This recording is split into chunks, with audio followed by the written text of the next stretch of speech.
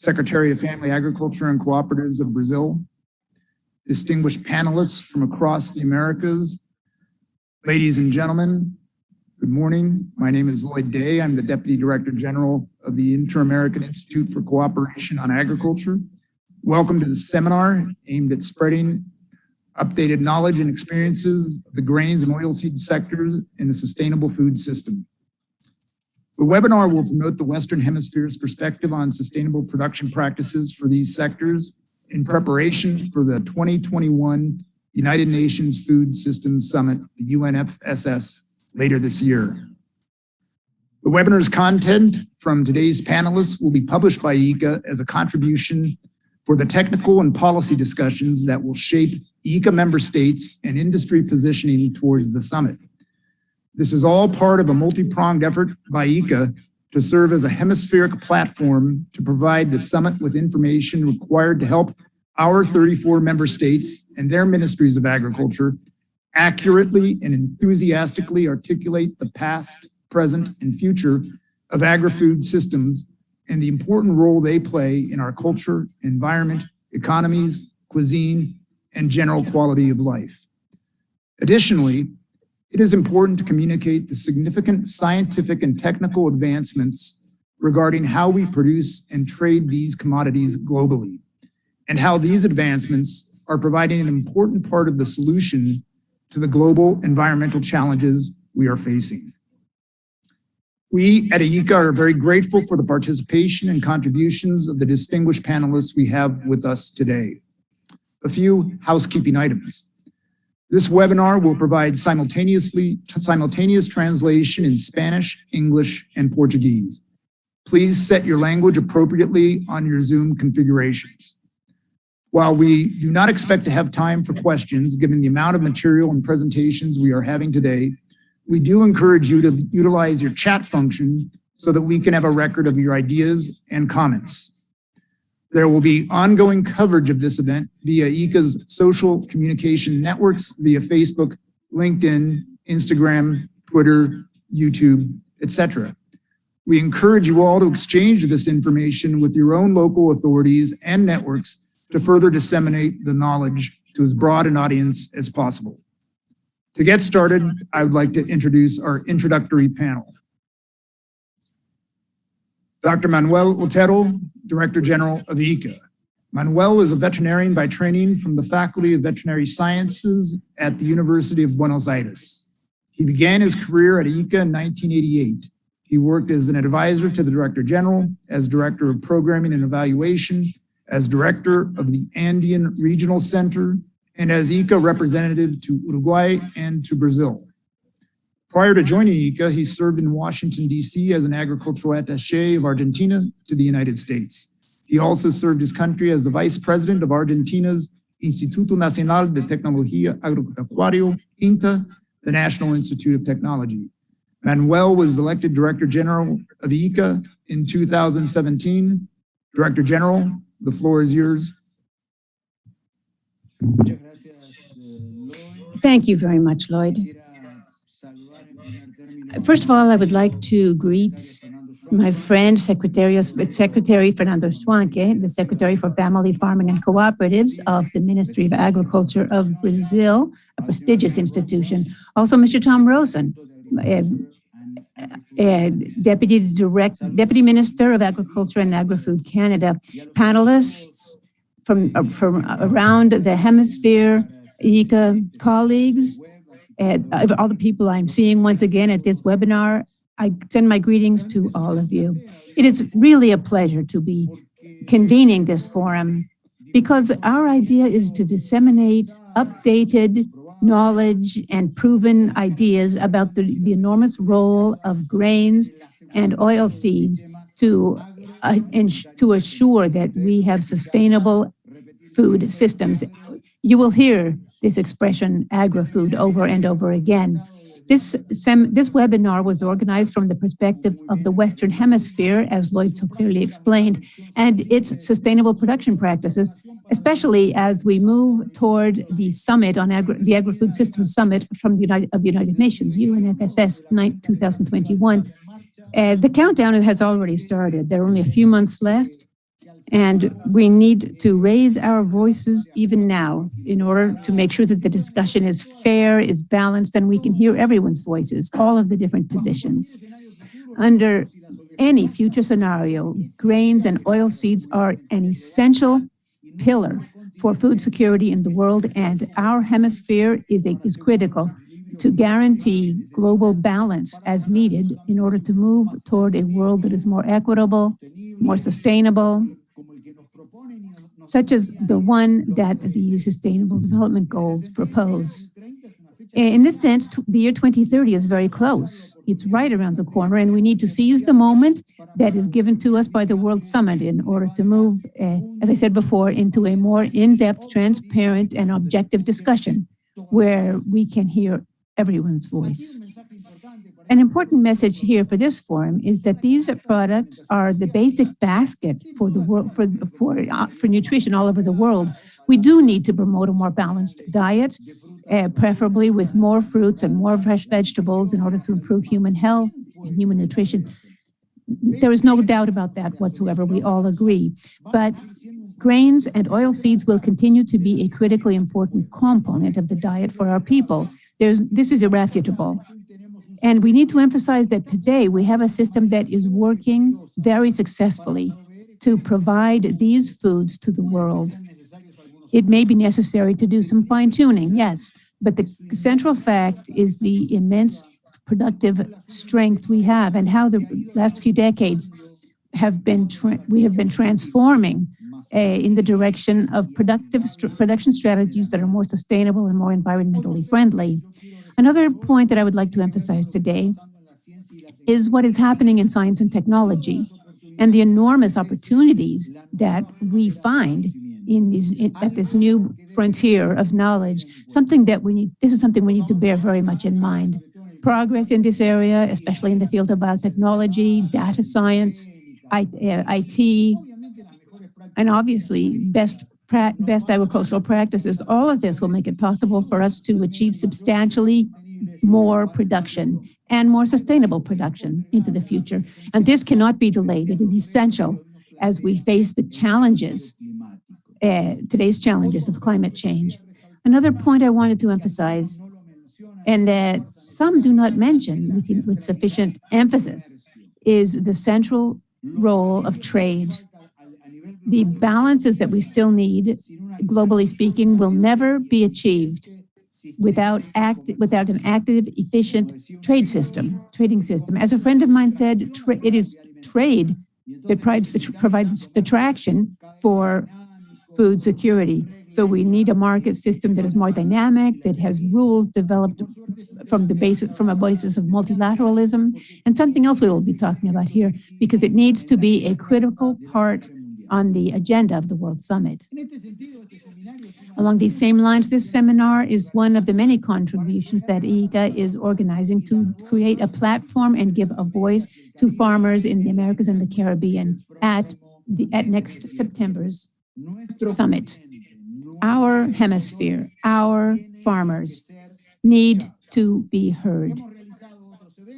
We have held other events, and I would like to remind you of a few of them. We've had workshops such as this one with the livestock and dairy sectors and others, and we will be holding more other dialogues to talk about the role of soil, research and development, health, bioeconomy, digital agriculture, the role of cooperatives, and digital agriculture.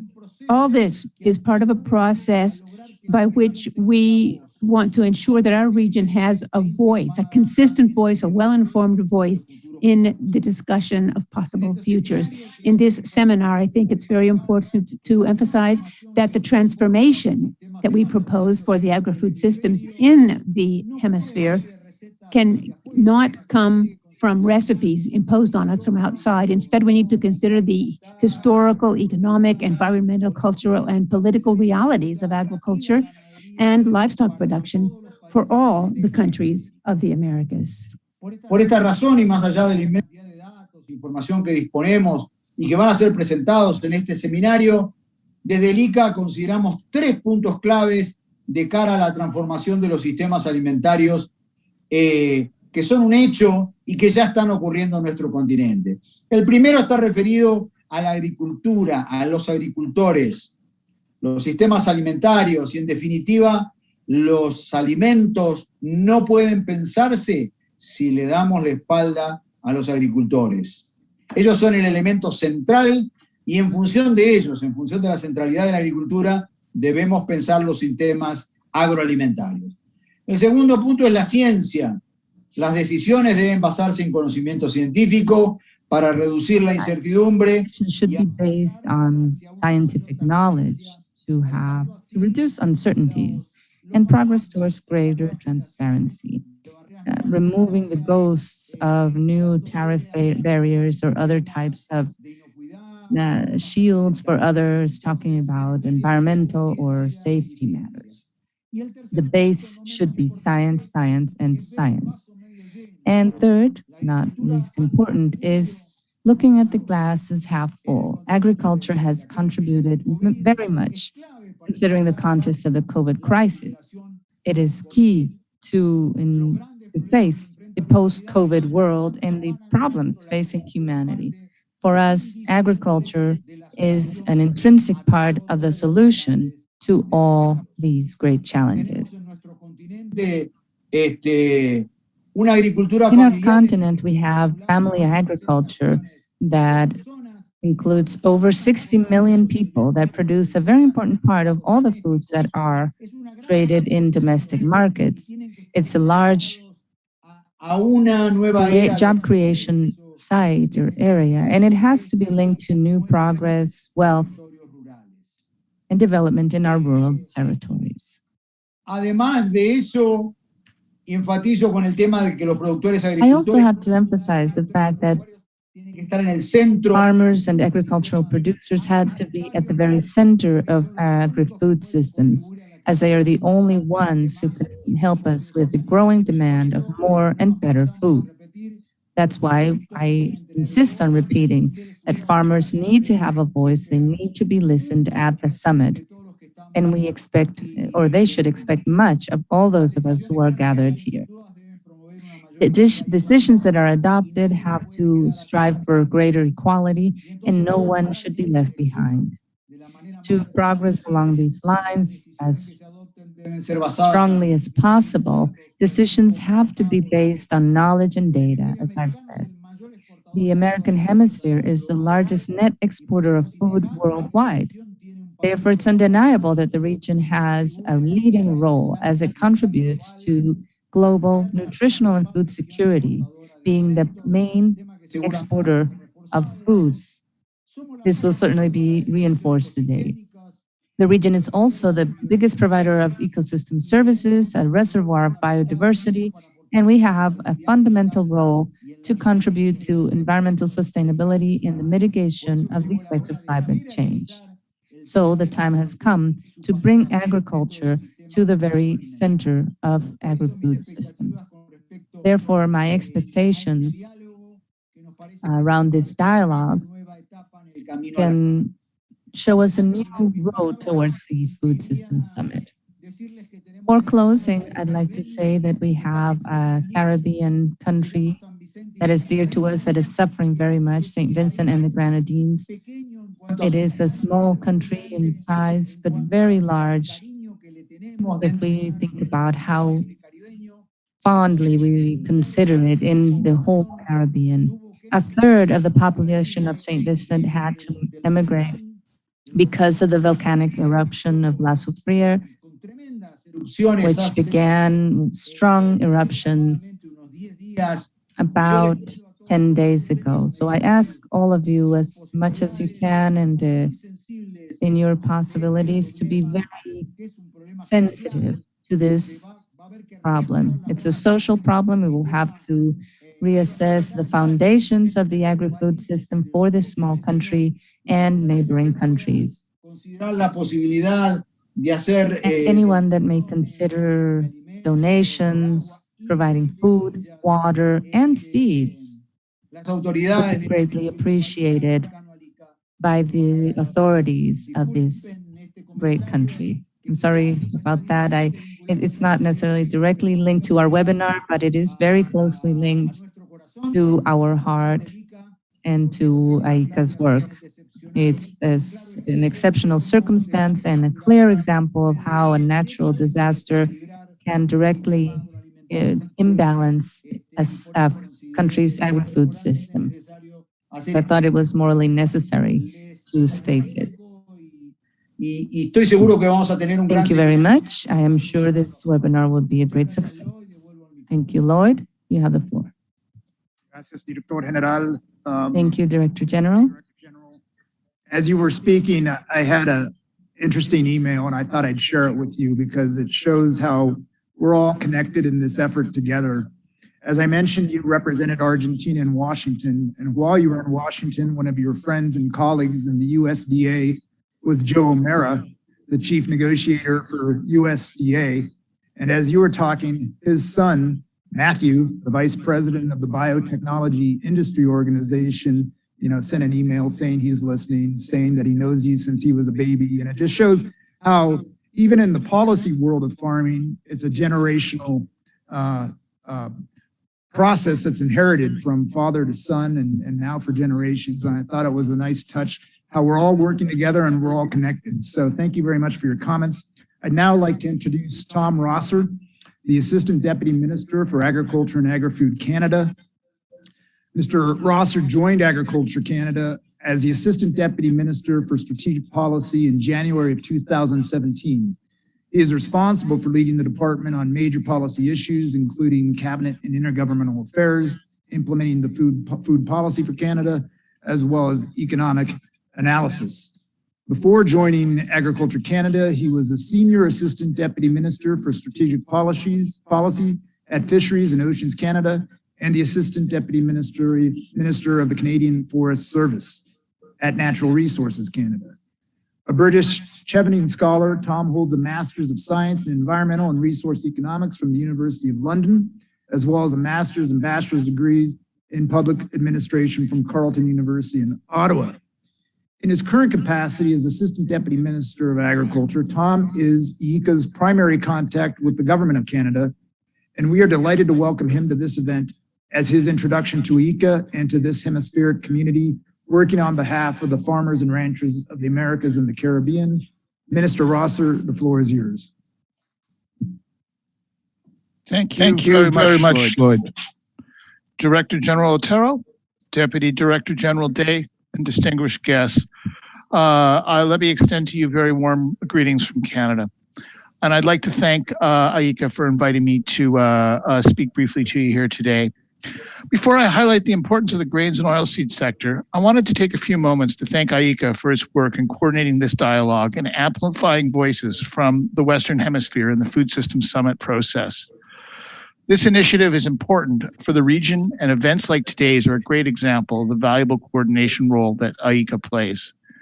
Canada believes that the Western Hemisphere has a lot to share with the global community on the topics of sustainability, food security, emergency preparedness, and the critical importance of international trade. And a discussion on the grains and oilseed sector is a great launch pad to dive into those issues. The Canadian grains and oilseed sector remains vibrant, generating 40 to 45% of farm cash receipts, with exports reaching more than $24 billion in 2020. Indeed, in the prairie region of our country, which accounts for about 85% or so of the 90 million metric tons a year of grains and oilseeds that Canada produces, the modern history and settlement and economic development of that region is inextricably linked with the development of the grains and oilseed sector. While grains and oilseeds may be a pillar of the past, we also see it as foundational for recovery from the pandemic and longer-term economic growth and development for our country. Our government, together with industry, the scientific community, and other stakeholders, take every step to ensure top quality, safe, and sustainable products. It's been an interesting year for the sector. Global market conditions for grains and oilseeds were reshaped by COVID-19. And notwithstanding the severe economic dislocations associated with the pandemic, global demand and prices increased for a number of reasons. Countries sought to increase stocks in light of the pandemic. Some producing countries instituted export restrictions. Meanwhile, other drivers continue to increase demand for grains and oilseeds. Growing global demand for plant-based protein has driven new investment in protein fractionation. And there's strong global demand for oils and meals, with new crushing capacity announced for the first time in many years. Sustainability and a focus on reducing greenhouse gas emissions has driven investment in renewable biodiesel production and increased use of canola and soybean oils.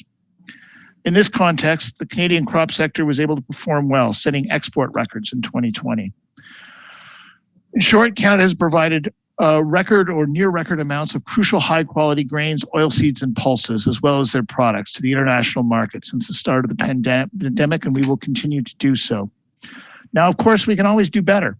Innovation in this sector and many others will be essential in helping us mitigate climate change and meet the UN Sustainable Development Goals. We will continue to help grains and oilseeds farmers and processors invest in new clean technologies that help the environment and the bottom line. Earlier this week, Deputy Prime Minister and Minister of Finance, the Honourable Chrystia Freeland, tabled Budget 2021, a recovery plan for jobs, growth, and resilience. The budget includes several significant investments in environmental sustainability for the agriculture and agri-food sector, including $200 million to the Agriculture Climate Solutions Program, increasing the total investment through this program to $385 million to accelerate emission reductions in the sector. There was $60 million for the Nature Smart Climate Solutions Fund to protect existing wetlands and trees on farms. There's $50 million of the $165 million in our Agricultural Clean Technology Program was earmarked for the purchase of more efficient grain dryers for farmers, for grains and oilseeds farmers across Canada, and $10 million towards powering farms with clean energy over the next 2 years. The agriculture and agri-food sectors in the Americas, including the grains and oilseed sector, have the potential to lead our nations out of the storm and on the road to economic recovery, as they have so often throughout history. Grains and oilseeds produced and shipped from Canada and elsewhere in the Americas contribute enormously to feeding the world. Unfortunately, due to other commitments, I will not be able to remain with this session through its entirety, but wish you all productive discussions and look forward to hearing from other panelists. Thank you. Gracias. Thank you, Tom. Merci. Welcome to the ICA portfolio. I'd now like to introduce Fernando Schwank, the Secretary for Family Agriculture and Cooperatives from the Ministry of Agriculture, Livestock, and Food Supply, MAPA of Brazil. Secretary Schwank has a distinguished professional career in both the public and private sector in the planning and implementation of agricultural and forestry projects with a focus on sustainable development. In his current capacity, Fernando is responsible for the construction and implementation of public policies in the areas of productivity, credits, technical assistance, rural extension, market access, cooperatives, and family agriculture, 85% of the rural property of Brazil. Secretary Schwank is a forestry engineer from the Federal University of Santa Maria and holds an MBA from the Fundación Dom Cabral and the Kellogg Management School at Northwestern University in Chicago. We were very pleased to receive the visit of Secretary Schwank earlier this year, and we are equally delighted to welcome him back to represent Brazil at this webinar. Secretary Schwank, the floor is yours. Thank you, Lloyd. Good morning, ladies and gentlemen. On behalf of the Ministry of Agriculture, Livestock, and Food Supply, and of Minister Teresa Cristina, I thank you for the invitation to participate in the opening session of this important event. I would like to greet the Director General of ICA, Manuel Otero, as well the Vice Director, Lloyd Day, as well all the authorities present in this session. Brazil enjoys a strategic position in the world as a producer of food and fiber.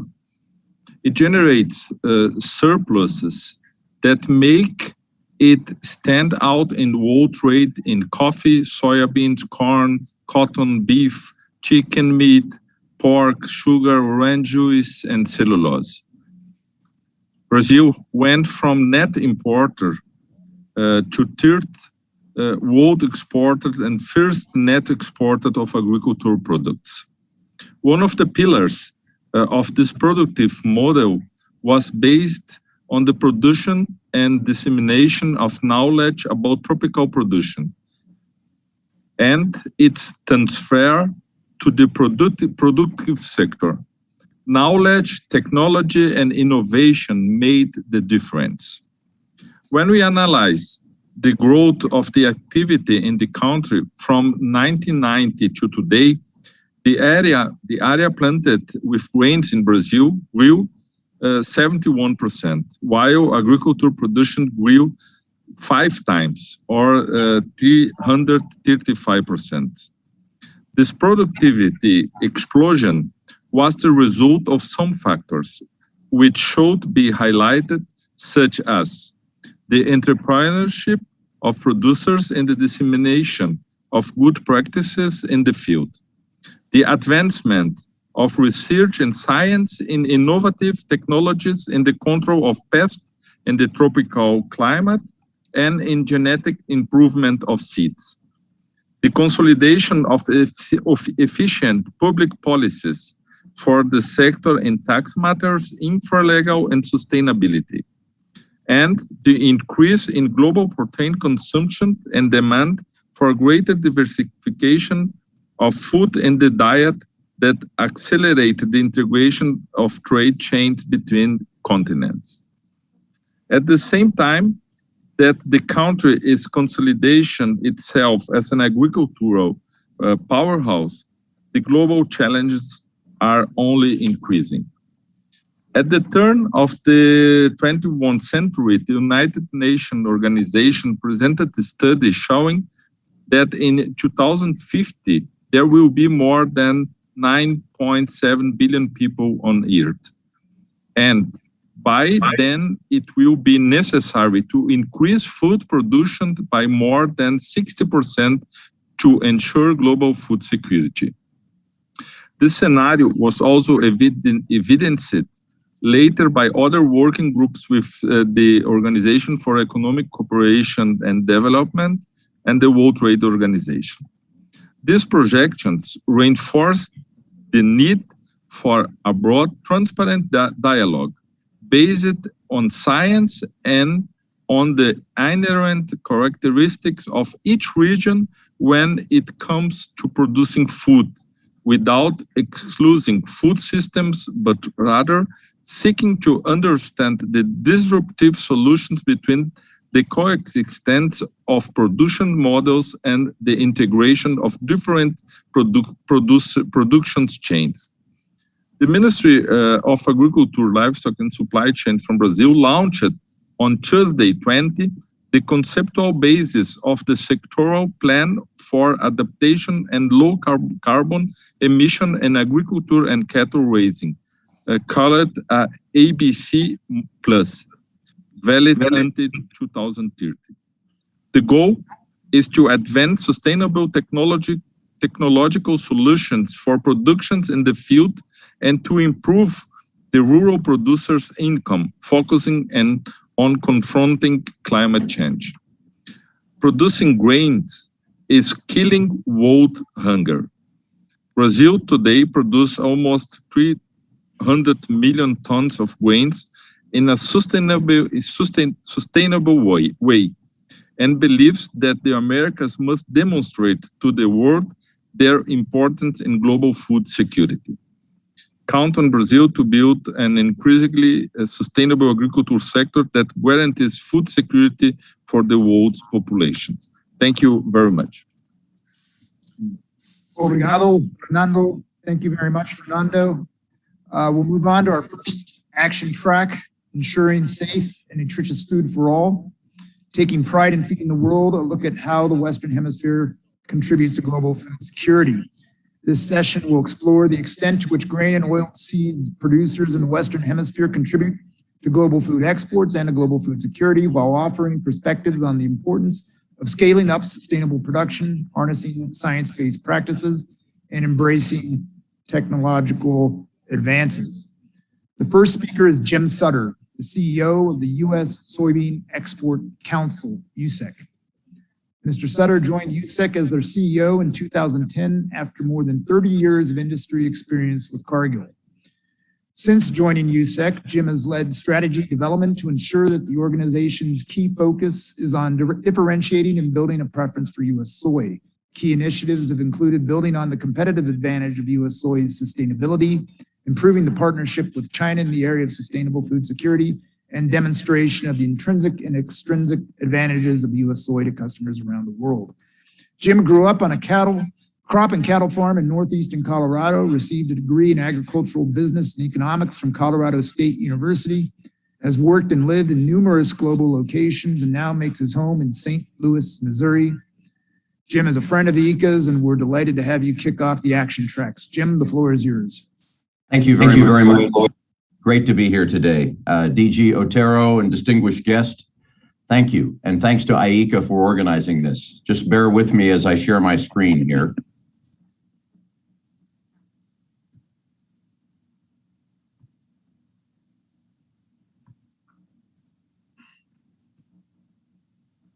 I hope you're seeing my screen.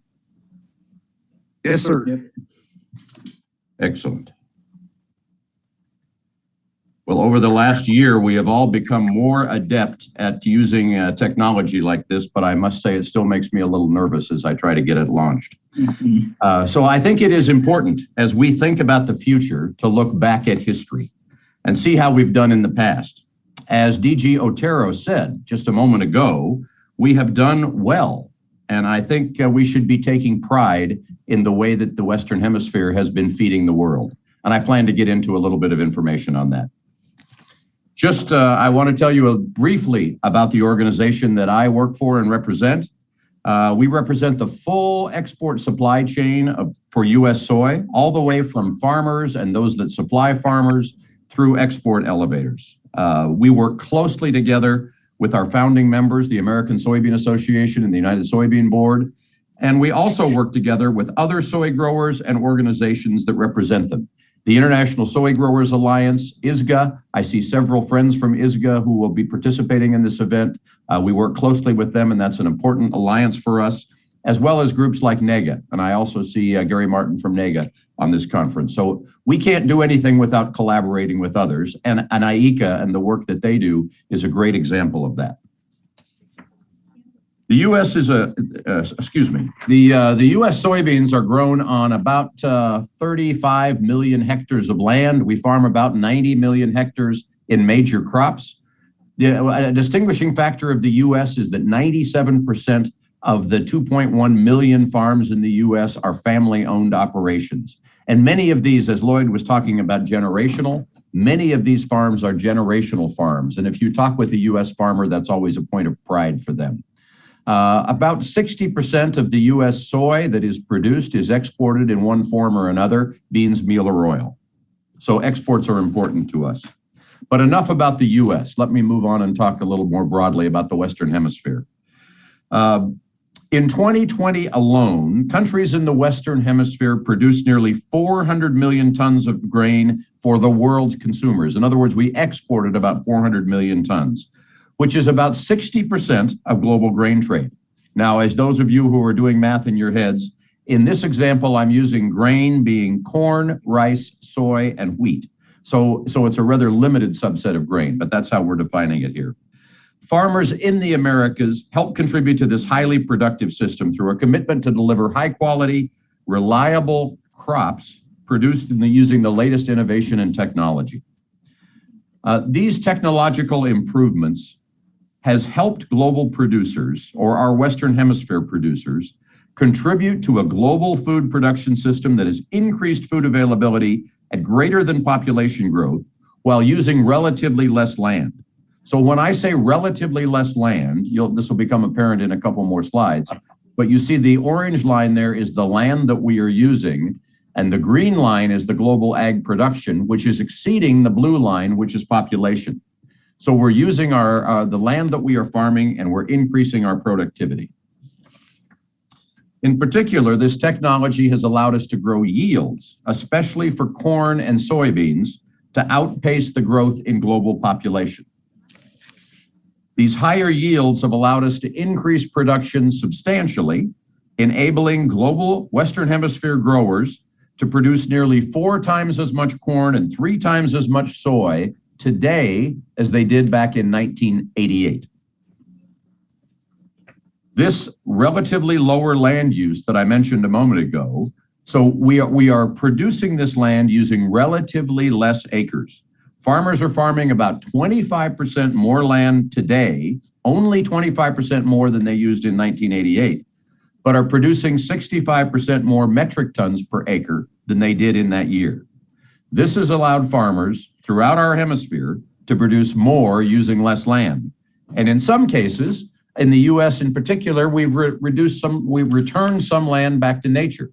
We're actually increasing the amount of land we have under forest, and we're putting land into our CRP program. But I think all countries have some similar programs to make sure we're doing something like that. So as we think about the global food system, technology and innovation in production practices, genetics, and crop protection, those things must be at the forefront. Currently, many crop yields for grains are projected to slow. The growth in yields are projected to slow relative to population growth as the world approaches 8.5 billion people by 2030. Only corn is above that population line in the yield projections that we're using from USDA. So we need to think about how are we going to produce enough to feed this growing population. But production for corn and soybeans should continue to outpace population growth and help meet global demands as some additional land will come into production. As we think far into the future and consider how we're going to substantially feed 10 billion people by 2050, we must take on the challenges of increased production head on and take an all-encompassing look at how we can grow more food while also using fewer resources. This is a growing challenge, but the food system, has faced challenges before. Now, I think this is very interesting to look at. In the past, we've turned to technology and innovation to solve the problem of more production for consumers. But look at this chart. Back in the 60s, this orange bar, the large orange portion you see on the far left bar, represents more inputs. And you see in the 60s, 70s, and 80s, we were able to increase total agriculture output by increasing inputs. In the 90s and then in the 2000s, an important change has taken place. Total ag output began to grow thanks to significant growth in productivity. In other words, we're growing more food with less inputs. So we haven't had to keep increasing these inputs, but we've continued to increase our production. Globally, many farmers access new technology, including genetics and crop protein products, crop protection products, to help increase their productivity. At USEC, we are constantly working to promote farmer access to new technologies globally through the adoption of science-based regulatory systems. We work together, as I mentioned earlier, we work together with ISGA, we work together with IECA on subjects like this, and I think it's a key component of what we are talking about today. So this increase in productivity captures a number of important developments that have allowed farmers to meet global food demand. Increased productivity has been facilitated by, number one, improved farming production practices and precision agriculture that have allowed for more efficient use of land. Number two, better genetic traits and complementary crop systems and crop protection products. And number three, improvements in logistics systems that have enabled many just-in-time delivery and increased product quality. On the supply side, building on these innovations is going to be critical for meeting the global food needs of the future. To increase supply, we're going to have to look everywhere for productivity gains. This will include, as I mentioned, new developments in technology and precision agriculture and genetics, but equally important will be things like decreasing global food waste and increasing the physical space to grow food, perhaps with help of things like urban agriculture. And I know some of these things, some of us in large-scale production ag tend to not think that those can amount to much, but I think especially in this U.S. Food System Summit environment, we need to be open to those ideas and look at all options for increasing production to feed the growing population. So as we think about meeting this growing demand of the future, one of the things that really jumps out as a potential opportunity is the significant amount of grain crops that are still lost in post-harvest loss. 1/4, as this chart shows you, about 1/4 of the crop that is raised in Nigeria is lost in this post-harvest loss situation. Narrowing this loss and squeezing extra food out of these food systems is going to be extremely important. So how do we continue to meet this growing demand? It will be necessary to bring new cropland into production to meet demand, especially in the global south. And you can see in this chart some of the opportunities for expansion highlighted in yellow. But as we expand cropland, we must be aware of the environmental trade-offs and constraints. Understanding these trade-offs and actively working to increase sustainability will be vital to increasing food production while helping the world control climate change. And I think without a doubt, since the 1st of January, the amount of discussion worldwide on the subject of climate change has grown exponentially. So how will we do this? I think we need to have things like the private sector-led volunteering commitments, the soy moratorium in Brazil and other countries, public-private partnerships, such as in the US, where we use the US Conservation Reserve Program. Australia has a program called Caring for Our Country, which is an environmental stewardship program similar to the CRP program, from what I understand. But all of those things are going to be important. And I'm sure there are many in other countries. I just gave a few examples. But I think it's important that we that are in mainstream agriculture continue to have those things in our arsenal and continue to utilize those kind of things. We also see, on the demand side, we see shifts in preferences, often to more sustainable nutrient sources. These shifts could help us reduce our environmental footprint while delivering food that consumers demand. There is clearly increased talk about plant-based proteins, aquaculture, and the ongoing shift in preferences for pork and poultry. These are ongoing things that can help our ability to be able to supply what the demand of the world is asking for. Now, let me just wrap up here by talking about a few of these principles for a better future food system. And these are things that are included in the UN, in the Food System Summit goals. And I'd just like to address 3 of these things. You know, number 1 talks about ensuring that all foods optimize environmental and diet quality impacts. And I would say that substantial progress has been made in many countries' agriculture and food supply chains to reduce the environmental impact in recent decades. The information that I showed you about those changes, while increasing production to meet the needs of a growing population. In the US, we have commitments, specifically in soy, to how we are going to improve our environmental footprint, reducing land use impact, reducing soil erosion, increasing energy use, and reducing greenhouse gas emissions. Beef has similar commitments, same as in pork. They're trying to increase and all of the various food types. In the modern agriculture and food production manufacturing practices, we need to continue to advance sustainable systems. To feed 10 billion people by 2050, we need to average a 1.73% increase in productivity.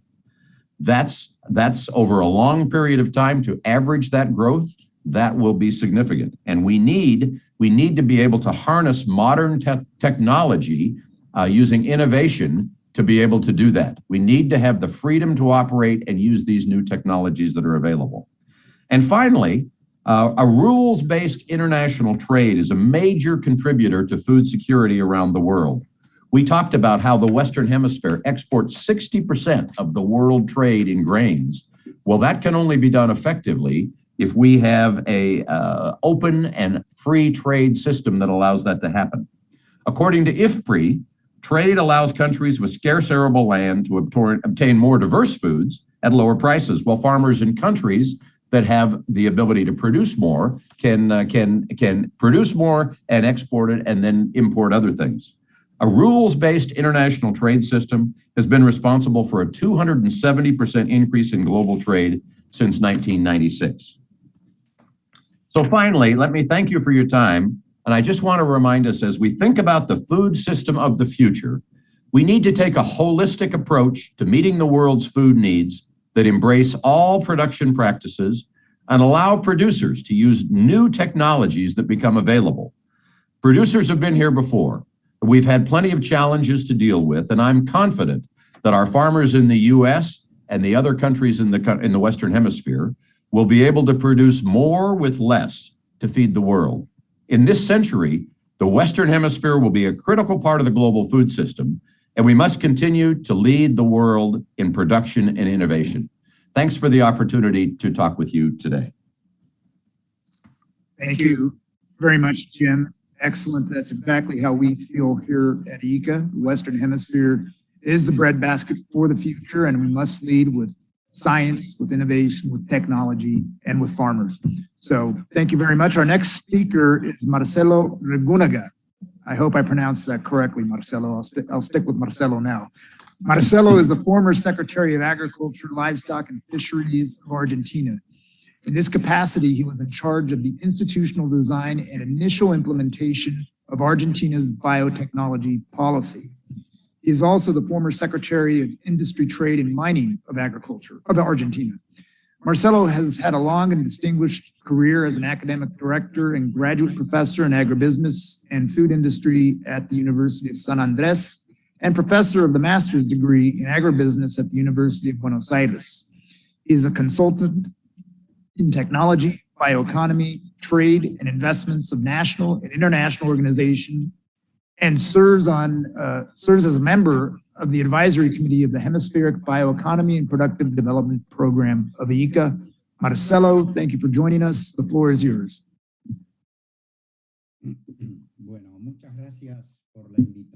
Thank you very much for your invitation. On behalf of the group of producing countries from the Southern Cone that have co-organized this event, I'd like to especially thank ICA and my friend Manuel Otero for his leadership. I think that today we have a very important challenge, which is to revise food systems worldwide.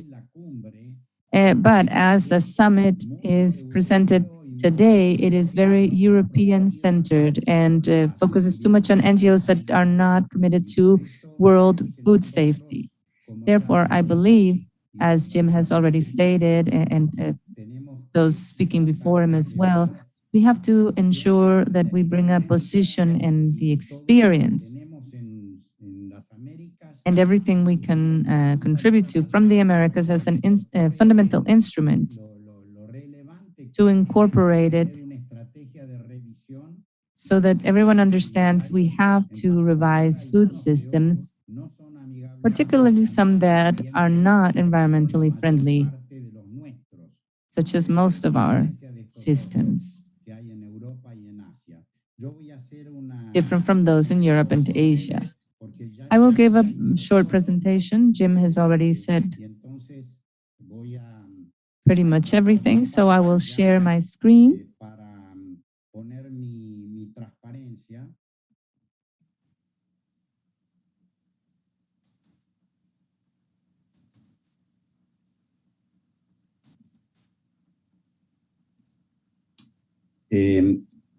Espero, está bien, ¿ustedes la pueden ver? Can you see it? ¿Me pueden Am I sharing the screen? Can someone let me know? No, no. We don't see it, no. We can do it from over here. Okay.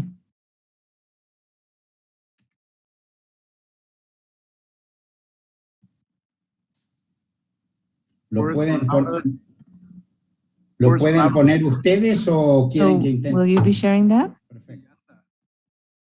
Bueno, lo manejo yo directamente, ¿no?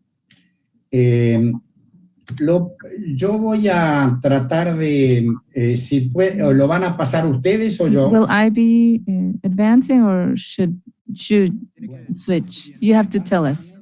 Okay. So next. Yo quiero hacer en este caso mi presentación muy corta porque My presentation will be brief, as I said, as Jim has mentioned many points already, but I want to have a special emphasis on 3 or 4 points on the role of grain production in our countries as vital for global food security and sustainability.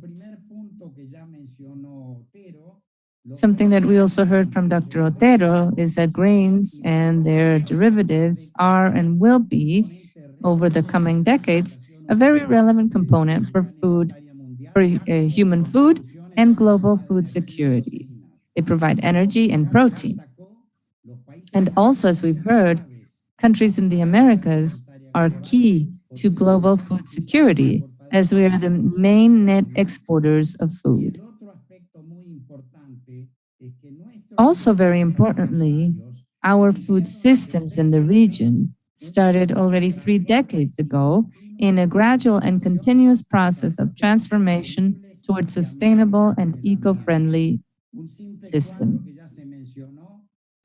A chart here shows that world trade is crucial to guarantee world food security. A large part of the consumption of food depends on imports. So adding barriers to trade is a very serious mistake if we're talking about world food security. Also, we are leaders in exporting these types of products, which means that our position at the summit has to have a very key role. Yo he puesto acá simplemente una descripción. I have a brief description of the process that we've undergone in Argentina, but it repeats itself in many other countries of the region. We started a progressive improvement process based on the combination of innovation and good practices. We have those 2 roles, the role of the scientific and technological sector, but also very importantly, a very important role of our producers implementing good practices. And that includes a series of measures, which are a great part of the goals and that are part of the SDGs. We have no-till farming, which is critical to reduce fossil fuels, to use water more efficiently, and to amend soils biologically. Rotating crops, grassland farming, and improvements to the biology of the grounds, reducing soil destruction that we see in so many countries in Asia and Europe. It also reduces erosion and allows for better uses of water, as it is a very scarce resource. Also very importantly, integrated pest management based on biotechnology. And for that, we have the use of seeds that are resistant to herbicides, insects, and other biotic and abiotic problems. And of course, all new developments in new molecules. We're also progressing towards precision agriculture that efficiently uses inputs such as seeds and fertilizers. And lately, we've added developments in bioeconomy and circular economy. This is just a quick view to show you that it's something that we did not begin today, but 30 years ago, we already started this process in the region with no-till farming or direct sowing. And most of the agriculture in Argentina and countries in the region follows this technology. Here, the same idea in terms of innovation regarding seeds that are resistant to agrochemicals and pests. You can see the fast adoption from the moment they were available in the market. And all these developments are helping us decrease the use of agrochemicals and fertilizers. Next. This is something that we have done even as we have boosted our productivity. This is why it is so critical. By using environmentally friendly systems, we are in fact building production. We're producing more, and we are contributing to food security worldwide. This slide gives a synthesis of what has been happening over the past 30 years in Mercosur, in the southern zone. You can see here that carbon emissions compared to agricultural production fell significantly over the past 30 years. This was achieved by Dr. Biglicio, a researcher, an Argentine researcher, based on FAO data. He put together this graphic image.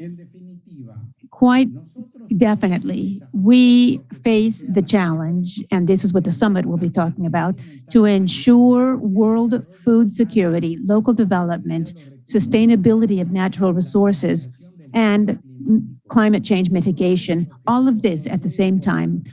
And every one of these goals is important. However, what we are seeing in many of the documents that have been developed with a very Eurocentric approach is that they are not lending enough attention to what we understand as world food security. I have said, and Jim said this too, that the countries of the Americas have had and will continue to have a critical role to play in global food exports in order to contribute to global food security and counteract the imbalance that we see in other parts of the world. And this leads me to another important subject, which is not yet, we're not seeing yet with enough priority in the summit documents, which is how important it is to talk about non-science-based barriers to ensure global food security.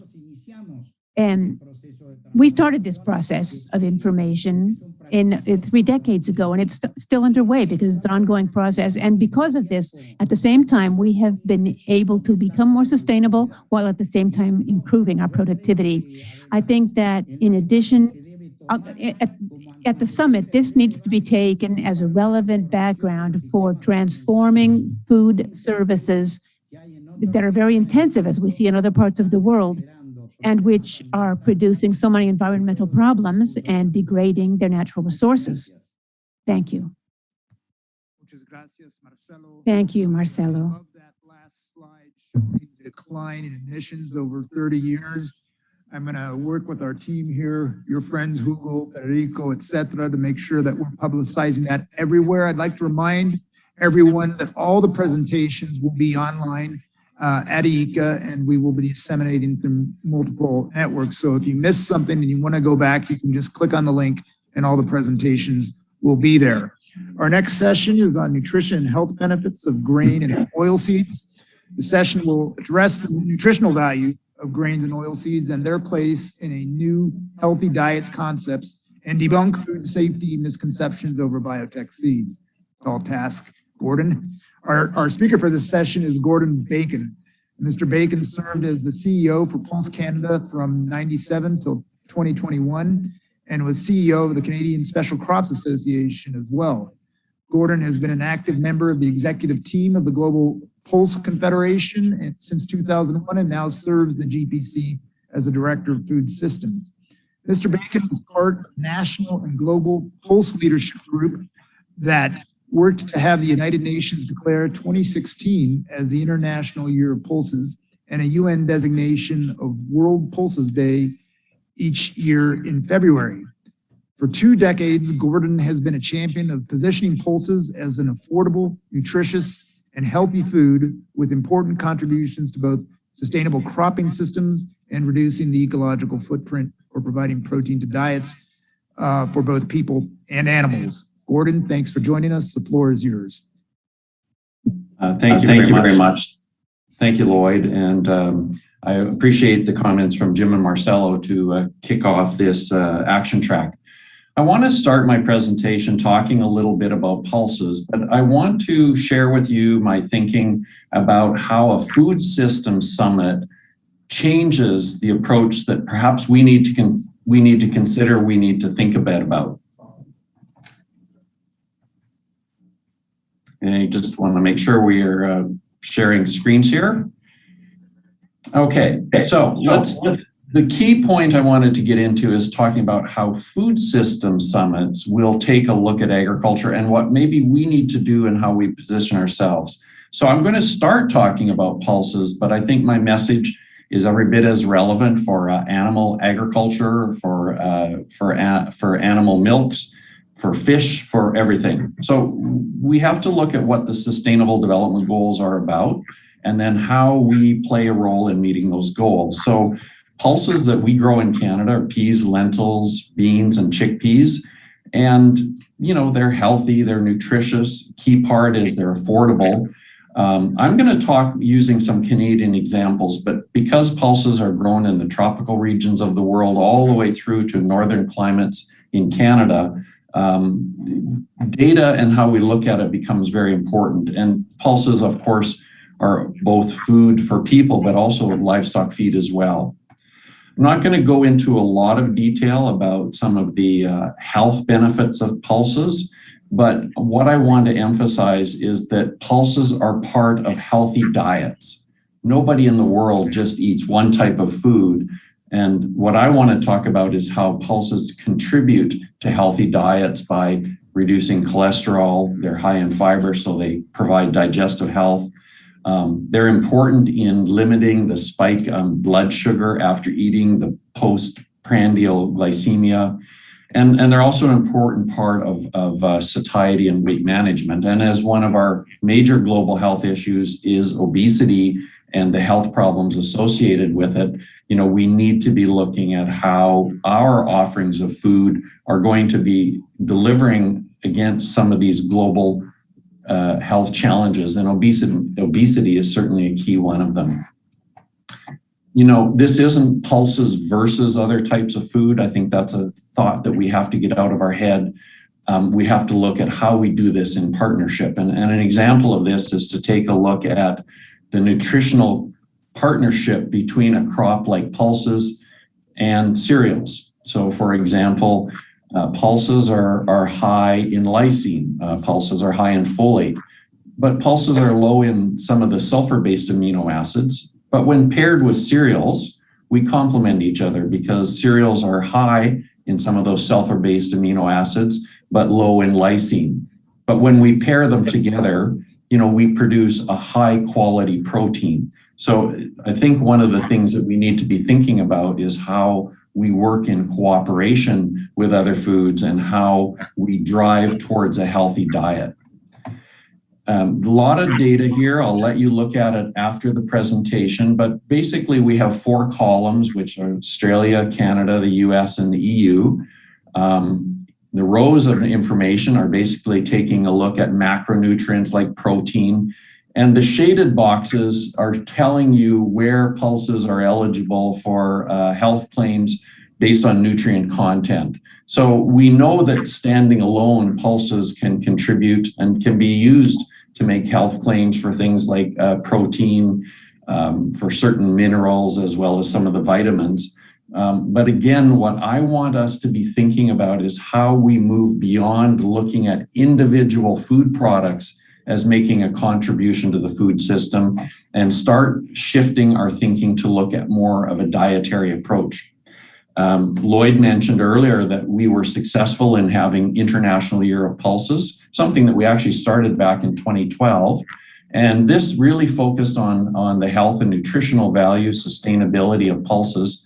And Lloyd also mentioned that we were successful in getting the UN to designate a World Pulses Day that's celebrated every February.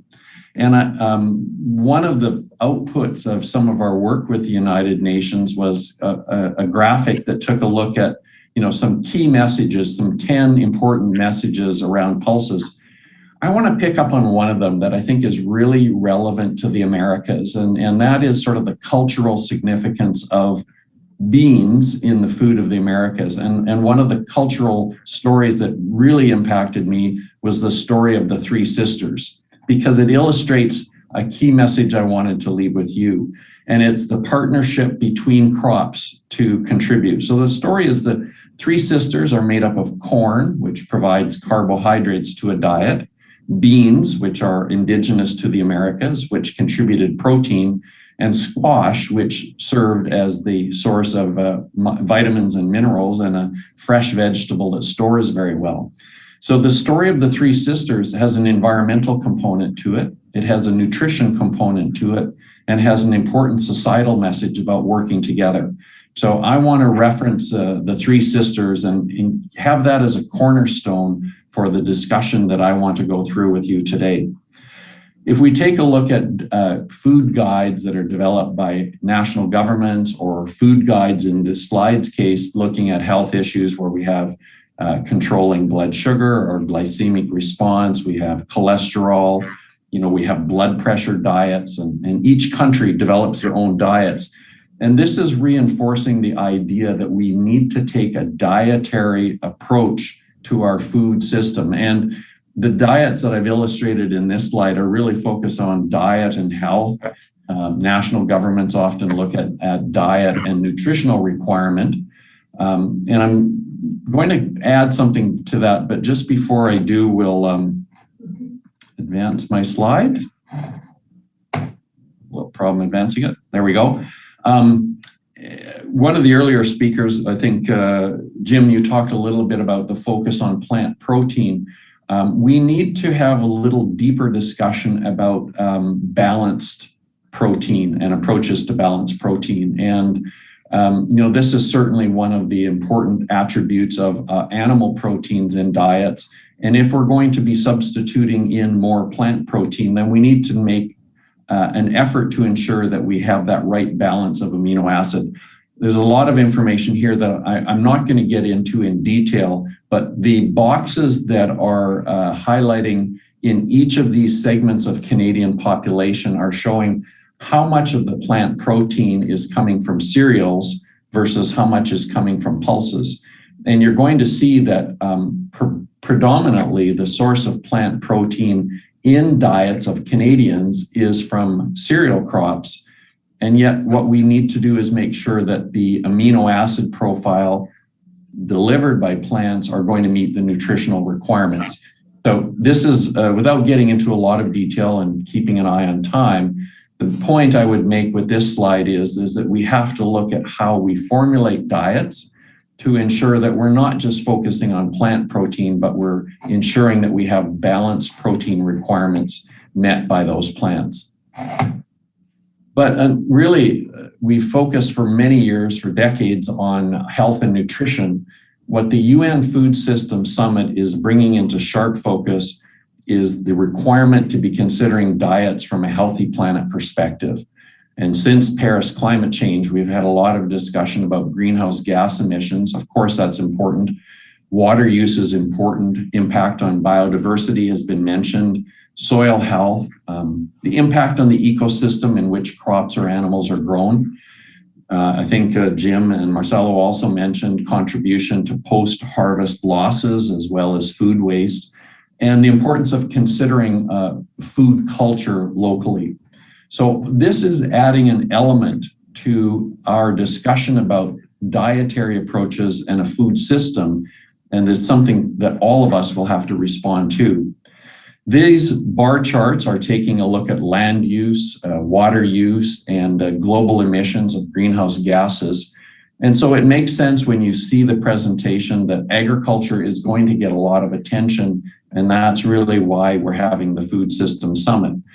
And while a lot of people talk primarily about food production, I think that what I would like to encourage people to talk about is the dietary approach, almost looking at impact to the environment based on what's on your plate.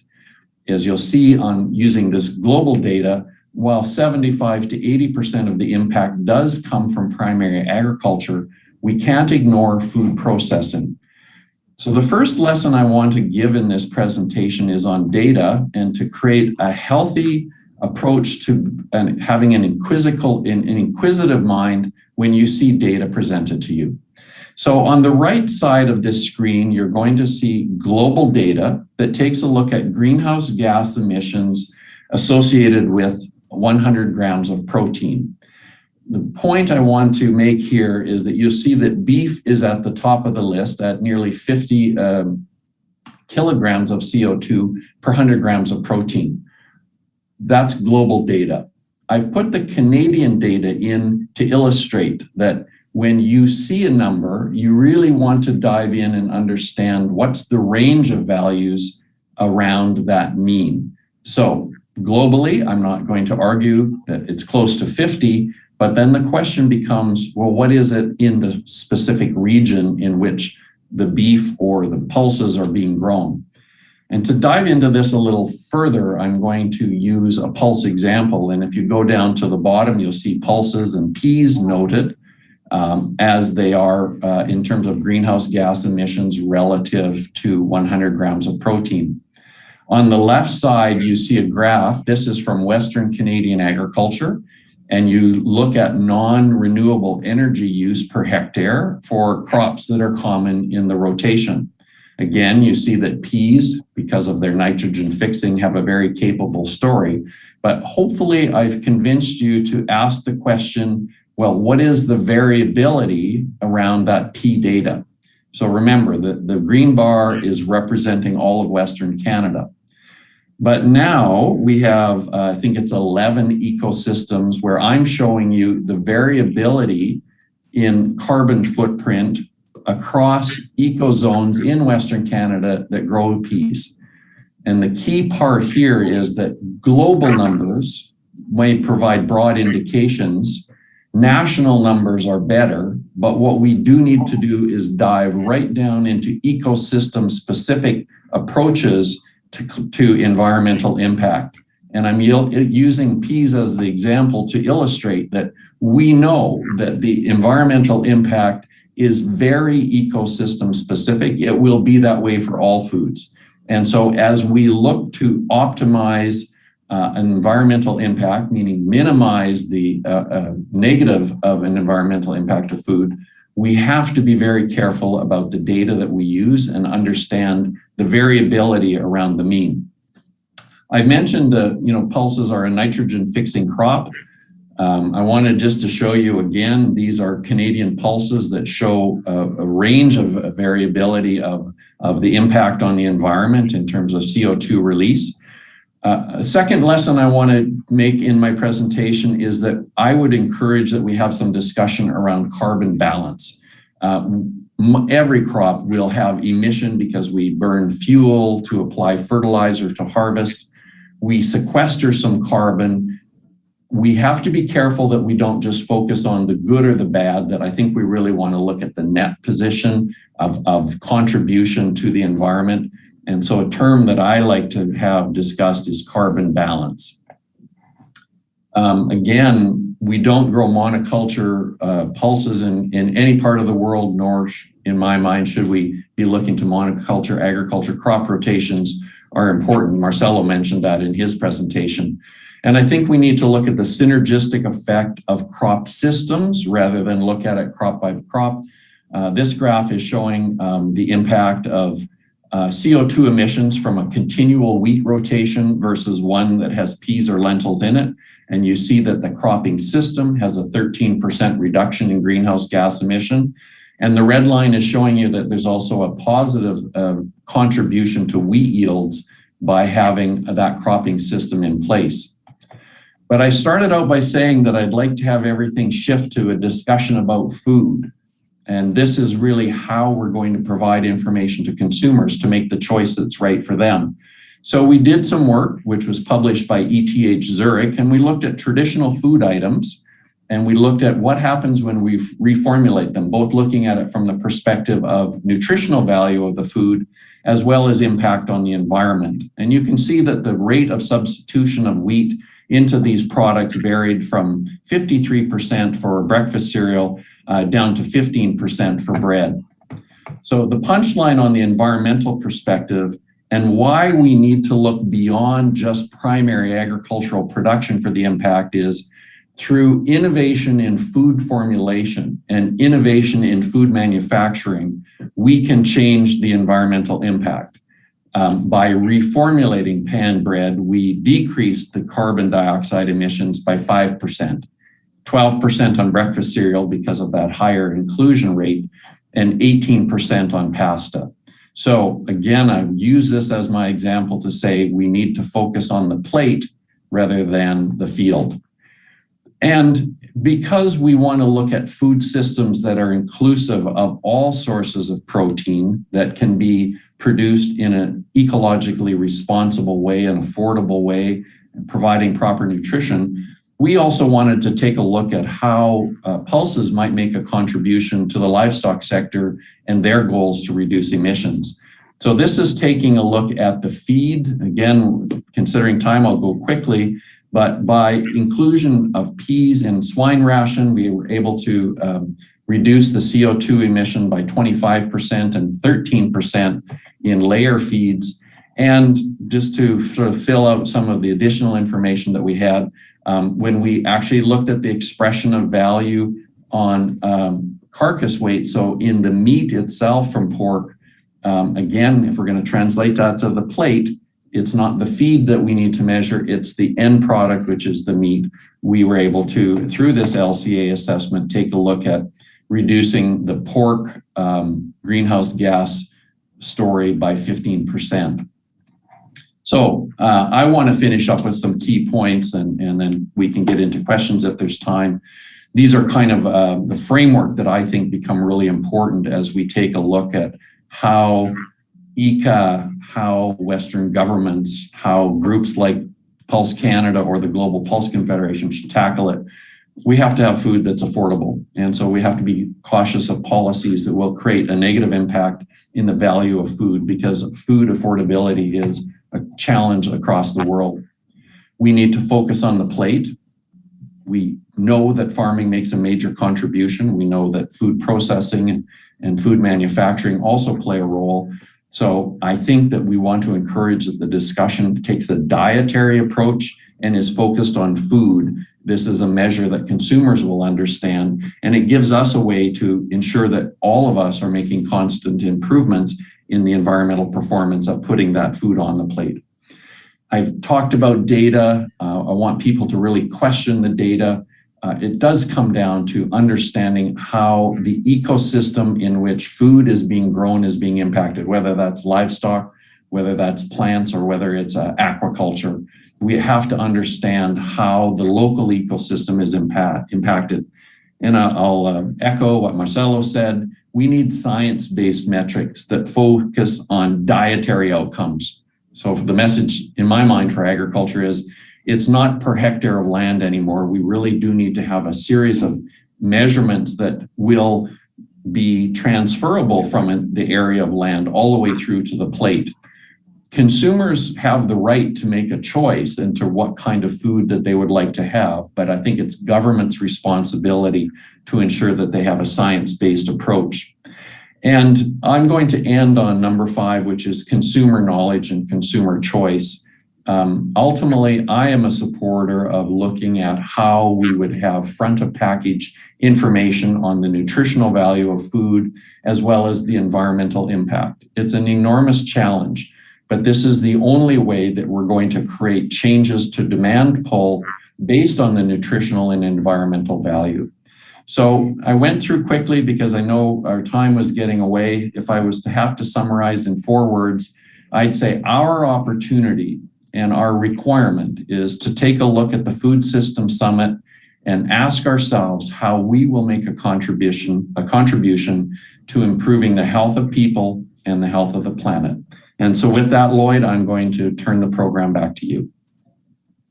Well, thanks very much. I really like that. The last 2 slides. The last slide we were just discussing amongst ourselves that you covered a lot of the key points that we need to have for the Food System Summit. You know, we need data. We need it based on science. We need people to understand that data.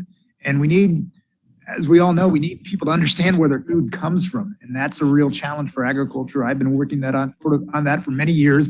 And we have a long ways to go, but we need to all work together to do that, to explain it better. And this was actually a great segue into Action Track 2, which is shifting to sustainable consumption patterns. This session will examine the increasing disconnect between modern, often urban consumers and grains and oilseeds productions, with a focus on how increasingly vocal critics cause confusion. In addition to providing a perspective on how to communicate about grains and oilseed productions with consumers, the session will explore how producers and policymakers can better work together and manage criticism on modern grains and oilseeds production. And a lot of that is education, like you were just talking about, Gordon. And how do we make that education accessible to consumers? And that's a challenge for all of us. And we need to sometimes bring down all of our data and scientific arguments into something that's manageable and accessible for people to understand. So our speaker for this session is Sergio Bortoloso. Since 1978, Mr. Bortoloso has been farming cotton, sugarcane, coffee, and cattle in Araraquara, Sao Paulo. And since 1988 has been growing grain on his farm in the Piauí state in Brazil. He is a founding member of MySol and was its president in 2016 through 17. Mr. Bortoloso currently holds the following positions. He's president of the Sectoral Chamber for Corn and Sorghum Supply Chain at the Ministry of Agriculture. He's the vice president of the Sociedade Rural Brasileira, and he's the director of MySol, one of the proud sponsors of this meeting. And he was president from 2015 and 16 of the International Maize Alliance, and many others. So, Sergio, thank you for being with us. The floor is yours. Muito boa tarde a todos. Thank you. Good afternoon. It's a great honor to me. Thank you, Lloyd. It's an honor to me and a pleasure to. I will speak in Portuguese because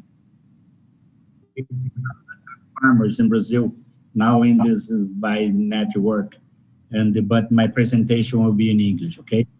Perfect. Thank you. Okay. Thank you, Harry. Please, Horace, please go ahead. The next.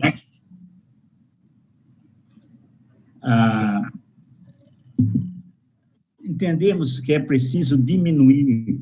We understand that it is necessary to reduce the understanding gap between countryside and the cities. Rural producers have made great efforts to overcome all the challenges that uninterrupted production of food represents in times of social isolation. Work organization, availability of inputs, and maintenance of machinery, and efficient flow of production has marked crop and livestock production in most producing countries, and especially in large food exporting countries. Next. Horace. O Brasil tem realizado grande esforço. Brazil has made great efforts to maintain agricultural production, supplying more than 1.6 billion people worldwide with quality food, both raw and processed. The same effort has been observed in the USA, Argentina, and the European Union. Next. No Brasil, rapidamente estão In Brazil, logistics bottlenecks are rapidly being eliminated, with the paving of the BR-163 and the inauguration of important sections of the railway network, which will significantly reduce the cost of transporting agricultural products. Bureaucratic obstacles that prevented a greater participation of private capital in infrastructure works, both on highways and on railways, ports and airports, are also being unlocked. Next. O controle sanitário, Sanitary control has been intensified, ensuring increased traceability and quality certification for different production and supply chain activities. rotas e atividades de produção. Next. A integração da agricultura energética e da agricultura The alimentar integration of energy agriculture and food agriculture with the expansion of biofuel production has leveraged food production. Este fenômeno This phenomenon is being observed mainly in the USA and Brazil e no Brasil e serve and serves as a reference for many other countries. recentemente Recently, India has indicated growing interest in developing its ethanol production from sugarcane surpluses a partir de excedentes de cana que that are currently being exported with subsidies and from spoiled grains, partir de grãos unsuitable for human or animal consumption, as well as cellulosic waste for production of 2G ethanol. para a produção de etanol 2G. A meta de The target of mixing 10% ethanol in all gasoline is expected to be reached in 2022, and the target of mixing 20% has been anticipated from 2030 to 2025. de 2030 para 2025. The same interest has been observed in Thailand, China, Indonesia, and Pakistan. China, Indonésia e Paquistão. Next. Horace? Que haja uma melhor There needs to be a better understanding of the importance of biotechnology to ensure adequate production of food in volume and quality, and to overcome the growing challenges related to production. This technology is also scale neutral and can benefit smallholders, family farms, and larger operations. Recentemente foi criado o programa Prospera da Abramilho. The Prospera program of Abramillo, Brazilian Association of Maize Producers, was recently created in partnership with Corteva, which provides high technology to small producers, and which has resulted in an economic and social revolution in a region of extreme need in northeast Brazil. Next. Buscando melhor entendimento Seeking a better understanding of the importance of agribusiness for the survival of the population, which today is mostly urban. In Brazil, several initiatives have been implemented in this direction, especially o time Agro Brasil Time Agro Brazil, conducted by CNA, the Confederation of Agriculture and Livestock of Brazil, and supported by SEBRAE, which is the National Service of Micro and Small Enterprises, where we took advantage of the strong popular appeal of football or soccer and hired former player Pelé to star in this work to promote a greater confidence and more trust in the quality of agricultural products. Another program we called So Agro, I Am Agriculture, an initiative of the SNA, the National Agriculture Society, and FGV, the Getulio Vargas Foundation, with support from SENAR, which is the National Rural Training Service, whose protagonist was the Minister of Agriculture, Mr. Roberto Rodriguez. And finally, another program,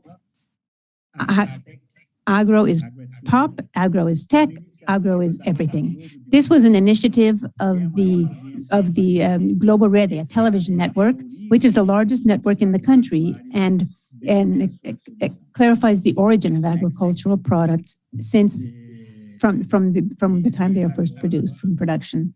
This is the Agro and the Suo Agro. These are the logos of these programs for public information, where we try to build bridges between producers and consumers in Brazil. Finally, there needs to be a better balance between the consumers' desires and aspirations in relation to sustainability and sustainable production, certified by internationally accepted rules. In 2012, Brazil approved the new Brazilian Forest Code, which was based on public hearings in all states of Brazil and was widely discussed and finally approved by the National Congress. It provides for natural preservation of the native vegetation cover of the legal reserve, established over 20% of the total area included in some of the regions, and up to 80% of the areas in the Amazon biome. It is noteworthy that this forest code is unprecedented and the most rigorous in the world.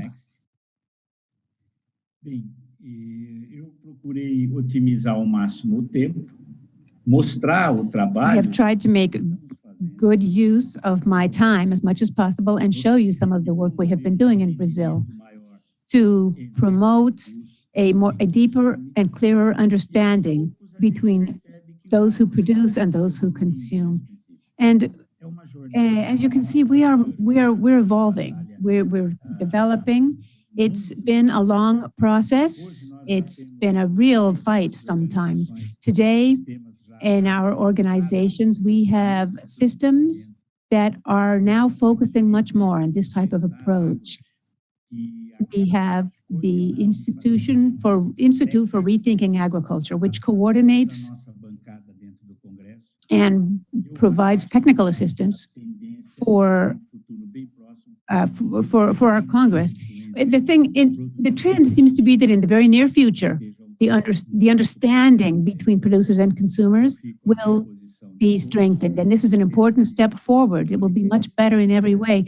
I am here for you for any questions you may have. Here's my on the screen, you can see my email address and my telephone number. Thank you for the invitation to take part here, and please feel free to contact me for any reason. Next session will explore the effects of modern practices on environmental and economic sustainability, with an emphasis on the importance of new technologies in the present grain and oilseeds production, and how sustainable intensification practices already make up a significant portion of production in different regions. Our speaker for this session is Philip Chip Council. Mr. Council currently serves as the president of MyZol. Founded in 2013, MyZol is an alliance of the main corn producers and exporters associations of the Americas, Argentina, Brazil, and the United States. MyZol's objective is to communicate from a farmer's perspective the benefits of modern agriculture to policymakers and stakeholders around the world, and to address trade barriers to the introduction of agricultural technologies that are needed to ensure food security today and future. They were a key organization for the creation of this seminar. Chip's family farm is located on the eastern shore of Maryland, growing corn, soybeans, wheat, fresh market vegetables, and timber. The farm includes an agritourism operation offering a fruit and vegetable stand, an annual straw maze, and a pick-your-own pumpkin patch. Chip is also the past chairman of the U.S. Grains Council, a nonprofit organization that promotes the global use of U.S. barley, corn, sorghum, and related products, including ethanol and distillers' dried grains with solubles, DDGs. Along with MyZol, U.S. Grains is a valued friend and partner of ICA's and was one of the key organizing partners for this event. Chip, the floor is yours. Thank you very much. And I appreciate the opportunity to speak to you today. Next slide, please. Yeah, so again, you've had an introduction to MyZol and what we do. It's important to note that our key audience is the government officials, decision makers, and influencers, not the general public or consumers. Next slide, please. So again, my farm is located in the eastern United States. We are about 60 miles due east of Washington, D.C., and we farm between the Chesapeake Bay and the Atlantic Ocean. So the county that we live in, Talbot County, is about 180,000 acres, and we have 600 miles of waterfront in our county. So as you can see, we are in an extremely environmentally sensitive area. We are very highly regulated. Again, we grow corn, soybeans, wheat, fresh market vegetables, and timber. Next slide, please. So this is my family. My children are the 11th generation to farm in this area. Our family's been in the area since 1690. My oldest grandchildren are now 9 and 10, and many times we have 4 generations working together. So I think it's interesting to note that while our business structure is an LLC, like many U.S. farms, we are a family farm. Next slide, please. So what are our priorities? Well, as you can see in the picture, this is no-till corn planted into the prior year's soybean structure. So as a farmer, my first priority is to be a reliable supplier of a quality product at a competitive price and produce it in a responsible manner. We need to take care of our family and the farms. I truly believe that as farmers, we do have a responsibility to take care of the land. And I've often said, other than my family, there's nothing I treasure more than my farm. Next slide, please. So long-term commitment to conservation. U.S. agriculture has been at the head of this for quite a while. This actually started in the 1930s after the Dust Bowl era. And in the mid-1930s, they formed local soil conservation districts, realizing that each area of the country was a little bit different and had different needs and different environmental concerns. There are a number of federal law and policies on the books. Most of these address environmentally sensitive areas. Most of these programs that we have available to us are through the U.S. Department of Agriculture. There are over 2,000 conservation offices across the United States, approximately 1 office for every county.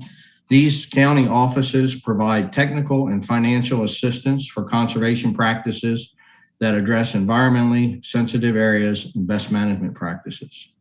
On our farm, we are currently implementing 23 different conservation practices, and these range from grass waterways to variable rate fertilizer application. Next slide, please. So in the picture, you can see cover crop wheat that was planted into the prior year's corn residue. We have since sprayed this field with glyphosate, and probably in about 10 days, we'll be planting soybeans directly into this no-till. So again, as we mentioned, our farm is in one of the most environmentally sensitive areas in the world. And arguably, we are probably one of the most highly regulated. We have in the state of Maryland had voluntary nutrient management programs since 1992. The nutrient management became law in 1998, and there's currently over 98% of the land eligible is in compliance under a nutrient management plan. There are about 15% of the farms are audited annually for violations, and less than 4% of the violations are actual nutrient-related violations. The majority of the other violations are strictly paperwork. So in our area, I think it's important to note that farmers have embraced a lot of these requirements that are put on us. And where the science has shown an advantage and where there's been an economic gain to it, farmers have embraced these type of practices. Next slide, please. So when we look at our annual decisions, we talk about our projected plantings. So this is what we will actually plant on each farm and each field. So our decisions are based on crop rotation and then market signals. So in our farming operation, we farm about 17 different parcels spread out over about a 20-mile radius, and about 68 different fields make up our operation. So after we have determined our crop rotation and what we're going to plant in which field, we then look to our seed and trait choices. So as you can see, we have numerous choices in what we decide to plant. So we do this on a field by field basis, and those decisions are based off weed pressure, insect pressure, and disease pressure. So we would, obviously we would plant several different varieties, several different maturities. We also have a soil conservation and water quality plan that is administered by the USDA. We receive technical assistance from them, and we physically walk each farm and each field and address any environmental concerns, such as any erosion that may occur, any waterways that need to be put in, different types of rotations and all that. So we actually have a soil conservation plan for every field on every farm. And next we have a nutrient management plan. As I mentioned earlier, this nutrient management plan became law in 1998, so we have quite a history with it. And again, farmers have embraced this. So every year we have to do a nutrient management plan, and it has to be written by a certified consultant. So we take a soil test on every field. We determine what crop we want to plant in that field and what a reasonable yield goal is for that field. And then the consultant comes up with a recommendation that we have to follow. So we have a maximum amount of fertilizer that we can put on that particular field. It has to be applied at a certain time in the growth stage of the crop, and we cannot apply any fertilizer before March 1st. So we have to follow the recommendations of the crop consultant. And then at the end of the year, which is when we get all done, we have to report the amount of fertilizer and nutrients that we actually used following that plan. Next slide, please. So this picture is, we are side dressing nitrogen on a corn crop. And we use precision farming in our operation. We start with a yield monitor in our combine that actually does real-time maps, mapping the yields of the various portions of the field. And what that allows us to do is we can go back to those lower yielding areas and determine what the reason for that lower yield was, whether it was a drainage issue, a weed pressure issue, or sometimes some soils simply don't have the capability that other soils do. And we can see if we can increase those yields in those certain areas of the field without over applying nutrients to the higher yielding fields. So in Maryland, we are required by our state to have a nutrient applicator's license. We have to have that license to buy and apply nutrients. And then we have to have a pesticide applicator license as well to buy and apply pesticides to our fields. So each of those licenses requires continual education credits every year. And we also have an integrated pest management practice, and we scout each field at least 2 times a week during the growing season to apply pesticides only as needed and when the thresholds are met. So next slide, please. So biotechnology has really been a benefit to our farm. In the picture, you can see where we are planting no-till corn into the following year's soybean residue. So what we found on our farm, we've been using biotechnology since 1998. And it started because we wanted to get away from physically using the insecticides on our planter. They were approved by the US government. They were safe, approved, as I said. But what we noticed was when we used those, that we were killing every insect that was in the field. So we wanted to get away from that. So we started in 1998 with biotech seeds. So what we found after a couple of years was that the health of our soils actually increased. We saw more earthworms. We saw more beneficial insects.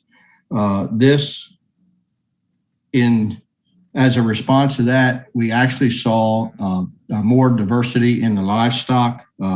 We weren't killing every insect that was in the field. And what this also did with the earthworms and the soil health and the microbes and whatnot was we were getting more efficient nutrient and water uptake. So we started to see yield increases.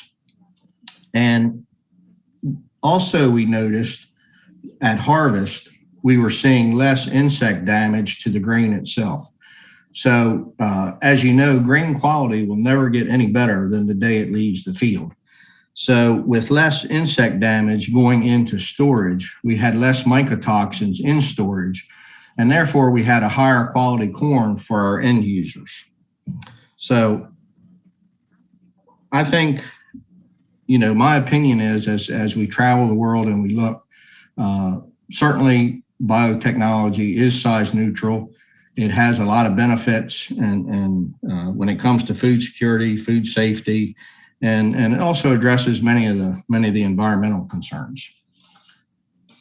Next slide, please. So this slide speaks volumes, literally.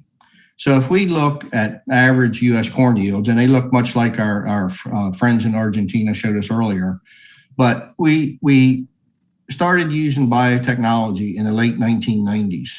And this mirrors our farm. So on our farm, prior to that, in the early 1990s, mid 1990s, our corn yields averaged about 120 to 130 bushels per acre. Currently, our yields are averaging 180 to 200 bushels per acre. And in high management irrigated fields, we're seeing yields as high as 300 bushels per acre.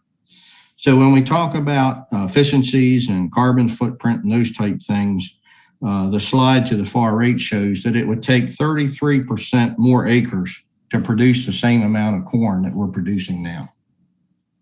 Next slide, please. So this is where the rubber really meets the road.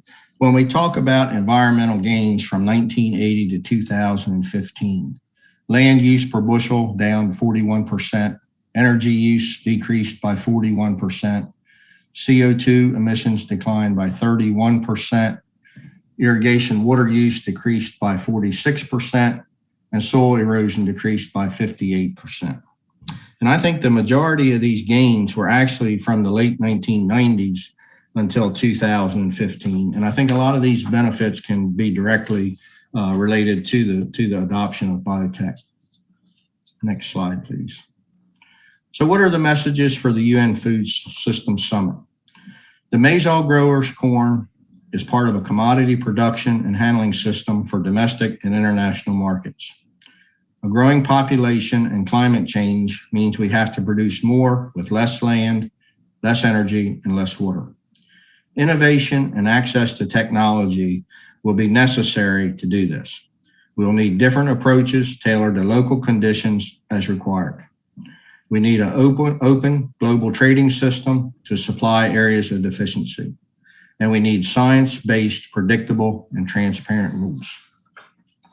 Next slide, please. So every farmer in the world, I think, is the same. We start out the growing season with nothing but a hope and a prayer and the best technology that's available to us. So these are actually tools that my grandfather farmed with, and they sit on a shelf in the corner of my machinery shed. And I often look at those and I think, how much easier his life would have been if he would have had access to the seeds and the biotechnology that we do today. Again, we all know that seed is size neutral. And again, he was constantly fighting weeds, disease, insects. And as we move forward, I've been fortunate enough to travel around the world with both maize-all and the U.S. Grains Council. And as we visit farms in developing countries, and I see the struggles, again, of the insects, the disease, the weather. And I know in my heart as a farmer what I've seen on my farm. And I know if they just had access to some of this technology, that their life would be so much easier. And it, to me, it's almost a crime against humanity to keep some of this technology from some of these developing countries. With that, I thank you very much for your time, and I would invite any of you to come visit my farm. I'm very proud of what we do and would love to show it to you. Thank you very much. Thanks, Chip. That was great. I think you articulated really well something that I've been saying since I worked with the Secretary of Agriculture of California a long time ago, and that is that farmers are the best stewards of the land. I had the pleasure of working in your neighborhood many years ago, in which I would go annually golfing across the Chesapeake Bay to a golf course out there. And, there's not just insects and bugs in that area, but there's big snakes that that happened to pass through the golf course. That was kind of dangerous because I didn't necessarily keep my shots on the fairway. But anyways, that was fantastic. 11 generations of farming in your family. It's a beautiful part of the world. I also visited the Pioneer experimental farm out there in the Eastern Shore, and was blessed to see all the beautiful bald eagles in that part of the world. So it's we're very grateful for your presentation. I think your focus on technology and innovation and the picture of your grandfather's tools really, illustrates what a farmer can bring to this discussion if the world will listen to you. So thank you so much for your time and for your presentation. Our next action track is action track 3, boosting nature positive production. This session will discuss how grains and oilseeds producers and government authorities are working to prevent deforestation. Attention will be paid to challenges grains and oilseeds producers face with impact assessments, assumptions.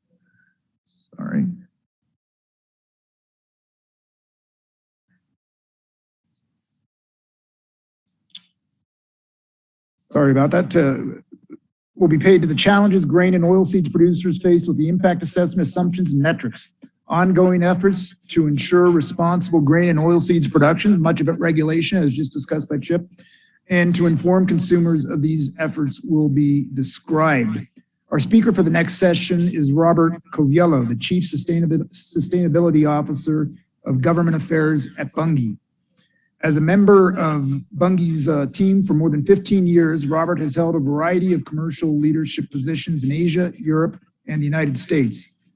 Prior to Bunge, he served in trading roles at Cargill in the United States. He holds a BA from Dartmouth and an MBA from the Harvard Business School.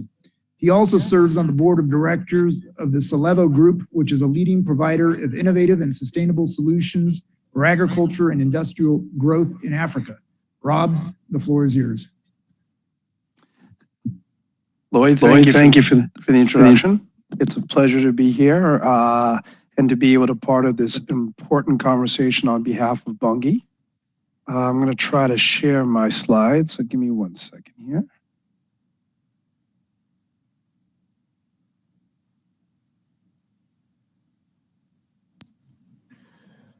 It's ready on our side if you want it. Okay, do you see my slides? Yes, we do. Okay. I don't see it, Horace. Now we do. Now you see them? Okay, great. No, we don't. I just got disconnected here. 1 more second here. I'll try one more time. And put it to full screen once you get there, if you could. There we go. Got it now? Yes, okay. Well, so for Bunge, we're very excited to be part of, we view ourselves as a company that matters in an industry that matters. And we think we play a vital role as food demand continues to grow around the world. We've been around for over 200 years, have over 20,000 employees spanning across 40 countries. We work very closely to partner with our farmers to help them find new products for their market, for their products, and to help navigate them and work with them in such ways that they can make sure that their practices are as efficient and sustainably sound for what the world is expecting from them going forward. And in addition, we work very closely with our customers to develop, help them develop new solutions for their end consumers. And our customers range from animal feed producers, food and ingredient companies, and companies that provide renewable energy solutions. All of those are where we sit in between both of those, and we think it's a very privileged position that we take very seriously. The core of Bunge is what we think is our superior global oilseeds footprint. As you can see from here, we have over 50 oilseed processing plants, and more than half of them sit in the Americas, between South America, North America, where we have an extensive footprint, all geared to meet the growing demands of where the world is going. Now, within that layer is sustainability, because we have sustainability linked in everything. And what does that mean for us? It means having the integrity and the responsibility embedded in every decision that we make to make sure that we're going to do it in such a way that's beneficial for both the planet and for the communities where we operate. So all those fit in. And we approach that with our three key goals where we're focusing. One is around what we say our actions on climate, which is geared towards ensuring that we reduce our greenhouse gas emissions. The second is what we'll spend a little bit more time here is around having responsible supply chains, which I like to say are fit for the current and the future, which are again linking the farmers to the end consumers. And the third is around being accountable. And that really means, saying what we're going to do and deliver on what we said we're going to do. And being very clear on that and engaging with all of the people along our supply chains to make sure that we're constantly listening to what the world needs and that we're doing the best both with what we're doing, but also using our scale and our global breadth to help raise the industry up where the world needs to be. Now, as I said, as the largest player within the oilseed industry, you can see that comes with a lot of growing demand around that. The soybean meal has more than doubled in the last 15 years, and where it's projecting to go. Global oil demand continues to grow within every one of the oils that we trade, from soy to sunflower to canola, even palm. All those are continuing to grow, and with that has come a lot of growth into production regions, and specifically in South America and North America. And with that, we need to make sure that the way that this continues to grow, as we said, is we're partnering with our farmers very closely to make sure that we're all doing it in a sustainable way that will work for all of the stakeholders going forward. Now, with that, the industry is facing a lot of challenges, some of them which the previous speakers have touched on today. One is, it's been an incredible growth story in South America. That's created a lot of benefits, but in addition, though, there've been some challenges, in particular around how the growth has been in certain areas, or be it the Cerrado or the Chaco in Argentina or in Paraguay, how that growth is impacting the precious ecosystems. The second is we've all read and seen newspapers, and these are the facts that we're working with, that greenhouse gas emissions, the second biggest emitter after fossil fuels, is agriculture. You can look at the numbers, but it's approximately 25% comes from the industry that we all are part of and love.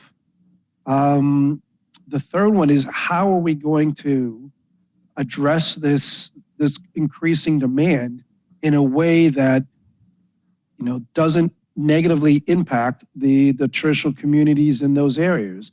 What are we going to do to make sure that we can preserve their livelihood in a way that does them in the right manner? And then this is the other one which I want to talk about just briefly too is, there's this increasing demand we're hearing from the world for, in particular around deforestation, for deforestation-free products, especially soy that's coming from South America. Now, Bunge is one of the largest players in supplying those soybeans. And that requires building new supply chains, going through verifications, there are additional costs for it. But unfortunately, that demand has not taken off as we would have all hoped. So, from a farmer's perspective, they're making these changes, but the economics to market signals are not getting to them in the way that would make sense or would give them the more of the incentive to change their current practices. So in essence, the market signals are not getting to the farmers to do the things that we know that the world is going to need. So with all those, how's Bunge approaching it? Well, as we said, as I mentioned earlier, sustainable agriculture is the core of where we're working. And for that, our flagship area around that is our commitment by 2025 to have deforestation-free supply chains across all commodities, across all parts of the world. That is a leading commitment. When you look at all the global competitors who are in our space, and we feel very, very confident in that we're on the right path to get there, which we'll talk about a little bit more. But that's not the only thing that we're doing in sustainable agriculture. Where that also involves having the right human rights policies that we work with all of our supply chains, and we'll, being very open and progressing frequently on how we're progressing towards our goals. That is a cornerstone of it. We're just not going to say we're going to do something and not share with people how we're evolving on there, because it's a journey, and we need support to be able to get to where we need to be. So what is our strategy that we're using to get towards our goals, particularly in South America? Well, we really have a couple of key things. Again, we have this commitment to have deforestation-free supply chains, if we're talking about in soy, for both direct, which for people who don't know, direct means the soybeans that we buy directly from the farmers. Those tend to be your large-scale farmers. And then also from our indirect suppliers. And think of those as the resellers, the people that buy from the smaller to medium-sized farmers. They play a critical role too in supply chain, but we need to make sure that our entire supply chain is deforestation-free. So what are some of the things we're doing to get there? One is we've heard some people saying how important digital innovation is to get to where we need to. Well, at Bunge, we've embraced that. We use satellite monitoring for both, be it soy or palm in our supply chains, to monitor for any deforestation. What we've seen is that we don't want sustainability to be something that's between the haves and the have-nots. It needs to be accessible to everybody. So we've gone off and worked with many of our partners who oversee these indirect supply chains. And as we've been going through and engaging with them towards our commitment, we've seen that many of them don't have the technology to monitor what's going on with their farmers and to see how they can engage and get them to change their practices.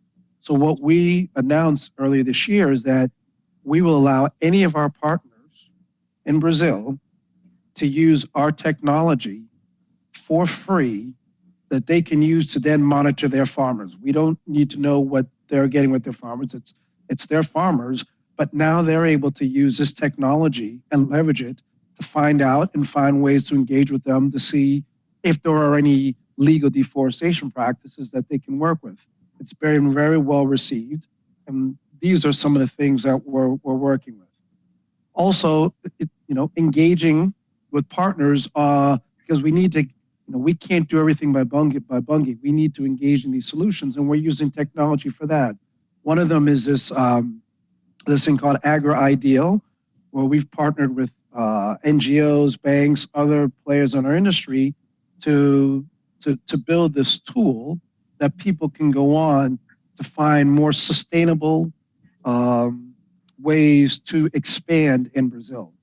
Because we're not saying that there shouldn't be expansion. We're just, we're working with the industry to expand in the most sustainable way, which means, less impact to the smaller communities, and a way that reduces the GHG footprint, and ideally not even to have to do to embrace deforestation and continue to grow. So we're working on it in all areas, and innovation technology is absolutely core to that. Then just to provide again some facts of how we're doing towards our commitments in 2025. Again, we use satellite imaging. We do it for over 30 million hectares or 9,000 farms. I think it's important to know that we, since 2016, from our monitoring, we've seen less than 1% of the farmers that we buy from have had legal deforestation. Again, we're not part of illegal. Legal deforestation, which one of the earlier speakers talked about, how Brazil has very stringent rights. We have a very small with that. And again, also in the Amazon, we don't have anything there. We're signers of the soy moratorium there, so we support that. As far as I touched on earlier around being accountable and talking about our progress, we've issued 9 progress reports. We issue it 2 times a year, which shows how we're progressing towards our deforestation goal every year. We'll be publishing our 10th one in May, which will even have more KPIs and more transparency about what we're doing. And that's all very important as we continue to move forward towards this, what we think really important commitment. Within South America, again, we're very proud of our traceability and monitoring, because what we're seeing for customers all around the world, this is becoming very important to them. It's critical. And also without this, we wouldn't know where there could be any potential issues in our supply chains. And more importantly, how would we even engage with them if we didn't have this data? So to be clear, everything that we buy that's direct, we have 100% traceability. And we monitor 100% in Argentina and Paraguay. And in Brazil, we monitor 96% of what is in the high risk areas.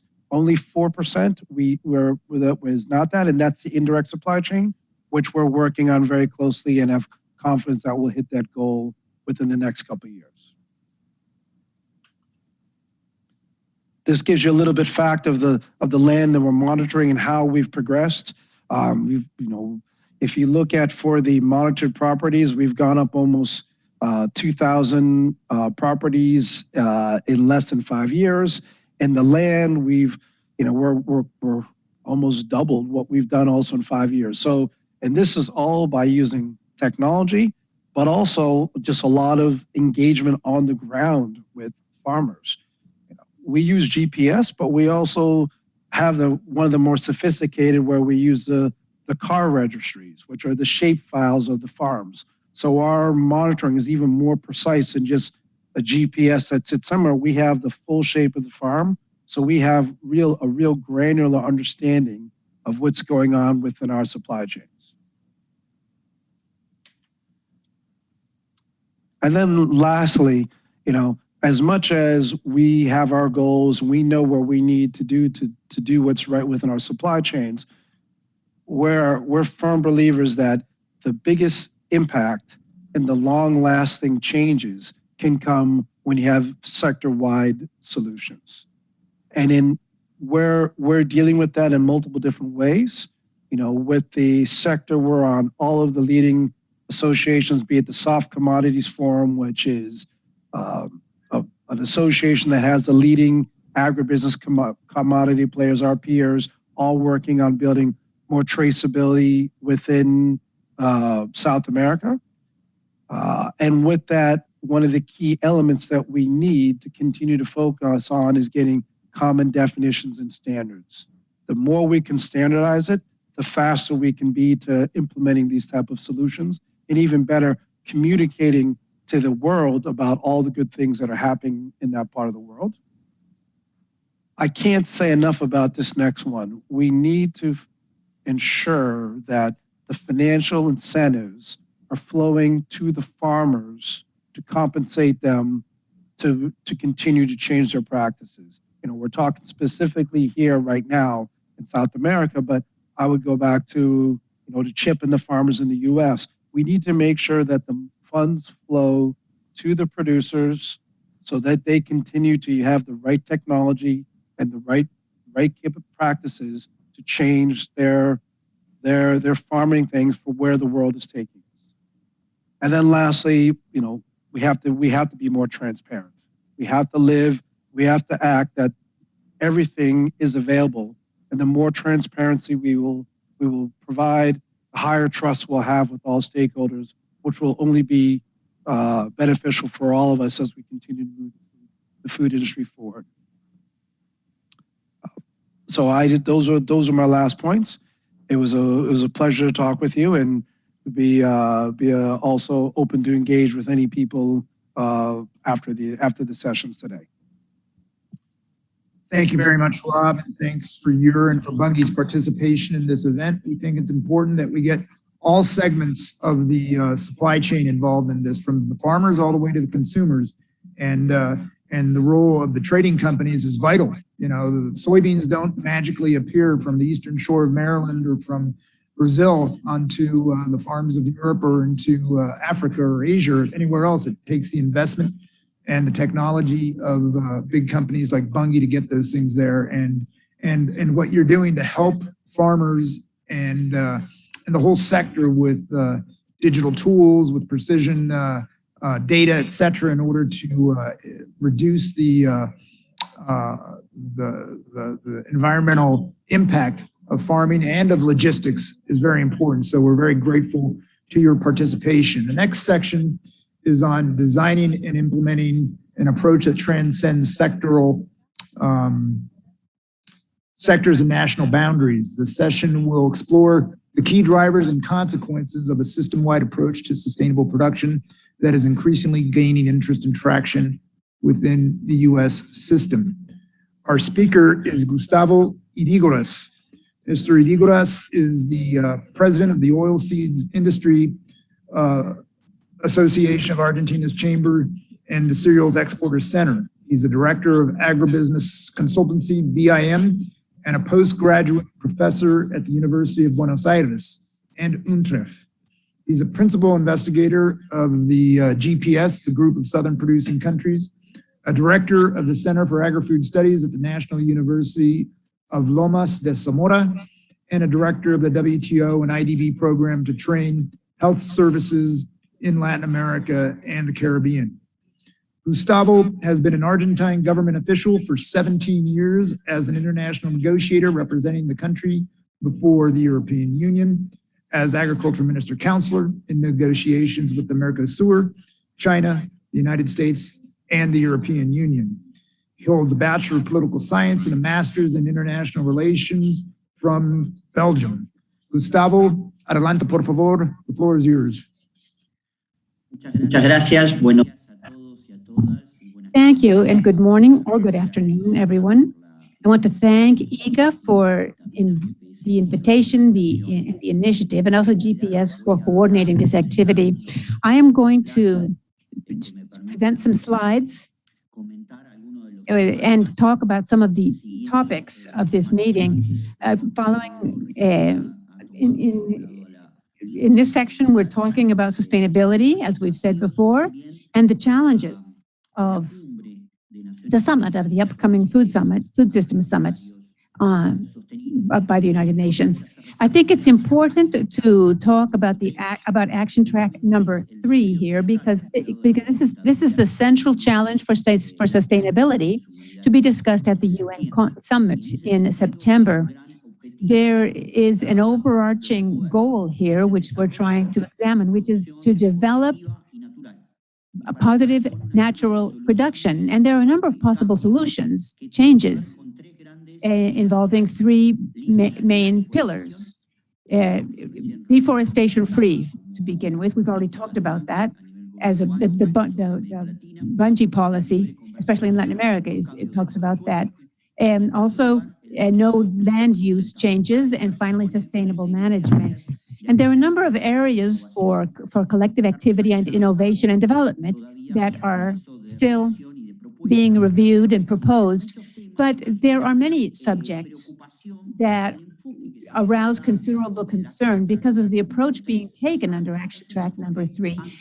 So far, this is an anti-production and anti-trade approach. It's an approach based mainly on a more urban approach and not so much agricultural in the agri-food, in the sustainable agri-food system. And this is why I think it's so important to emphasize that in order to design and implement approaches that transcend sectors and national boundaries, we have to consider many of the things we've already discussed. First of all, global markets and international trade are key drivers for a balanced food system. And that the most important condition for a sustainable food system is to respond to food security, producing more food with more technology, with less of an environmental impact, but always based on international rules of the game, and measures that do not introduce unnecessary barriers to trade.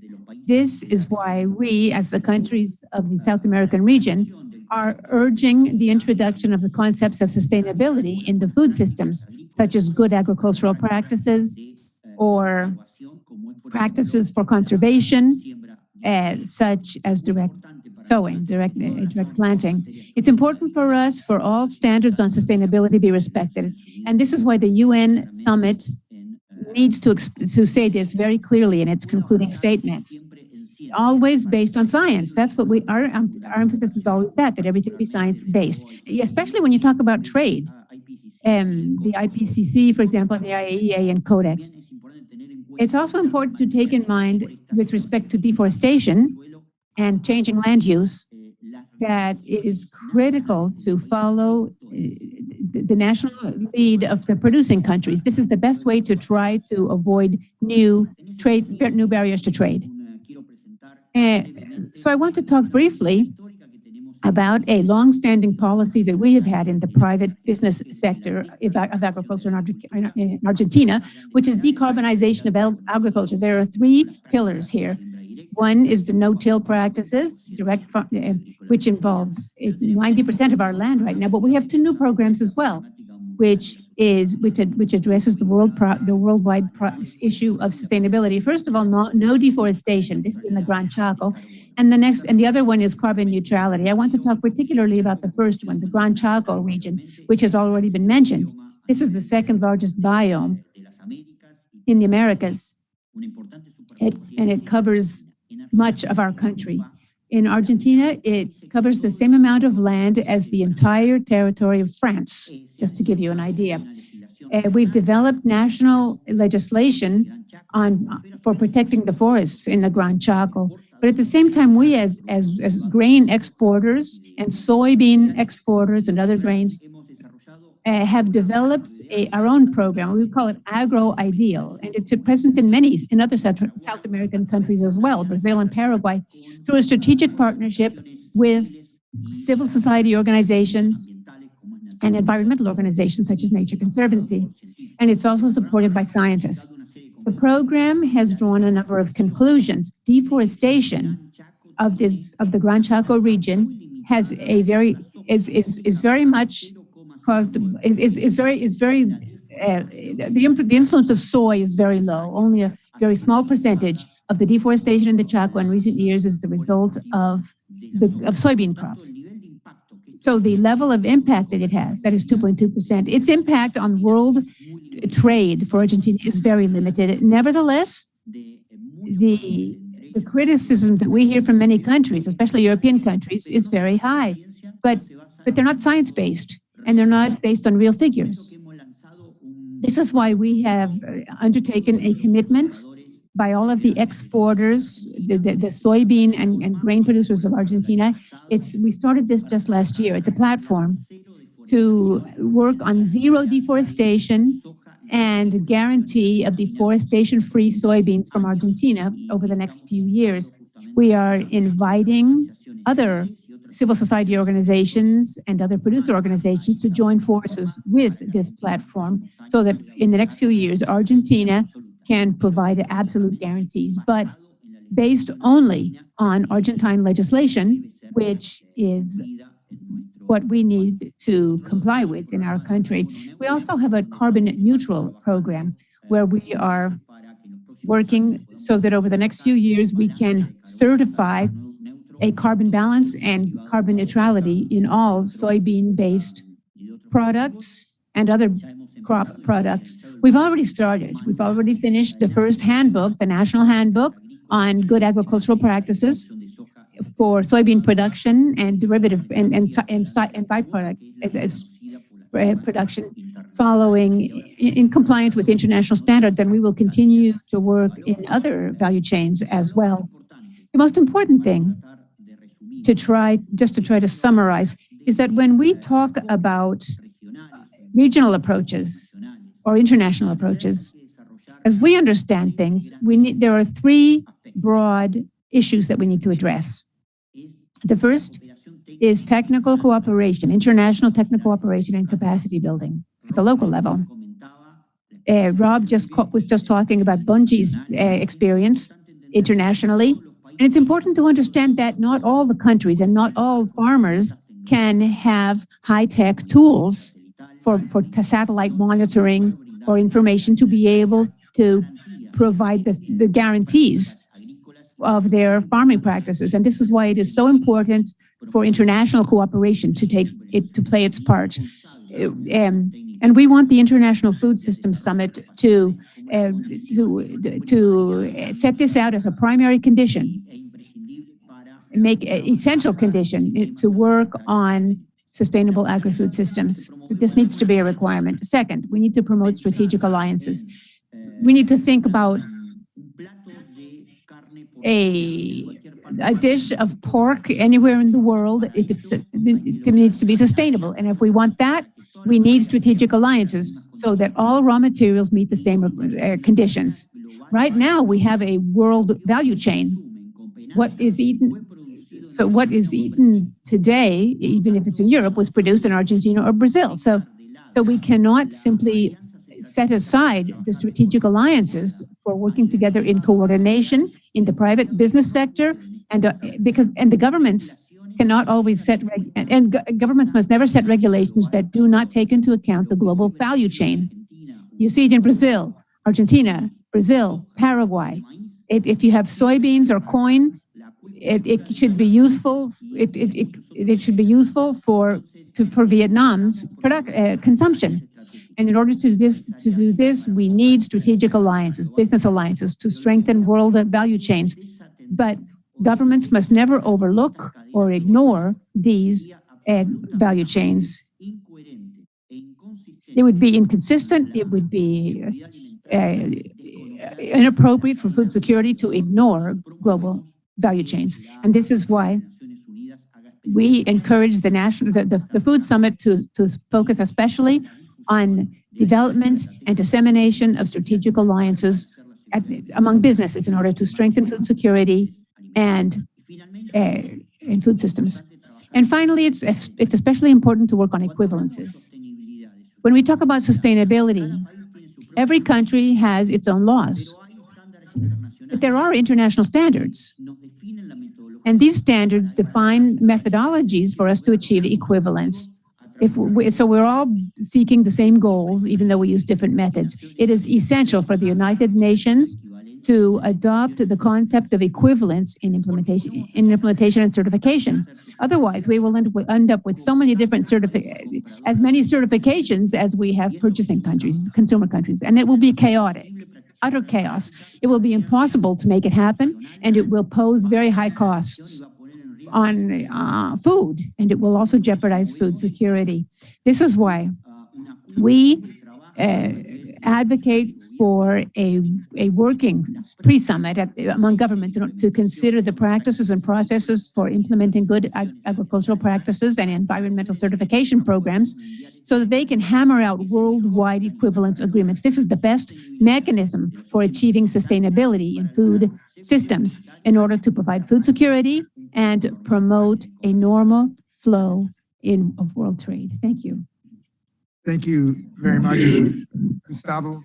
I'm smiling because in a former life, I was in charge of certification for the United States. And there's so many certification schemes. When I was there, the term sustainability, everyone was looking for a certification scheme for sustainability. There's hundreds. And so they don't mean anything. Natural, same thing. We need some kind of global definition for all this so that farmers don't have to have their whole product covered with all these different certifications. That only makes the certifiers rich, not the farmers, and it's not giving any truth to the value chain or to the consumer's confidence because there's a lot of cheating on it. So anyways, I'm getting on a soapbox and I'll move on. Our next section is Action Track 4. Advancing equitable livelihoods in grain and oilseeds role in socioeconomic development. This session will provide the audience with a comprehensive analysis of social and economic indicators commonly impacted by grains and oilseeds production at either the primary production level or at other levels of the value chain. Our speaker for this session is Wellington Andrade from Brazil. Mr. Andrade is a Bachelor of Law and a lawyer, an MBA in Corporate Management by the Getulio Vargas Foundation in Brazil, and it is an executive MBA from the Dom Cabral Foundation in Brazil. Mr. Andrade is the CEO of the Mato Grosso Soybean and Corn Grower Association, APROSOYA. Previously, he occupied positions as the CEO of the Mato Grosso Soybean Development Fund. I think he has a great presentation prepared for you. We had a good conversation about it yesterday. Wellington, the floor is yours. Adelante. Obrigado. Primeiramente, gostaria de parabenizar o ICA por este evento, na pessoa do seu diretor-geral, Manuel Otero, parabenizar os painelistas anteriores, meus colegas de evento, e também parabenizar a audiência que está nos ouvindo, nos assistindo. Embora aqui a minha apresentação ela fala sobre o papel geral dos grãos e das oleaginosas no desenvolvimento socioeconômico, eu vou fazer uma apresentação focada na produção de soja. No Brasil, começando com uma visão geral sobre a produção de soja no Brasil, e depois eu entro no estudo de caso, basicamente sobre o estado de Mato Grosso. O estado de Mato Grosso hoje ele é o maior produtor de soja do Brasil. Se o estado de Mato Grosso fosse um país hoje, nós seríamos o quarto maior produtor de soja do mundo, atrás do Brasil, do próprio Brasil, dos Estados Unidos e da Argentina. Então, primeiramente, eu inicio com uma visão geral agrícola e econômica da produção da soja no Brasil e depois eu entro no meu estudo de caso. Primeiramente, falando sobre a produção da soja. And world soy production, we are looking at different perspectives of soy production, looking at the production of soy in Brazil, in Mato Grosso, which is the largest producer, as I said. And now we can look at the percentages, Argentina, Brazil, and the United States. Argentina 13, Brazil 37, USA 31, the three largest producers of soy in the world. Now, if we talk about the world demand for soybean, it has increased 101.2% in the past 20 years, with an annual increase of 3.56%. And today we have estimates for the current harvest of 369 million tons. As for imports, we see that China leads imports with approximately 60% of imports of soy. So 60% of that is sent first to China, and then the European Union with 9%, and other countries as well. But these are the main players and importers of soy, China and the EU. If we look at Brazilian soy production for this current harvest, we are calculating 135.5 million tons of total production of soy in Brazil. And this is more than double that what was produced was produced in the last 20 years, with an annual growth rate of 6.04%. And the share of Brazilian soy in exports in agribusiness in the past 5 years, soy exports have grown 47%. In 2020 of total exports, soy participated with 28.4% of all shipments. As for the share of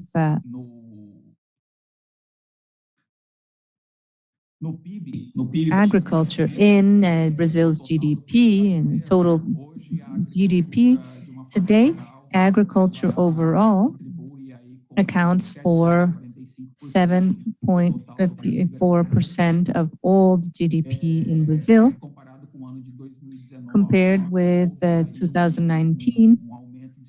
There's an increase of 5.91%. Now I will look at this case study that I was mentioning about the state of Mato Grosso, the largest producer of soy in Brazil. And here in agriculture, the environment and development are coexisting harmoniously in the region of Mato Grosso.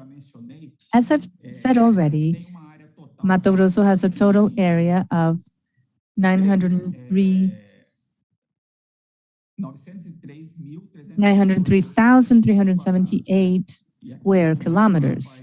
Here in my map, you can see from Paris to the state of Mato Grosso, and by even going through Cuiabá, the state capital, and some of the main municipalities of the state, such as Sorriso, Campo Novo dos Parecis, Querência, and Campo Verde. So you can see the four producing regions of the state. Today, Sorriso is considered the largest producer of soy in the world. That's a municipality with about 107, with a production of daily of 100,000 hectares or more. If we look at the evolution of soy production in Mato Grosso, currently for this harvest of 2021, we're estimating 10.3 million hectares, or total production of 35.7 million tons of soy. The soy production in Mato Grosso represents 26% of Brazil's overall production, and it accounts for 10% approximately of all soy produced in the world. Regarding land use and occupation in Mato Grosso, today 12.52% of soils in Mato Grosso are used for agriculture, 25.73% are used for pasture land, and 0.84% for other types of uses such as cities, settlements, infrastructure. The state of Mato Grosso as well preserves 60.91% of all its territory with native vegetation. Of this 60%, 15.44% are indigenous areas, 4.45% are conservation units, and 41.02% of this total preserved land is within farms and operations that produce with agriculture. So this means that 60% of conservation with native vegetation of the whole state. Of that 60%, 40% is inside the farms themselves that are producing grains, soy, and that are used for agriculture. The idealness of agriculture in Mato Grosso, the agricultural fitness in the state, is expressed in the blue colors. So at the center and the margins of the state, and also as quite favorable. So all the areas that show blue hues are quite favorable for agriculture in the state. The areas that are in yellow have moderate favorability for agriculture. So the areas that are blue and yellow are all good for cultivation and agriculture in Mato Grosso. If we look at the biomes of the state, within the state, we have 3 biomes. 54% are the Amazon biome, 40% is closed biome, and 7% is swamps or wetlands. As for technology in production in the state of Mato Grosso, it is an ally for sustainability. All the technology applied to the soils, to management of crops, whether soy, corn, or others, and other grains, they all include soil conservation, direct sowing or no-till farming, and planting soy on top of layers of hay and others to favor an increase of organic materials on soil, recycle or rotate nutrients, and coverage over hay and other crops before. Now, if we look at some pictures here, biodiversity and plantations coexist harmoniously within properties that produce soy in Mato Grosso. There's this harmonious coexistence because all these properties are obligated under law to have a legal reserve. So they need to have native preserves as part of their property. So this, of course, favors the harmonious coexistence between the biodiversity of the region and crops, not just soy, but all types of agricultural crops of the state. Here we look at a program that we called Soja Plus. It's an initiative under AproSoja, jointly with ABIOVE, which is the Brazilian Association of Vegetable Oil Producers. We've created the Soja Plus program 10 years ago approximately, and it is geared at training and focusing on continuous improvement of properties and producers regarding compliance of the different labor laws and environmental laws in Brazil. For this, we provide yearly training. As we can see listed in the slide, there's several courses every year provided for producers and workers at farms. It shows how many participants and the properties we've already attended or catered to. So in the past 10 years, we've provided 241 courses. We've had participation and training of over 3,300 people. That includes producers, agricultural workers, and administrative staff at farms. And we've provided these types of trainings at over 1,600 farms in the region, where we've taken training to all these producers so they may comply with our environmental legislation and labor laws of the state of Mato Grosso and of Brazil. The Soja Plus program is certified and accredited by the ABNT, the Technical Standards Association of Brazil. And also another initiative under AproSoja, we have a project called Steward of Waters, or Guardian of the Water, and it's an initiative by AproSoja in partnership with the Green Action Institute, where AproSoja is also a member. And we provide guidance and support to rural producers on how to maintain, preserve, and restore natural springs in agricultural farms. Through this project, we look at the quality of these springs in the farms. And there's also mapping in terms of how the degree of conservation of the springs. This is the methodology we use for our analyses to collect data on natural springs within agricultural farms. So we look at different geographic images and satellite maps and databases. So with that, we classify the level of conservation of each spring inside farms. So we have different types of conservation degrees, excellent, good, or regular.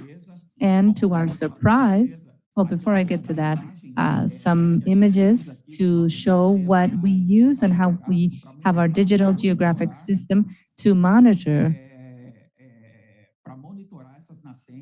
these springs inside the properties, and all the points that you see circled in the image refer to, well, each of these are a spring, and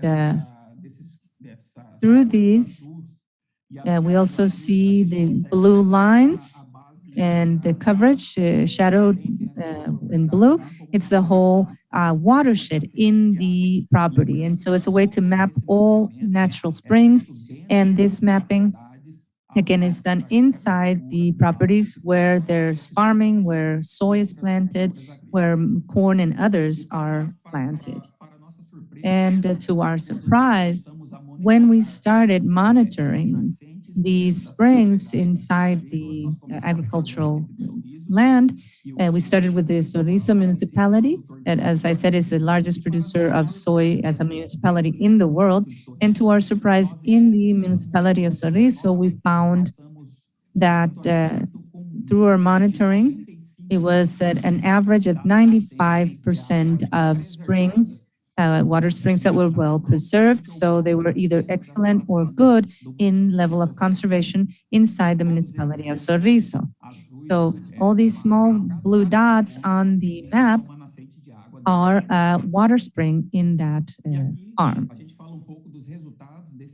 Here we can see the results of the project, the Water Steward project. We have today 34 municipalities already mapped. In these 34 municipalities, there is a production of soy and corn. And we've also been able to assess over 64,000 water springs in agricultural properties. And through that monitoring, we have identified and classified each of these according to the level of conservation. And overall, for those 34 municipalities that have already been mapped, we found through monitoring that 95% of springs in all the agricultural land of the 34 municipalities mapped are in a good state, either good or excellent state of conservation. And that accounts for 30% of total area mapped as of today, all the agricultural land of the state of Mato Grosso. We continue mapping and monitoring, and we've already planned how to expand this monitoring to other municipalities so that we can continue broadening that assessment of springs in agricultural land. Besides the water stewardship project, we here at AproSoja, jointly with the Federal State University of Mato Grosso, we continue monitoring the quality of water. That's all in the Amazon watershed and also in the Do Prata watershed, mainly through the municipalities of Campo Verde, Jaciara, and Rondonópolis. We've done this type of work also for over 5 years, monitoring the quality of water in these municipalities, and especially in the watersheds of Amazon and Do Prata, to identify mainly the fact that sustainable agricultural practices do not contaminate waters of these watersheds. Another sustainable practice that is that is expanding largely not just in Brazil, but especially in our state of Mato Grosso, is the biological pest control. And this goes along with sustainable production of food. So more and more frequently, using biologicals to control pests. This way we decrease the use of pesticides, and that way we ensure more sustainable production of our food. And if we look at deforestation, this graph in the line shown in red, we see that Mato Grosso has reduced the area of deforestation by over 10,000 square kilometers comparing 2020 and 2004. And here we're talking about the legal deforestation. According to our law, it's deforestation for conversion of new agricultural land. And much of this reduction is because today agricultural production in the state of Mato Grosso is expanding into areas that were already available for pastures. So today we see very little conversion of new areas into agriculture. Most of agricultural areas that are expanding expand into areas that were already used as pasture lands. Now I will refer to the social and economic development of soy production in the state of Mato Grosso. Here the graph shows that the participation, the share of the state of Mato Grosso in the gross value of national production. Gross value of production of soy projected for this year is 345 billion reais, and Mato Grosso will contribute with 91.39 billion reais. And if we talk about the Human Development Index, the increase of this index of human development is directly linked to the expansion of agricultural production in the state of Mato Grosso. So as you can see, in all these areas that are marked brown, these are soy growing areas. And there, where we see the green, deeper green colors, as well as yellow, are the municipalities that have the highest indices of human development. So this means that areas where you have large soy production, which are marked in brown dots, you can see that several of these are in green, at different shades of green, and this means that the HDI is high. So the Human Development Index is directly correlated to the production of soy, to agricultural production in municipalities of the state of Mato Grosso. And if we talk about job creation in soy production, we see that soy production in Mato Grosso created just in 2020 over 333,000 new jobs. And of that total, 57,996 jobs were directly created, 28,998 indirectly, and 246,483 induced in soy production in the state of Mato Grosso. And this graph now shows us that the green line shows the increase of total jobs, formal jobs, in municipalities where there's soy production in Mato Grosso. And the yellow line shows a decrease. The decrease in the number of jobs, of formal jobs in the capital city, Cuiabá, the capital of the state. This means the capital of the state does not have agricultural production, no soy production. So we see how this graph shows that where there is soy production and agricultural production, there is an increase of the number of formal jobs created. To the detriment of other municipalities that still do not have agricultural production, and where there's no agricultural production, you see the decrease of formal jobs. So agricultural production and production of soy in Mato Grosso is definitely boosting employment and also promoting high human development indices, as well as promoting economic indices. This is a picture just to close my presentation and also to show and to make us think, but especially bringing the social message that we have to take to the Food Systems Summit in September. Why do we still need development?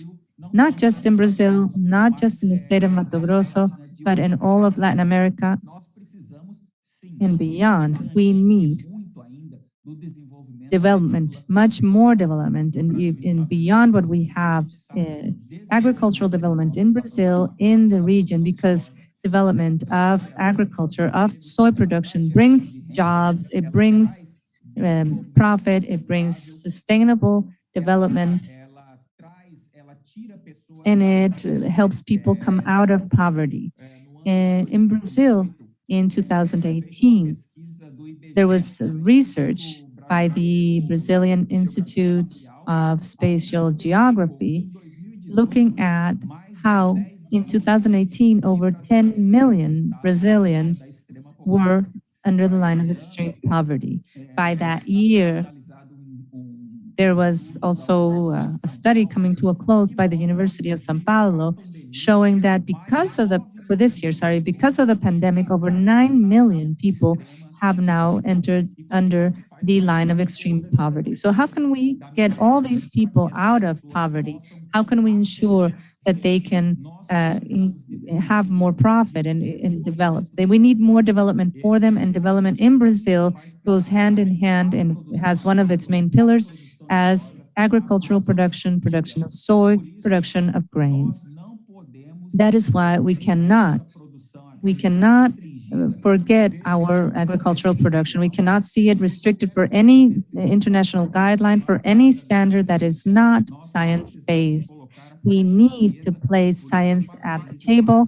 And because of that, again, I have to congratulate AICA for this initiative, because that is precisely what we are doing. We are discussing with science on the table. And I truly hope that in the summit in September for food systems, discussions will also be done with science on the table, with data, and not with ideologies, not with emotions. Because if this were to happen, if we do not take science to the table, if we do not consider the fact that agricultural production brings sustainable development and helps more people come out of poverty, we will see more extreme poverty, not just in Brazil, not just in Mato Grosso, but in the whole world. Thank you very much for your time. I am available for questions, and thank you very much again for the opportunity and the invitation. Thank you very much, Wellington. I think that last picture tells a very powerful story, and it's a story of why we're here. We're here to help not just feed the world and provide the world with sustenance, but also to provide an economic livelihood for people. It's not just for farmers, it's for farm workers, it's for the whole productive chain all the way to the supermarket. And I think it was nice to have a tour of Mato Grosso and all the important things that you're doing there. So we're very grateful for your participation in the forum. The next section is on the role of grains and oilseeds in rural development and attaining SDG 8, which is decent work and economic growth. The session will explore the role of grains and oilseeds production in rural development in the Western Hemisphere with a focus on how it helps farmers and their families achieve decent work and economic activity as an essential part of sustainable development in agriculture. Our speaker for this session is Michael Carroll from GPS. Michael is an agricultural engineer from the University of Buenos Aires and an advisor to CREA in his early career. He is a Canadian citizen that specializes in international agricultural development. He has served as an official of the World Bank, working on agricultural and environmental projects geared towards sustainable management of natural resources.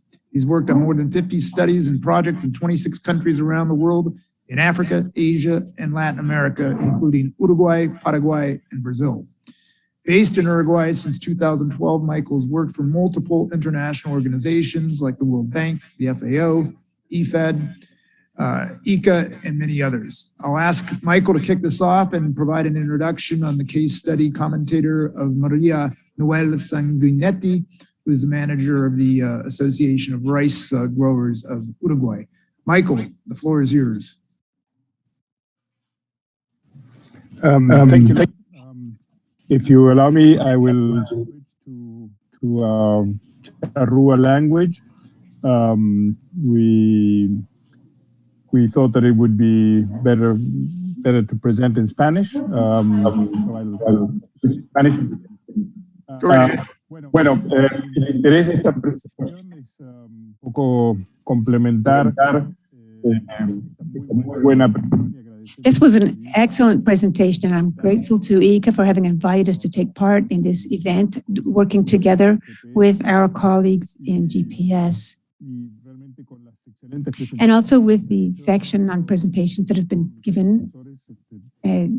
Everyone who spoke before me was excellent, and we agree that we have so much good information and useful knowledge that has been shared here, and we know that this investment will be worthwhile for setting up a sound, robust agenda for Latin America and the Americas as we move toward the summit. But I want to talk a little bit about what we have been able to evaluate in this area in Uruguay. And I'm going to focus on soybeans and oilseeds. And something similar. We didn't talk ahead of time, but this is similar to the case study that Wellington showed us from Mato Grosso. And we will do a similar type of analysis for Uruguay. Next slide, please.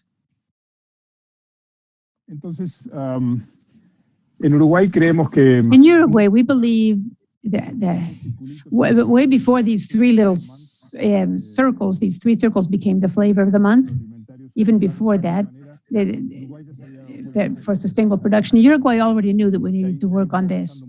And we have made a great deal of progress already. And in fact, we are more and more incorporating all of this into production. We understand why and how the situation is in other countries and regions under the United Nations. And it's good to see this from the perspective of countries that have high levels of poverty and subsistence farmers. But in our own case, we believe that in any case, Uruguay has been very much leaning toward agri-food systems for a long time now. We are an exporting country above all, and so we think it's important to emphasize this.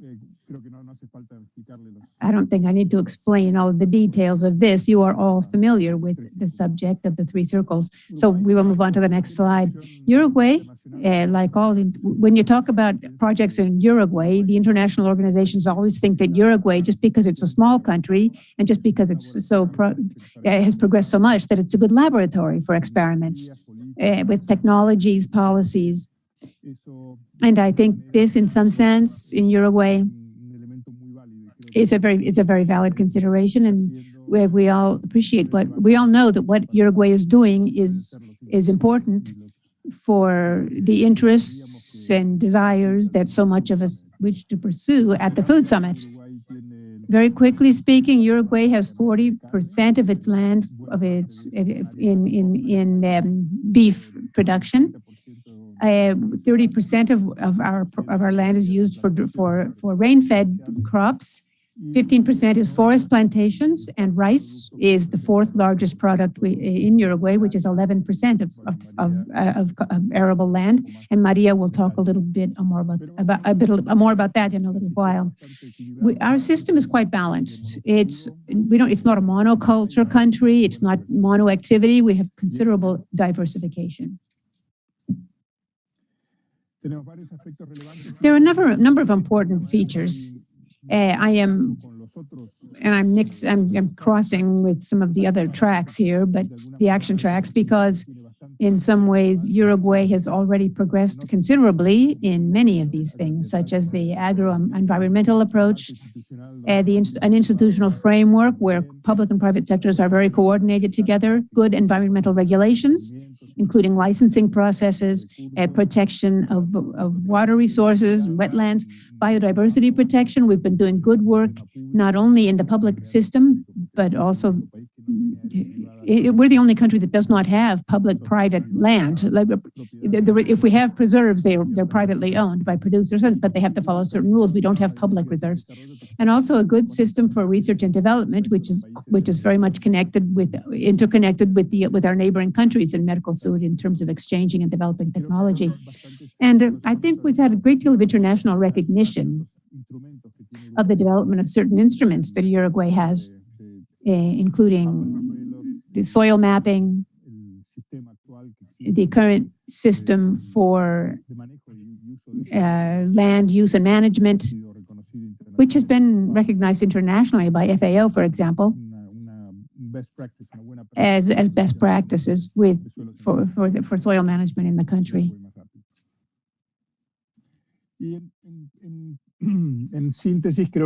In short, I think now today we have a production system that is very much based on innovation and competitiveness. It's an expensive country. We need to be competitive if we hope to have profitable production systems, but always with a high degree of respect for natural resources. We're not a big country. We have to take good care of it.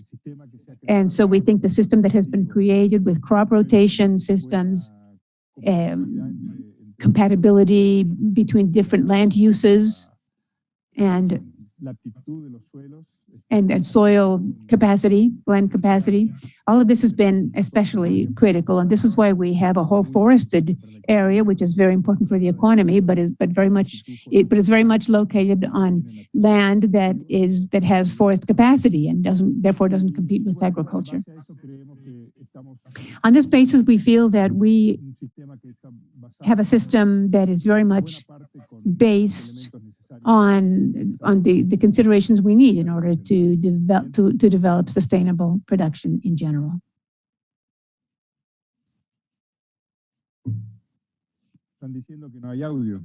You're saying you can't hear me. Is that true?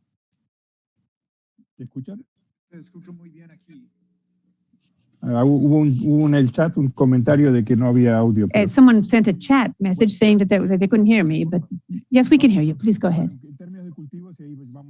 Yes, crops. I want to talk now about soybeans. More than 90% of the cropland is no-till.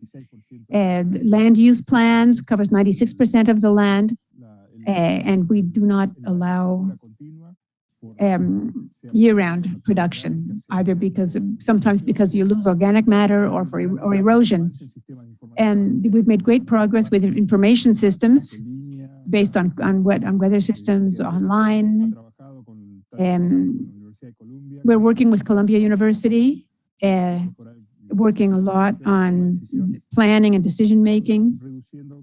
Also, we're collecting material for recycling.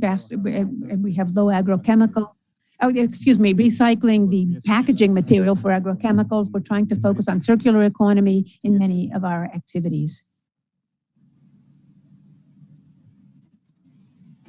Bueno, esto rápidamente, hace unos años. I will go over this quickly. Just a few years ago, we did a project with CIAT on climate smart production in our agri-food systems, agricultural systems in Uruguay, and clearly in the case of agriculture, we found that these are the systems that are most adapted in terms of, especially no-till and good soil management. These are the two that we see here. But as you can see, there is climate smart agriculture in almost every sector.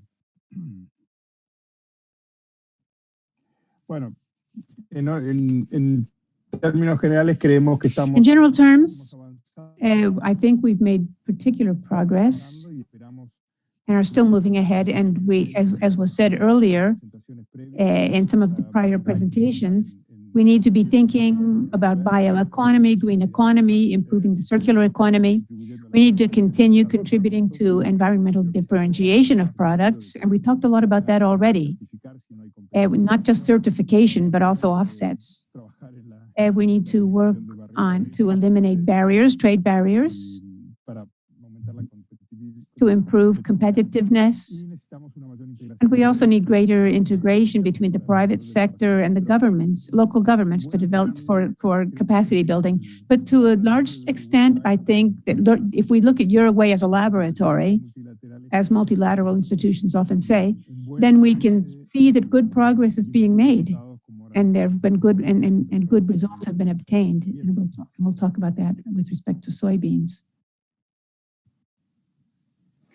Bueno, la soja en Uruguay. Soybeans in Uruguay. And here I will start talking about the specific subject that you suggested for this event.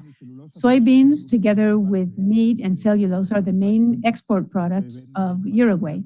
As you can see, they're always fighting with each other to take first place, but this is basically the order, and it's $2 million a year. I think cellulose got ahead more recently, but certainly they're all high.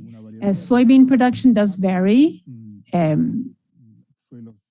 we have soil that is very suited, but there are also more marginal lands where soybeans are being produced, but where the yields are lower.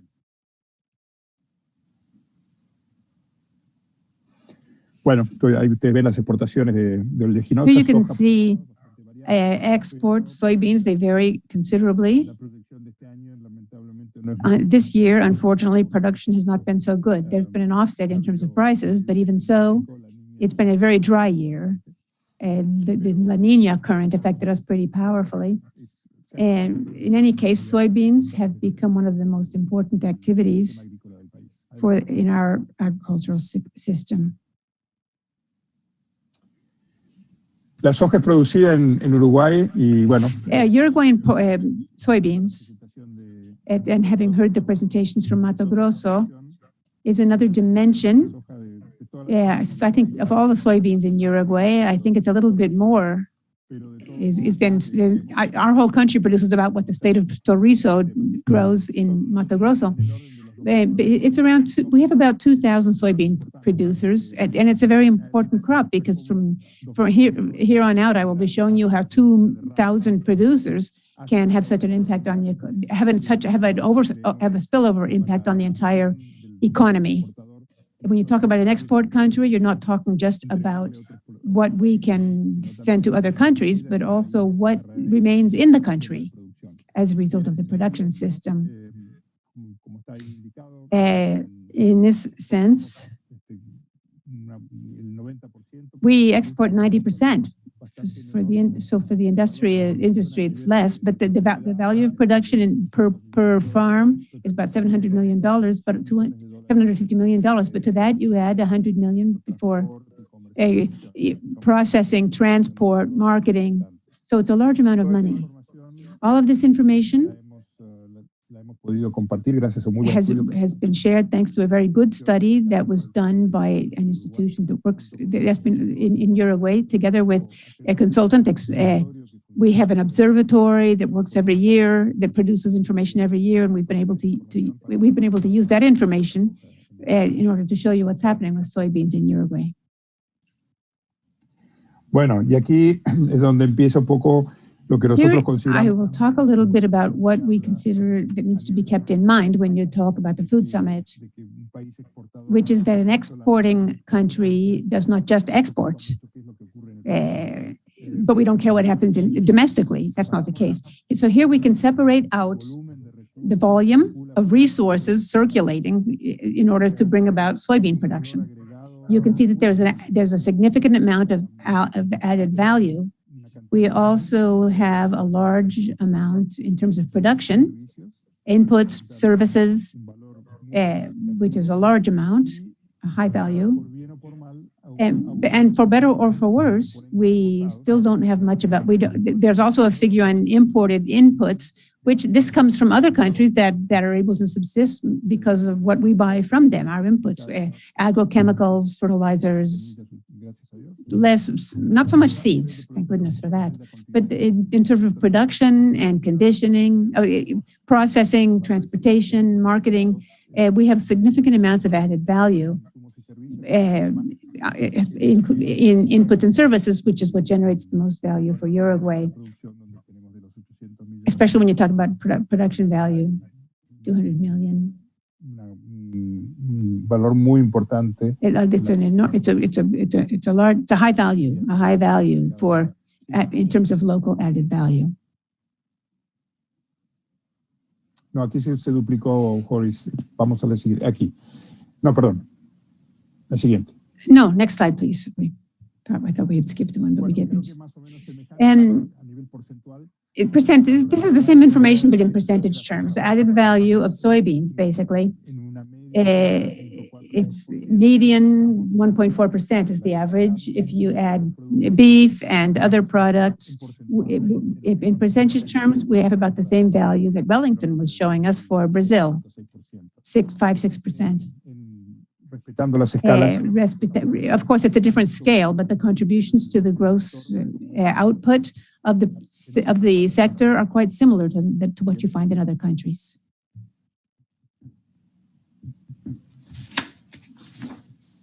Bueno, y aquí es la misma gráfica. This is the same graph, but in terms of every $100 exported of soybeans in the country, you have 77 is added value, only 33 is imported.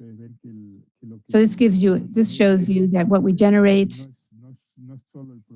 it's not just one of the 2,000 producers. There's much more here. You can inputs and services, which is $50 worth, more than half is generated using the inputs and services that are necessary for the production system to work.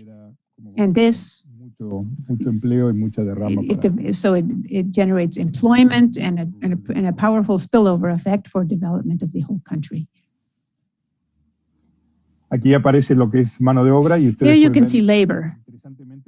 It's interesting to note that the amount of labor, what we call rural labor, on-farm labor, that is the people who are working out in the field, it's held pretty steady since 2013 up until last year, running around 6,000 jobs, while the services sector has become more efficient.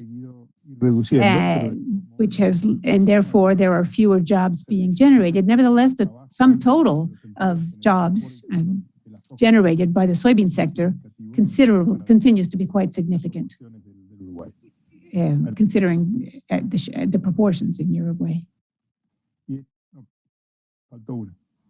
La del transporte. Where's the transportation slide? No, earlier. Again, an example. One of the service sectors is transportation. Está yendo para atrás, ahora para adelante. Ahí. Yes. Bueno, yes. De las 2 millones de... Of the 2 million tons of oil seeds that are exported, that's an assumption. That was ideally. It won't really happen this year, unfortunately. But just in terms of in transportation alone, around 2,500 full-time workers during the transportation season, that is from harvest to processing, in terms of equipment, fuel, vehicles. It's 1,500 full-time jobs. So it's a real mobilization of the entire rural economy, which is very significant. And it's an example of the way that even though we may be able, one of our slogans in Uruguay, we say that we're 3.5 million people producing for 30 million. And quite certainly this proportion will continue to grow, the share will increase. But it's not only the 30 million received in terms of products that benefit others, but also la exportación no es... The exporting spills over into the entire economy. It guarantees jobs, permanence, stability in the rural areas, resource conservation, and all of this needs to be considered as well when we consider the goals of sustainable agri-food systems. I will close with this. I want to thank you for your attention, and I will now invite Maria Noel to talk a little bit about the situation of rice. Bueno, muy buenas tardes a todos. Muchísimas gracias por Good afternoon, everyone. Good afternoon, and thank you for your invitation to us to take part in this event. First of all, I want to thank the institution and the Rice Growers Association in Uruguay and also GPS Uruguay. Unos cuantos años me he For a number integrado of years now, I have been involved, and we have put together a working group that has been growing in terms of our participation and also the different events that we take part in. So to be present here with you today is especially important. And it helps us to learn more about about so many things. We followed your presentations with great interest, and we will continue working on the agenda of this network, which has been put together and which is so significant. poder participar y For us to contar be able to take part and tell our own story a little bit, talk about the experiences of the rice sector in Uruguay, and after hearing these other presentations, other speakers, is extremely important to us. Because Uruguay, es tomado como rice modelo producers are often considered an example of an integrated, sustainable system. In a country that feeds the world, we have a rice sector which is one of the main foods for the entire world, pero sobre todo un sector but altamente especially as part of the export sector. To talk about the sector and taking advantage of the fact that we are nearing the end of this event, and there aren't many speakers left, we want to share a video with you. It was produced here in Uruguay, and I won't talk now about all the data and the figures that are in the video. Instead, I will just share the video with you and then comment on it. Please proceed.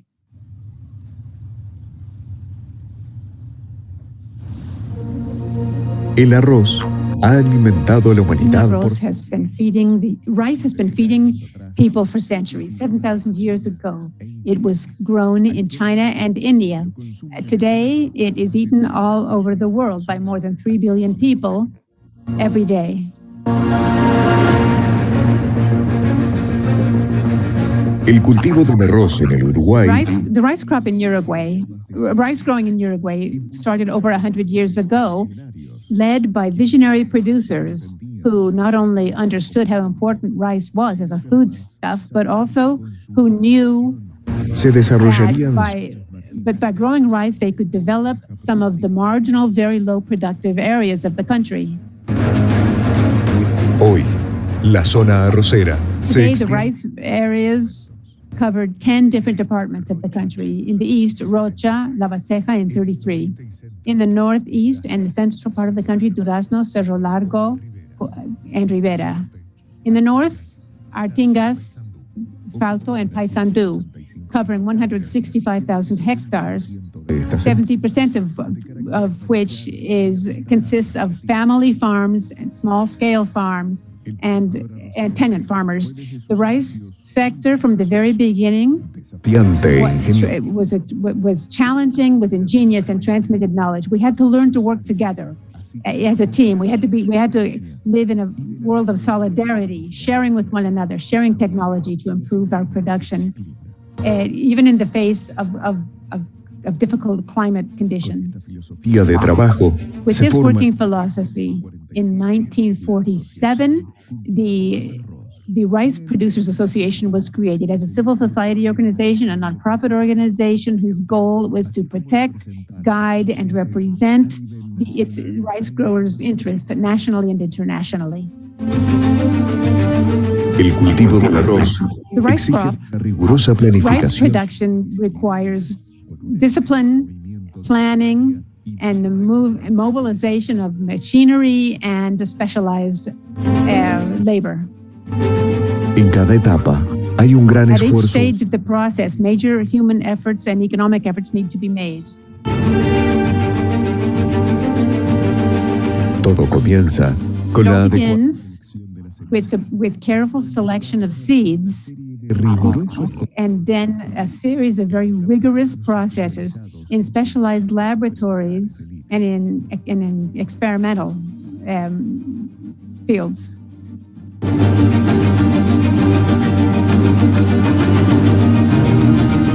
por su lado. El productor At the same time, farmers start preparing the land. su nivelación hasta With formar great precision, they have to level the land and in order to develop a new planting bed. Realizada la siembra e Once the implantada planting is finished, comienza after the seed has been very carefully and correctly applied, irrigation begins.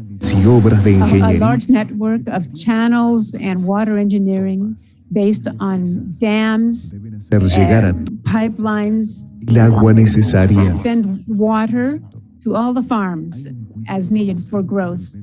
de tal forma Environmental is under constant monitoring to make sure that human action is moderate and balanced.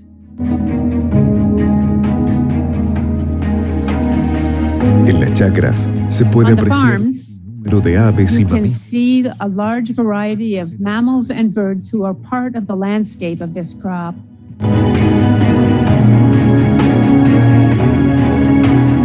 una vez el agua en la chacra. Once el the riego water is on the farm, artesanal irrigation is done very much by hand. Irrigators come onto the farm, they observe and they measure water block by block cada and planta. meter by meter to make sure that the right amount gets to each plant.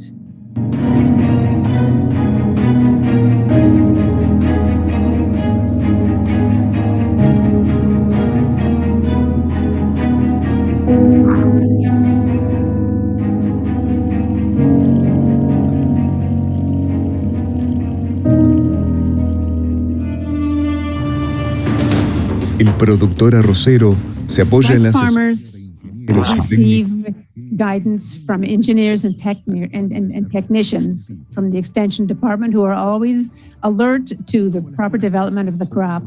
y malezas. There can be pests, Resultados finales. fungus, and weeds, and all of this needs to be controlled.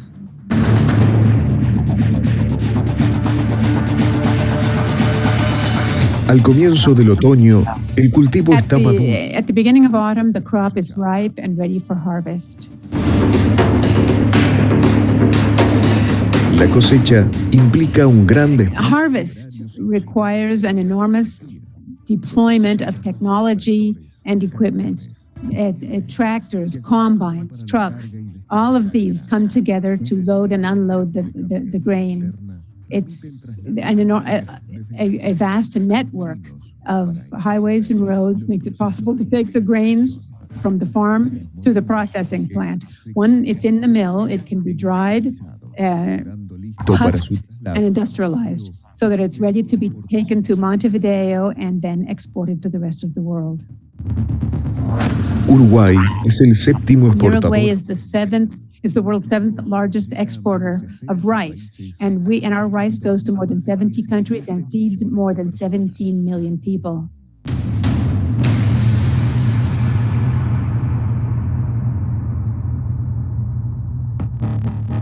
Uruguay es campeón mundial. Uruguay is a world champion in production, quality, and yield per hectare. Every year it generates $500 million in exports.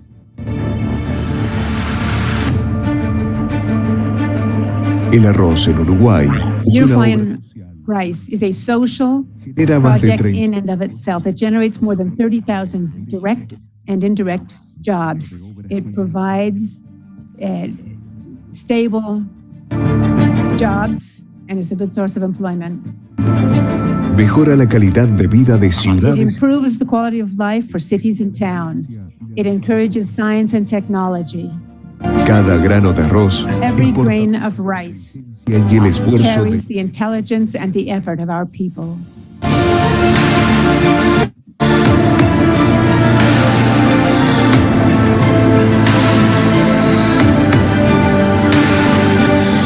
cuidemos las fuentes We need to productivas take care of our sources of production. Thanks to them, El we are trabajo. able to lend greater dignity to the work of all Uruguayans.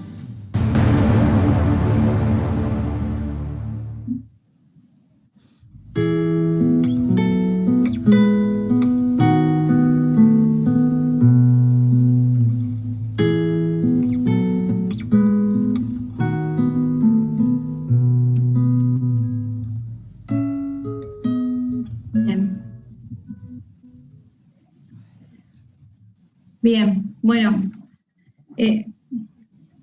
Algunas reflexiones sobre esto. Just some thoughts on this. Uruguay is a producer of food for the world and produces quality rice for the world. We've seen the whole production chain and the system, the main indicators that are part of our rice production. These are the daily images we see in our fields. We are harvesting right now. It was about 143,000 hectares this time, one of the lowest in the past years. Uruguay had 7 years of contraction in the rice sector due to lack of competitiveness because of our production costs. This is changing. We are tending towards improvement, and international markets becoming more dynamic, lower costs. So Uruguay has been able to grow 200,000, although we have installed capacity for 140,000. It was also developed in areas where there are no other activities. It uses a lot of skilled labor and investment, and it promotes development and investment at local level. This is very important, as you saw Uruguay's map and where rice is located. And rice is also one of the main activities in those areas, but also promotes and complements other activities. It is intensive in the use of labor. There's a direct relationship between the harvested surface and employment and yields. And it is a low environmental impact production system with low use of resources. There's a model for sustainable intensification that has been measured and seen internationally. The sector also has focused on quality and safety, and this is how it brands itself in the world. So Uruguay, being a small country, is still between the 8th or 9th place in terms of net exporters of rice in the world. It occupies niche markets that are very important. When focusing on quality and international markets, Uruguay has had important definitions such as no genetically modified rice, and this is something that the private sector has decided to add value. There's also great research and development, especially on the growing stage, with policies related to measuring chemical residue, agrochemical residues, and others. And it already has 3 versions of standards and good practice guides, incorporating all the dimensions related to the crop, related to regulations, and also private sector definitions. For example, on the use of agrochemicals, the list of allowed products in terms of our national regulation is included, but also the definitions from the sector itself to avoid using certain characteristics and access markets. There's also great policies on food safety and security, groups, working with groups of producers and other types of practices. We use 100% certified seeds. There's certain technology transfer. It's a model for the sector. And all these are based on important feature that allows this to spill over in other dimensions to the social environmental sustainability. And this is the institutional construction of our sector in the country.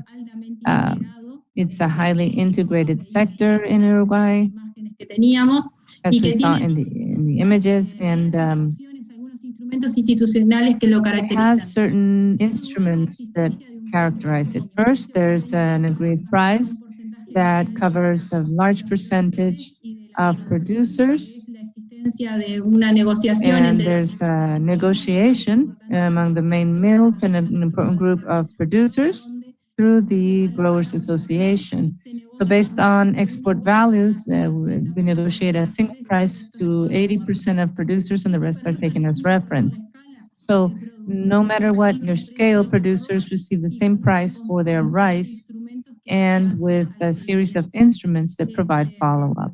Existe un consorcio nacional de semilleristas. There's a national consortium on seed producers looking at the varieties that will be incorporated. It's very important to include the work with our National Research Institute. It looks at genetic development and others. We also have a sector commission on rice that works with an information system that covers the whole country with traceability of production. Lo que se ha generado es que Uruguay compite. And this has meant that Uruguay can compete in highly competitive markets Como hacen al arroz, pero ha or logrado highly regulated markets. And we have achieved levels of competitiveness con altos costos de producción. in a country with high production costs, as Michael said, with difficulties to change this, but with much discussion within GPS, and we have to be very open to all the needs of the international market. De los logros del These are arroz some of the achievements of rice in the world. donde se In debe dar diverse global markets where there should be a response on food security and regulated trade or trade with clear standards can help us achieve our goals. el enfoque de sistemas The agroalimentarios. rice sector has an approach to food systems. This is our foundation. And we have achieved so many things, but there's always a constant challenge of continuing our transformation to have new goals and continue competing worldwide and adapting to the difficulties of past times and current times. And importantly now with the COVID world and everything that's happening, on the one hand, it has allowed us to participate in these very broad types of events virtually. The export sector Cadenas agroalimentarias and agri-food chains are pillars for us to face this great health and economic crisis. They can give us answers in many areas. We have seen in Uruguay that producing food in these difficult times of crisis and with the paralysis of economies, there's an importance to continue providing quality food that can help economies uruguayo agroexportador. continue. The role of the agri-export sector in Uruguay, as we saw from the numbers Michael shared, De que Uruguay has meant that Paraguay can continue overcoming the difficulties of this crisis at times that have been very difficult, such as today. Thank you for the time. contar un poco la I experiencia. appreciate being able to share the experience of the rice sector in Uruguay and the soy sector, which is a complement to us. We always work together. And it's been great to hear other presentations as well. Thank you, Maria Noel. Thank you. It was nice to get a presentation from Uruguay and see the beautiful pictures from Uruguay as well, the beautiful pictures of the rice field that made me kind of think of my own home. I come from rice country in California, Sacramento, so it was nice to see some of those pictures. It was like flying into the airport in Sacramento. So thank you very much. Our next action track is action track 5, building resilience to vulnerabilities, shocks, and stress, sustainability and innovation, the essential link between profitability and sustainability in the Western Hemisphere. This session will explore how and why innovation and environmental sustainability can and must be profitable for producers to ensure the adoption of new technologies and more sustainable practices. This session will feature a comparison of practices and value propositions for producers in the Western Hemisphere with producers in other parts of the world. Our speaker for this session is Michael Dover, the president of ACREA in Argentina. Michael is the CEO of Martinagro SA, a fourth generation, 120-year-old farming business in Argentina. He's currently the president of CREA, as said, the Regional Consortium for Agricultural Experimentation, a 60-year-old nonprofit knowledge management organization in Argentina. It is formed, directed, and financed by farmers. Its purpose is to work in groups, to share experiences and knowledge so that members can personally develop and achieve a sustainable growth of their business and their communities. CREA has approximately 1,900 members distributed in 225 groups around the country, assisted by 300 independent technical advisors and supported by a team of 80 disciplinary professionals at their headquarters. The three pillars of CREA's vision are businesses rooted in their communities, innovation, and sustainability. Michael is an agricultural engineer, another graduate from the University of Buenos Aires, but with an MBA from Cornell University. Michael, the floor is yours. Thank you very much. Hello. Thank ICA and GPS for the invitation. I hope you can hear me well. It's an honor to participate in this program today and sharing the screen with such a great pool of panelists. It has been very interesting and enlightening listening to all the different presentations. And I appreciate the opportunity to be able to share CREA's view about innovation, profitability, and its importance in sustainability. And we want to try to communicate how we believe that the focus on sustainability is really a positive one, and it's the most amazing catalyst for innovation. So I wanted to start with the farmers, and I appreciate Chip Council's excellent example of his family's business. But I think we should start here because this is a business performed by people, for people, and the farms are where an important part of the magic happens. And there's a lot of magic in that relationship.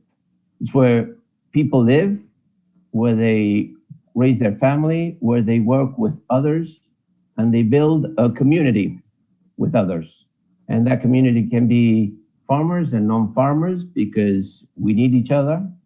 And it's a place where we play, where we interact with nature, where we learn from nature, where we learn that we need to be relatively humble because most of the productive variables are out of our control. We depend on rain. We spend most of our day looking up and the rest of the day looking down for bugs and weeds.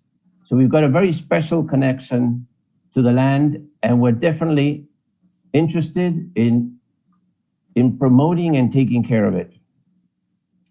And although we think we do big agriculture, it's not about large and corporate farms. We've already heard other panelists showing how a great majority of the businesses are run by individuals or their family. And the Argentina data is exactly in the same line. We're much more similar across the world than different. Probably one of the advantages in Argentina, we're slightly lower in average age, but it still makes us very, a 53-year-old is still very interested in not only being successful, but to transcend. And in that transcending is the land, the business to the next generation. Also, as we saw around the world, most of the farmers live on their farm. And if they don't live on their farm, they live very close by in the community. And about 1/3 of all farmers in Argentina can not only live with their farm, but they need to or hire another farm or work in another activity. So there's not a lot about large or corporate in the farmers around here. So given all I've mentioned, really is farmers are already wired to think ecosystem and sustainability. We love our land, we need our land, it's a key resource to raise our families and to develop. We rely on a lot of other people to start off in our own communities for services, to buy our products, to educate our children and build a healthy community. And last but not least, we need to make a profit.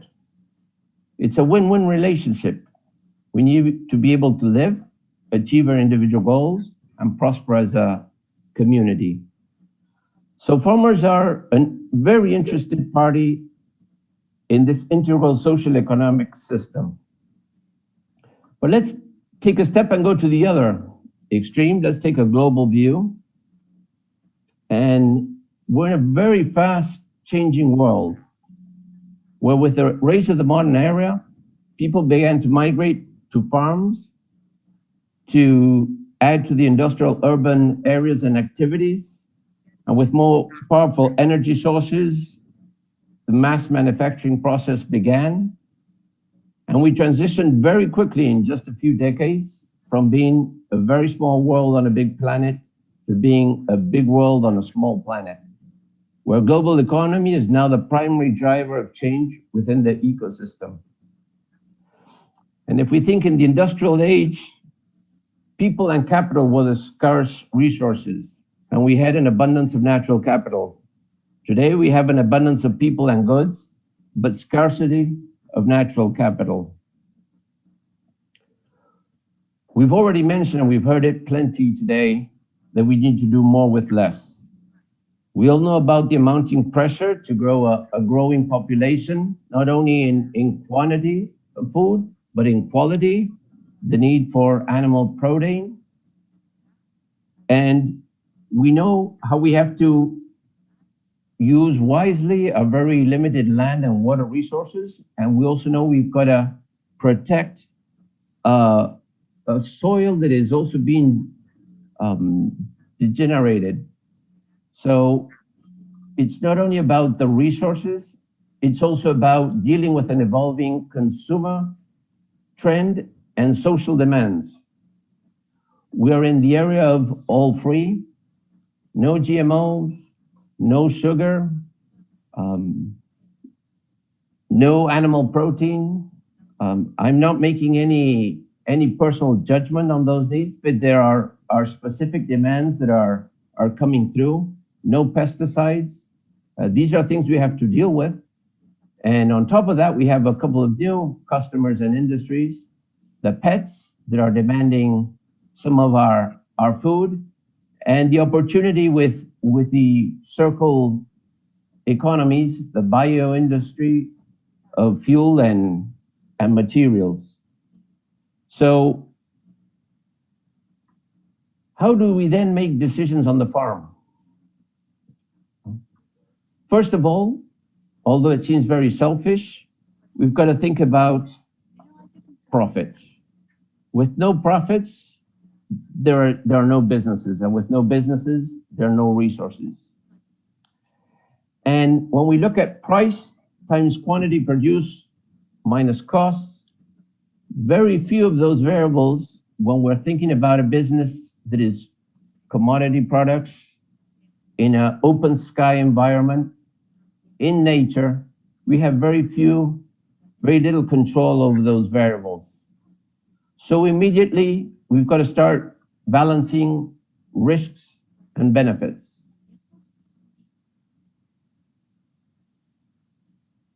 And finally, balance short and long term. Because although we're thinking in systems and multi-year program, various factors come into play. Since what are my personal needs, immediate personal needs? How did my business go last year? What is the access to credit?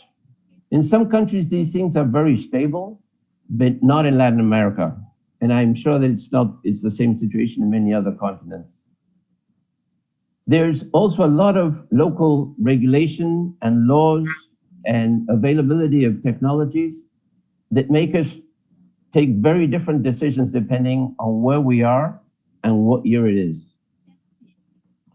So the tools we have to deal with this uncertainty is diversification to manage the current risk and uncertainty, and innovation to try to change reality, improve results, and increase the predictability and stability of our systems. Just a few examples I wanted to touch on to show how farmers are already connected, are looking for sustainability, and as soon as technology is available, or if we get wrong signals from regulatory or politicians, we react to them. And these are the last 15 years of the sown area of different grain and oil crops in Argentina. And we can take the example of corn, where after the 08-09 severe drought that we had in Argentina that was very widespread, and particularly had corn that, as we know, its yield is defined within a very narrow window. Producers sharing their experiences started to notice that there were farmers in the west of the country where they had fewer rainfall, were planting corn later in the year. That moved the critical rainfall period into a later month. And we saw that particularly in the main corn belt, moving the sowing season 1 month was enough to create better conditions for the corn to prosper. This is not thinking in reaching the maximum yields, but lifting the floor of the lower yields. And with that, the practices began. We started sharing the knowledge, and very quickly the seed companies jumped on board and added the technology to those varieties, because these are crops that are going to be on the land for a larger period of time, entering winter periods where they're more susceptible to bugs and diseases. And so through that innovation, first process and then adding technology, is that we started to grow the corn business in Argentina. Then we've got a wheat example where, because of external pricing and the price of bread locally, the government tried to detach the price of bread from wheat. That wheat only impacts about 7 to 9% of the price, and they closed exports. Farmers very quickly had to react, not because they believed this was a wise sustainability decision, it's because they had to live and they had to make sure that their businesses prevailed. Very quick reaction. When the restriction was lifted, people go back to their ideal behavior.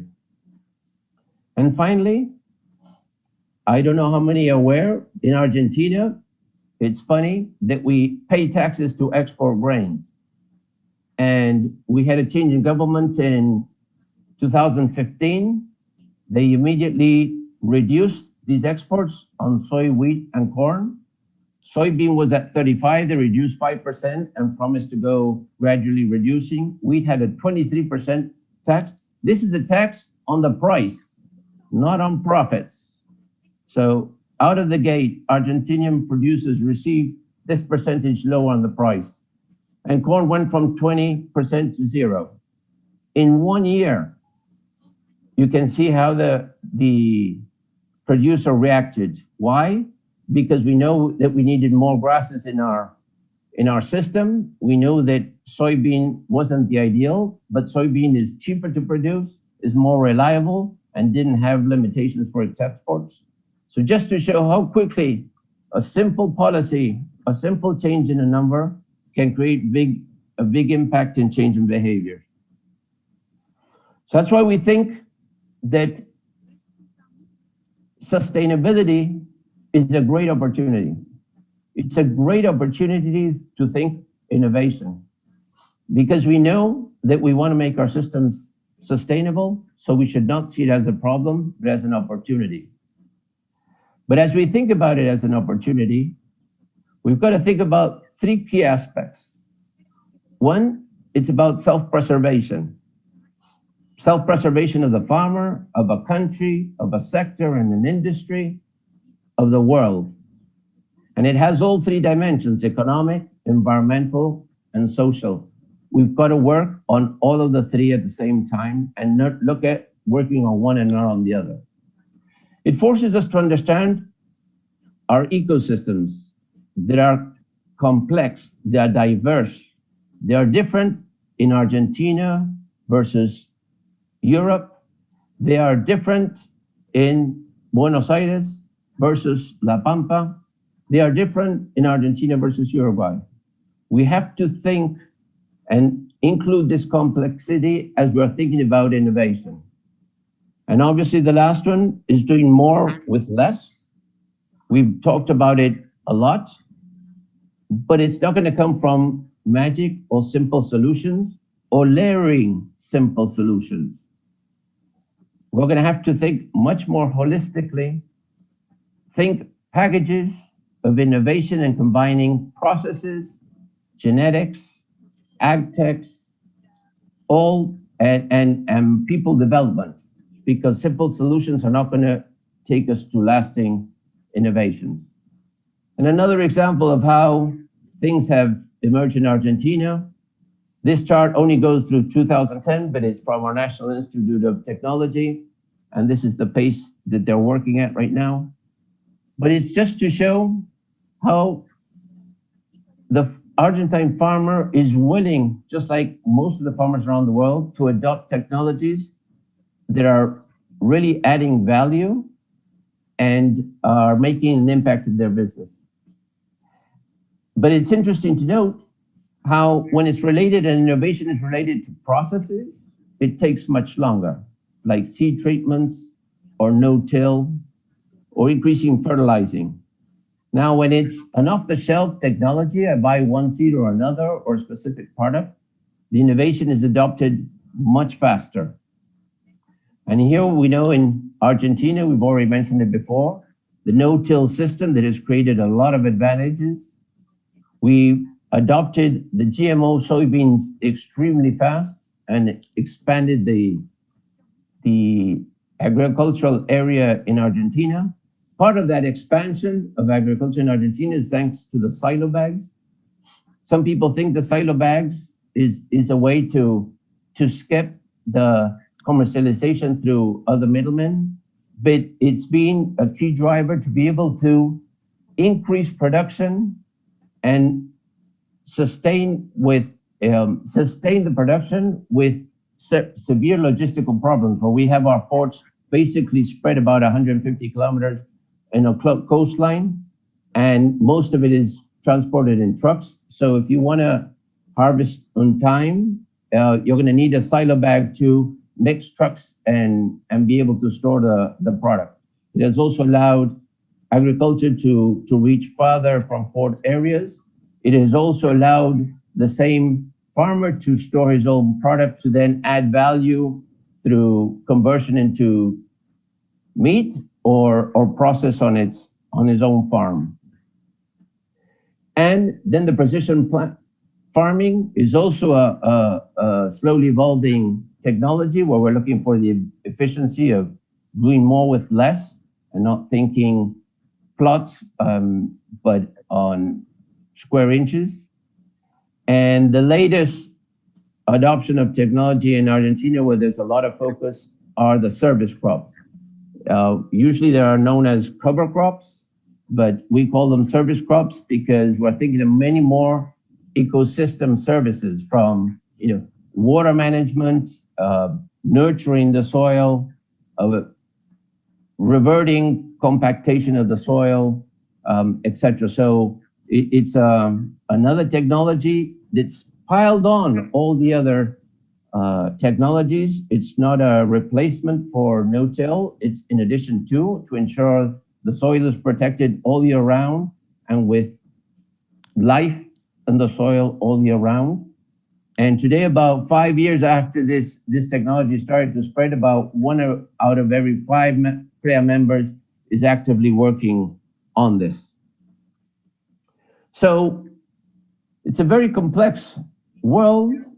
We work on complex ecosystems on our farms, and what's better to innovate than getting a little help from our friends? And that's what CREA does. CREA is what we feel an organizational innovation, where the objective is help us harness complexity and help us develop both our companies and the country. CREA stands for Regional Consortium of Agricultural Experimentation. It's a private nonprofit formed, managed, and financed by farmers that are seeking to generate knowledge, common agendas, and common language. The first group was born in 1957, before internet, and it was generated because of an environmental issue, wind erosion. The farmer didn't know how to resolve it, and he knew that if he resolved it on his own, it wouldn't be a solution because he had to do this in conjunction with his neighbors. So the process began, spread very fast, and now we're already 61 years old. And we've been working with the neighboring countries, and there are already CREAs in Uruguay, Bolivia, and Paraguay, and we've had some transfer of technologies to some other regions. But the value proposition is very, very simple. It's shared to improve person to person. Basically, everything you learned in kindergarten. The only thing we added is a set of very robust culture and values, because you need a lot of generosity, a lot of teamwork, and a lot of humble spirit to share, to be able to show your soft sides and share your secrets so everybody can benefit from it. The key aspect is this learning by example to cut costs. You need peer support because adopting new technology is not always easy. And when it's not support, some peer pressure takes you a long way. It's essential to have a lot of diversity of skills, of activities. We are disseminated around all of Argentina in all kinds of activities, and we learn across activities. And it's critical to work in interdisciplinary teams. And what's also fundamental is a constant private-public collaboration. Because if we really want to instill long-term and sustainable changes, we have to work with the public sector. And then to mention two last key building blocks. One is take decisions on data and evidence-based knowledge, not on assumptions or what we think is happening. And then everything that we learn, we treat as an open code knowledge and we share with the rest of the community. The cell of our organization are groups of 8 to 12 business people that gather together, create an agenda, and work to make better decisions, and then also work with the community to make an impact in the community. A key figure here is a technical advisor. We like to work in pairs, always with a business person and a technical advisor that is contracted by the group, for the group, and dependent on the agenda that that group has. But then we work also at a regional level and at a national level with agendas that spread with others to create, as we mentioned, common language, common agendas, and make things happen. We like to think that at CREA, we create context, where we create scenarios and lay out issues for people to come and play, and we articulate the ecosystem to be able to co-create knowledge and innovation, improve processes, and at the end of the day, make better decisions and policy making. Just a few examples to show how we work on this multi-dimensional and multi-front projects. We do not only focus on technical aspects of the farm, but we have several projects, and our projects are always done with others. For example, we have a network, the Redes, is a study of production systems where we're trying to seek better ways to produce with less. And so we're working together with the University of Buenos Aires, it's a state university, the National Institute of Technology, with APRESID, that is the Argentine Association of No-Till Producers and CREA. And we're putting all our efforts together to first understand what is out there, put numbers to it, and then promote new ideas so we all can go behind the best production method possible. We've got CREA Lab. CREA Lab is an incubator. We started incubating ag tech folks. We made contact with non-agricultural universities. And the biggest problem in the ag tech is joining the 2 points, somebody that has a problem and somebody that has an idea. And it's been so successful that now we have been supported by the Inter-American Development Bank, and we've added Nestors, that's a group of producers that are willing to accelerate and put funds into the ideas, because if there is an idea that's going to solve a problem, we would like it to be successful as soon as possible. We also create programs with education, like These Are the Soils of My Country, where what we do is we try to connect with schools and have them bring up a topic that worries them, and then provide assistance with technicians, CREA and not, with farmers from the community, and through science and scientific protocols, resolve it and make conclusions and recommendations to improve that process. And then we're working also with the FAO, the Argentine Association of Soil Science, etc. And finally, one of our most recent programs is taking farmers and city mayors to another country. We started with the United States, not necessarily because it's the model, but it's a good way to talk about the issues we have locally in another context and be able to look at it in different eyes. So as I go wrapping up, and I think, well, how do we translate all these challenges into policy? Well, it's all about aligning. I think there are three key challenges. One is align sustainability criteria along the entire value chain, from consumer to producer and between regions. We have company and products promoting certain benefits, and then the question is, how do I translate that back, trickling back through the supply chain, trickling back between countries and regions, so that I can, at the farm level, understand the criteria I need to adopt to be successful. Second, we need much more research and data on what truly adds value to sustainability. There's a lot of ideology, there's a lot of sensations and feelings. We have to resolve the issue around GMOs or no GMOs. Let's get the data out, let's talk, and let's agree. And then finally, we need to create the appropriate geopolitical conditions and regulations to promote investments in sustainability and ensure that this is not only a dream, but a true reality. And finally, I would like to paraphrase Georges Clemenceau. He's a French statesman who served as Prime Minister of France twice, including successfully leading the country out of the end of the First World War.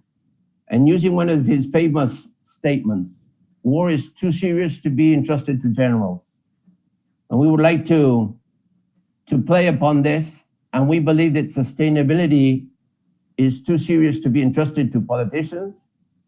And we don't want to take the pun, and we don't want to be unfair on politicians, but a lot of this goes through politics. Politicians many times are driven by short term, or are driven by the larger sectors and not by the right sectors. And the same applies to any other specific stakeholder. Sustainability shouldn't be defined by a region, a country, an industry, or sector. It has to be agreed between everybody, and very especially using one language, the language of science. So thank you very much for your time, and congratulations to ICA and all partner institutions that dreamed this event, and they put it together so quickly. Thank you very much.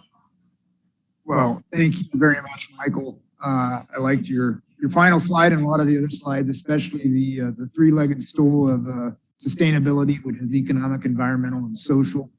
It's a great segue into our last section, which is on international trade in the food systems. This session will discuss the extent to which international trade is a key component of the structure and sustainability of food systems and food security. This session will explore the important role that science-based standards play in supporting fair trade, food security, and socioeconomic development.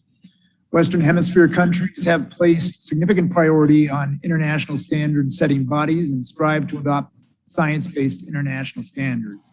It is important for policymakers and producers to understand the motivations and the benefits of these efforts. So our concluding speaker for these 5 action tracks is Gary Martin. Gary Martin is the president and chief executive officer of the North American Grain Association, or NAGA, since June of 2000. Since 2014, he has also served as the president of the International Grain Trade Coalition. In addition, his many industry leadership activities include service with the U.S. Food and Agriculture Dialogue for Trade and the Canada-U.S. Grain and Seed Task Force Group, and the board of directors of the Soy Export Sustainability LLC. Gary also served in the administration of President George H.W. Bush at the U.S. Department of Agriculture as the Deputy Administrator of Commodity Operations and as an officer of the Commodity Credit Corporation. In the first year of the Clinton administration, he served as an advisor to the Special Ambassador to the former Soviet Union at the Department of State.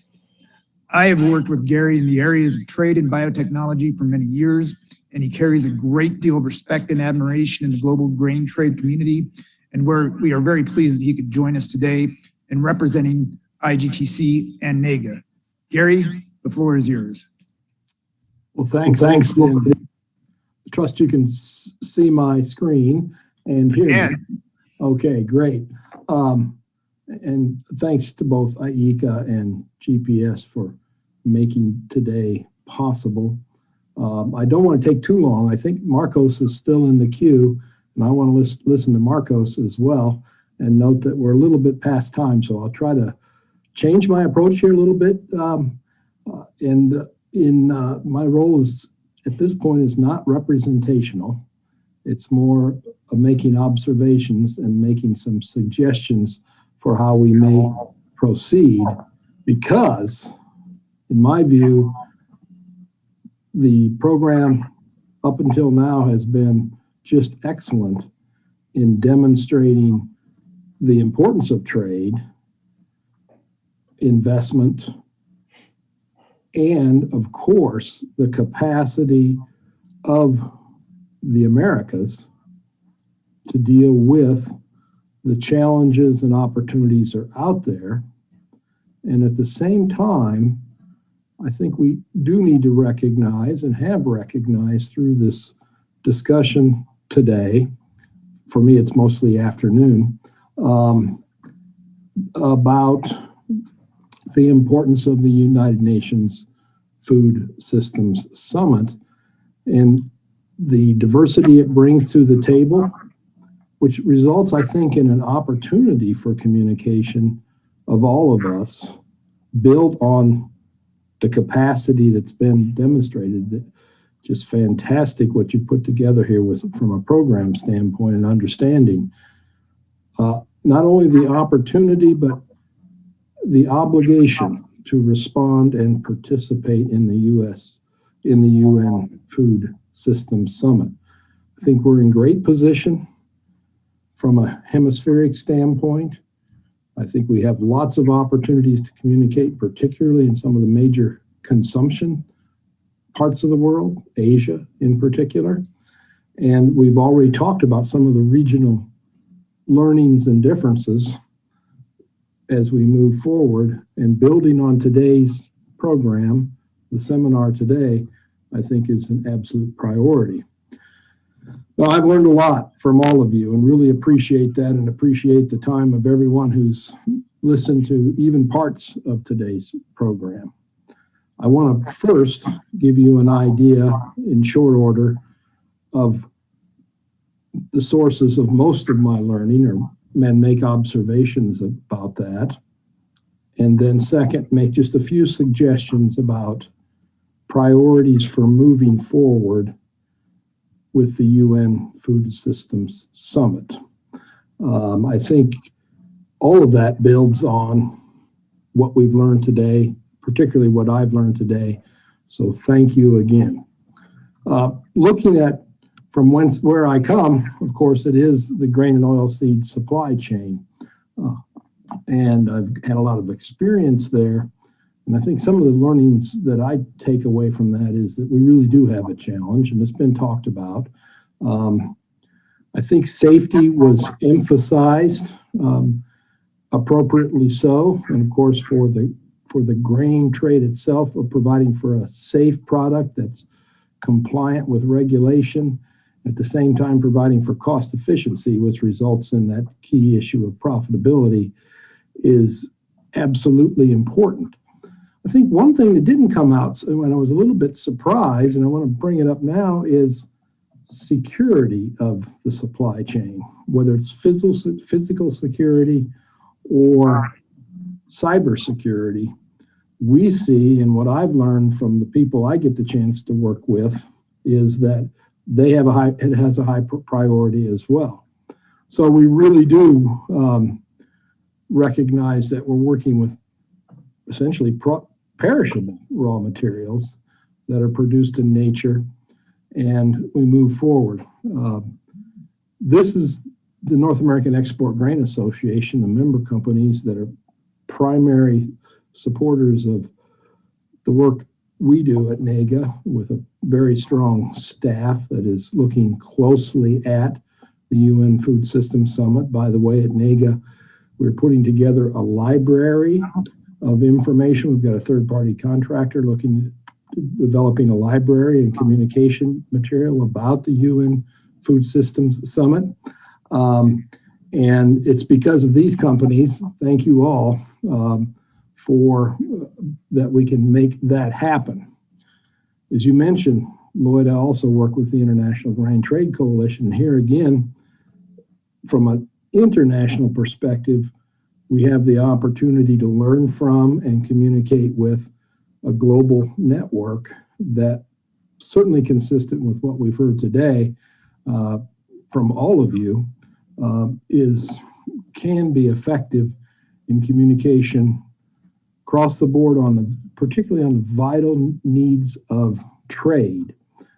And I take great inspiration in the vital nature of trade, because food security, and I'm looking at the United Nations definition, which I think is appropriate here, given that the fact that we're dealing with the UN Food Systems Summit, we do need to provide for perceived and physical access to safe supplies sufficient to meet basic needs and preferences. And we do have a concern about food insecurity and the increase. I mean, we have to note, coming off of the pandemic, the increasing slope with respect to virtually all measures of hunger and nutrition that has occurred. And here in the Americas, it's been demonstrated today that not only do we have the capacity and the history of being able to provide for so much of that reduced food insecurity as well as food security, but we also have the communication capability and the understanding of what messages need to be communicated, that we can deal with both food security and food insecurity, because we know, I'm moving forward faster than I want to move forward, so I'm going to go back. We know that the need has never been greater to do what we're doing today and really increase that productivity. Lloyd, you've mentioned it so much time, and strengthen international as well as domestic markets. Markets and trade tie production at the local level to local consumption all the way through around the globe. And we know the resource allocation that's necessary, the efficiency that we need to drive, really demands that we provide for trade, allow for comparative advantage and necessary specialization to occur where it needs to occur, and allow for a diversity of production methodologies, as well as the ability to respond to diverse consumer demands. Technology has been addressed aggressively today, and it again demonstrates our capacity in the Americas to discuss the importance of technology, but also we've talked about technique, how we produce, not necessarily, and how we move forward. And I think the understanding and the communicating understanding of technique is critical globally. Of course, creativity is inspiring here. I mean, we know that the systems we work with, the people we work with, the investments we all work with can respond to a variety of markets from a variety of sources. We are in a global sourcing environment with grains and oil seeds and other agribulks necessarily so because of the limitation in resources.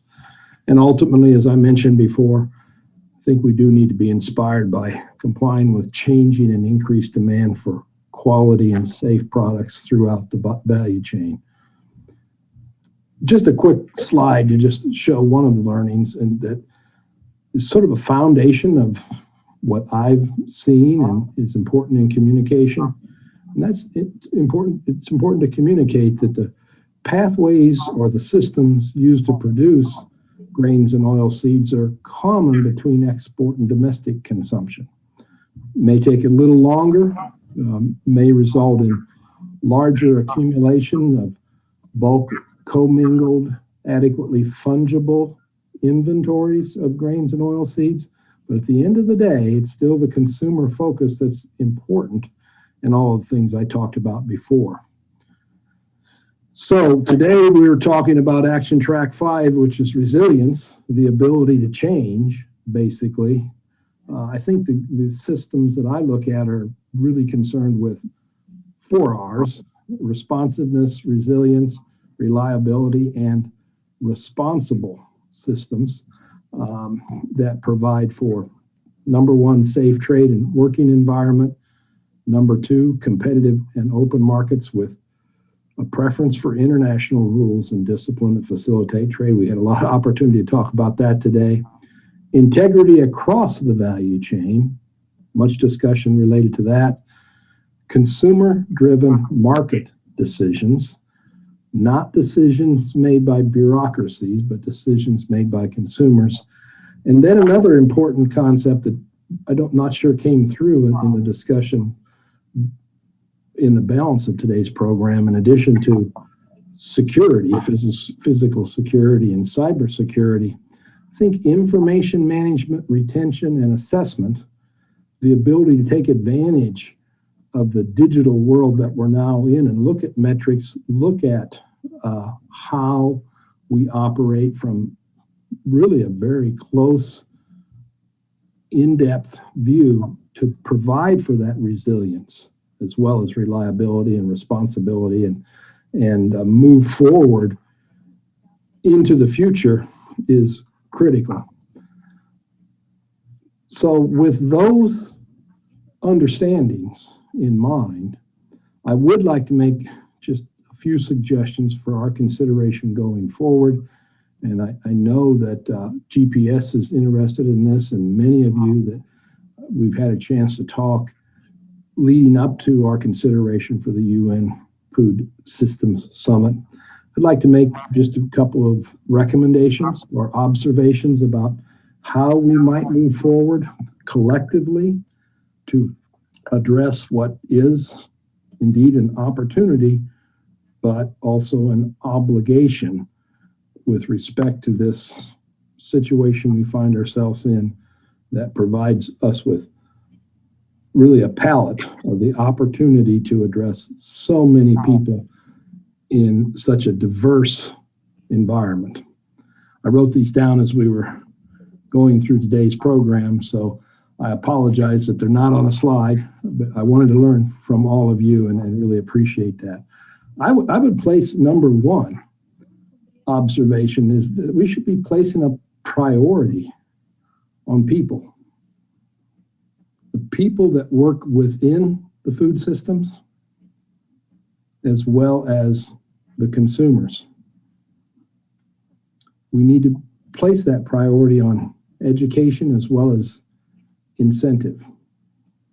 And those priorities would include enhancements to welfare, as well as mobility and leadership.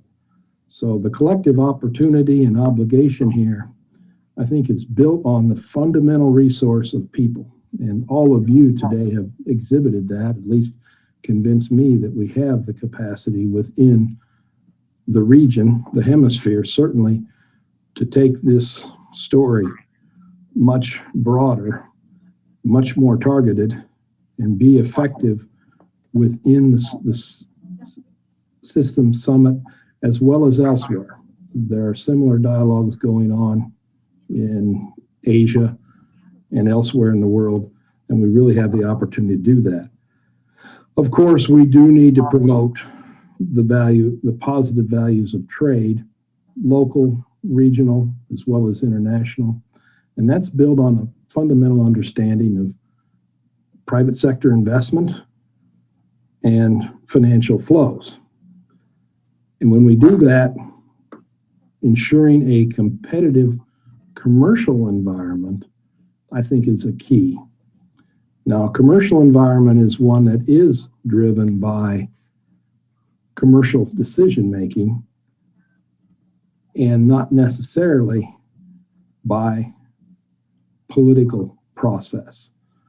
And I think that's something that we need to focus on. I've mentioned maintaining physical and cyber security. I think secure systems, along with systems that provide for safe product, are an absolute key in international trade in particular. This can be done as long as we can provide for international movement of intellectual capacity. So there's an important connection here with the academic world that needs to be made, and international movement of capital to provide for investment, as well as people and labor. And that results in, when we think of resilience, infrastructure may have to be modified, and a global marketplace for profitable investments is absolutely critical. And that is fueled by people and academic research. I do think, and it's been brought out many times during the seminar today, that providing for transparency and accountability across the board is important. I haven't heard a lot of discussion about transparency and accountability in official practice. I've heard fantastic discussion about transparency and accountability in commercial practice. So I think we've got, again, a great story to tell and the capacity to tell it from a commercial perspective, but it also applies to official practices. Government practices need to be transparent and accountable as well. Final point, and I know you all share this, but I'm not going to last too much longer here because I do want to listen to Marcos. We do need to renew our commitment to lowering trade barriers in order to facilitate trade. And there's many ways we can do that. There's many effective ways we can do that locally, nationally, regionally, and internationally. An international rules-based system with appropriate arbitration is important. Of course, dispute settlement is critical, and a commitment to that to support trade and investment and the people behind the systems of the future is absolutely critical. Lloyd, I'll turn it back to you. Again, thanks for the time. Thanks to all of you for such a robust and complete discussion today. I took a lot of notes and stand ready for future discussions and meeting our obligations to address these types of opportunities. Thank you. Well, thank you very much, Gary. Thank you very much for the partnership that NAGA and the IGTC has provided to farmers across the hemisphere and to this institution. Very strong and important partner for us. We appreciate your time and your contribution. Unfortunately, Marcos Yank, a professor of economics at Hemisphere in Brazil, had to leave us, but we will get his presentation both placed online, and we'll ask him to tape his presentation as well, because both Horace and I spoke with him a couple weeks ago, and he had a very inspirational commentary that I think would be good to tape, and we have the technology to do that. And so we'll provide that for everyone, as well as for the UN Food Systems Summit. So for now, we'd like to conclude with a farmer from Argentina. Her name is Maria Giraldo, but Pilu is what she goes by. Pelu's family has been producing in the province of Santa Fe, Argentina, for 5 generations. As the daughter of one of its founders and honorary president of APRESID, she bears in her DNA the legacy of the commitment to production linked to environmental care and social development, together with institutional participation. Pelu participates and is a member of different institutions and initiatives in the country and globally, promoting Argentine leadership in defense of sustainable production systems and the power of the bioeconomy to face current and future demands of humanity. She promotes the role and voice of producers in local, regional, and global discussions. Between June 2016 and 2018, she was the policy coordinator for sustainable development in the Ministry of Agro-Industry of Argentina. In 2016, she received the 10th Kleckner Prize that recognizes the voice of producers in world agriculture, awarded by the GFN during the annual Borlaug Dialogue, or the World Food Prize, as many of you know it. Pelu is also a valued advisor to ICA in many different ways, and we can think of no better person to help us conclude this forum. Pelu, the floor is yours. Bueno, Leo. Lloyd, I have to say I feel a lot of pressure now. First of all, I have to congratulate you because this is truly what we need. And it's what we need, especially moving towards the UN Food Systems Summit. So I truly want to congratulate ICA and GPS for this proposal and for helping us have all the voices directly involved in global food systems and agri-food systems that the summit needs to hear. We were able to look at all the growing demands on our agriculture, the global demands of producing more with less, of having less of an environmental impact each time, to become part of the renewable energy use, to show greater capacities to mitigate the effects of climate change, to be resilient and adapt to that. And far from giving up this or making us feel overwhelmed, it truly stimulates us, and it gives us the peace of mind that knowing that we have knowledge, and knowledge is the door. We've heard from Dr. Otero saying science, science, science. We have to be adamant with this. We are supplying the basic needs for humankind. There's no place for ideologies and feelings over science in this context. As we heard from Marcelo Regunaga, for over 30 years, we've already been working on this pathway of improvement, of continuous improvement, of sharing knowledge, where this large matrix that is fully represented, the matrix of institutions, the networks that we have with entrepreneurs, business people, research, science, technology, it all helps us continue along the lines of improving constantly. We don't have any formulas, of course, but this summit asks us to have positive impacts. What we have covered, the ground covered over 30 years here, we've done it by looking at nature and inspiring ourselves in nature to, from that, incorporate new technologies, to use nature as our inspiration. And we know that we can increase production every time on smaller surfaces. Again, another demand of humanity, that we do not use more and more land, and even trying to avoid any use of fragile lands.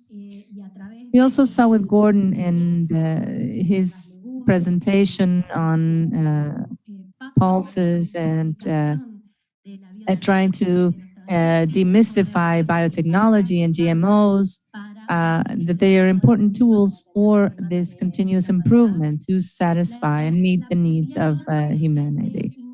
The possibility of increasing the horizon of the available technologies to have sustainable intensification to diversify our productive matrix and to have a greater range of options in this sense, not just producing more with less, but also the great possibilities science and technology provide to begin working towards bioeconomy, how to direct the flow of carbon that we produce into biomass, and so that each of our regions can become a big factory, a job creator,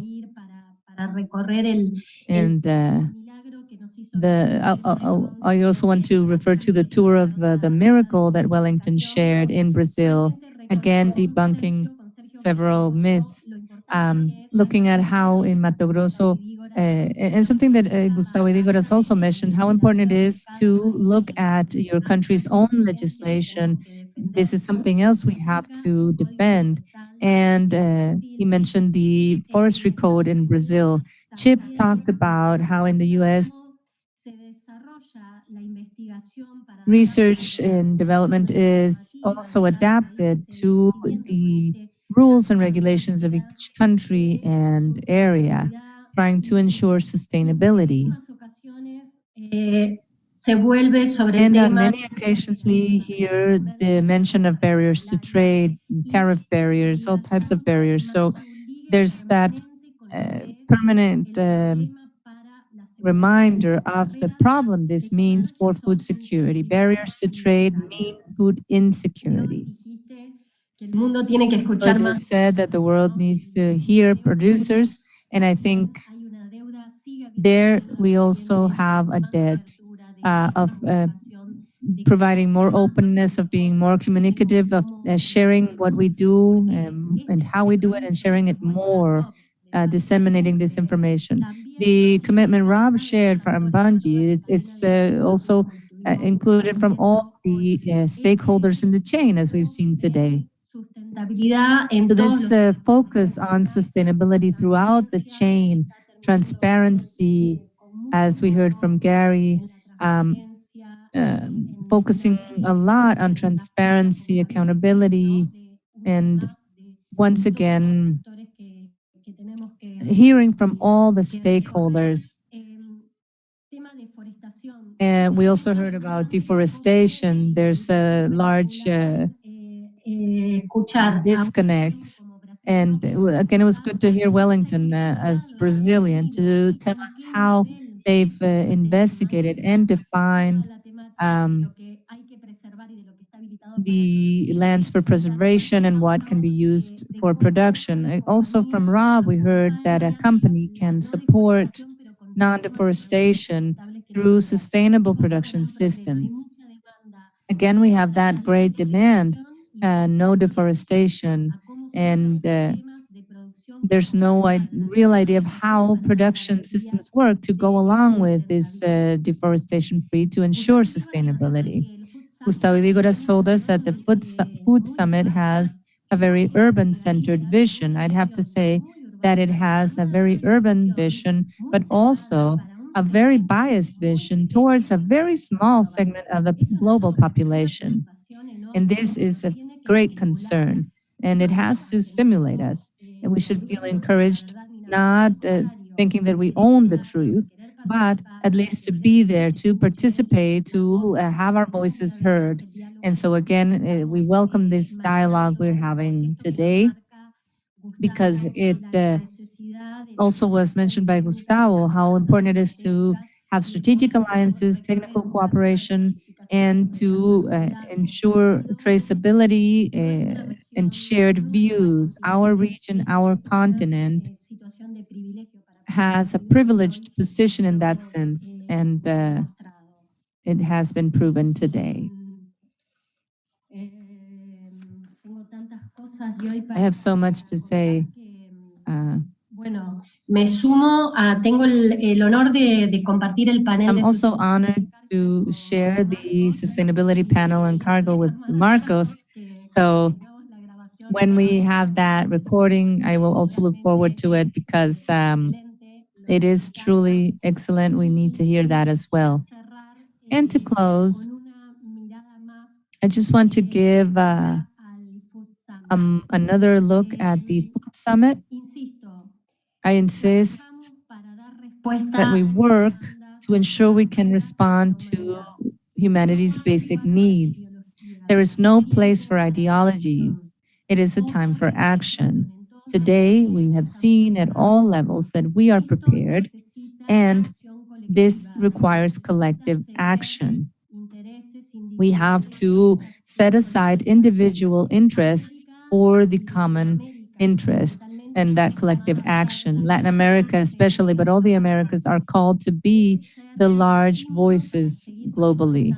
This should encourage us to continue along this path, to improve and to have a strong, clear voice in the Food Systems Summit. What better than having ICA as one of our champions at the summit to help us coordinate and articulate our position to ensure our voice can be heard at that maximum level of global discussion. This maximum level of discussion should also open the possibility for us, agroecology, agronomy and ecology, to show all the forms of production we have. America, the Southern Cone, is a leader for many years now on models and sustainable production systems where the world, 80% of the world is not adopting them yet. And to that, we should add that there's concern from women, youth, and small-scale producers where we need opportunities to ensure access to these sustainable production systems.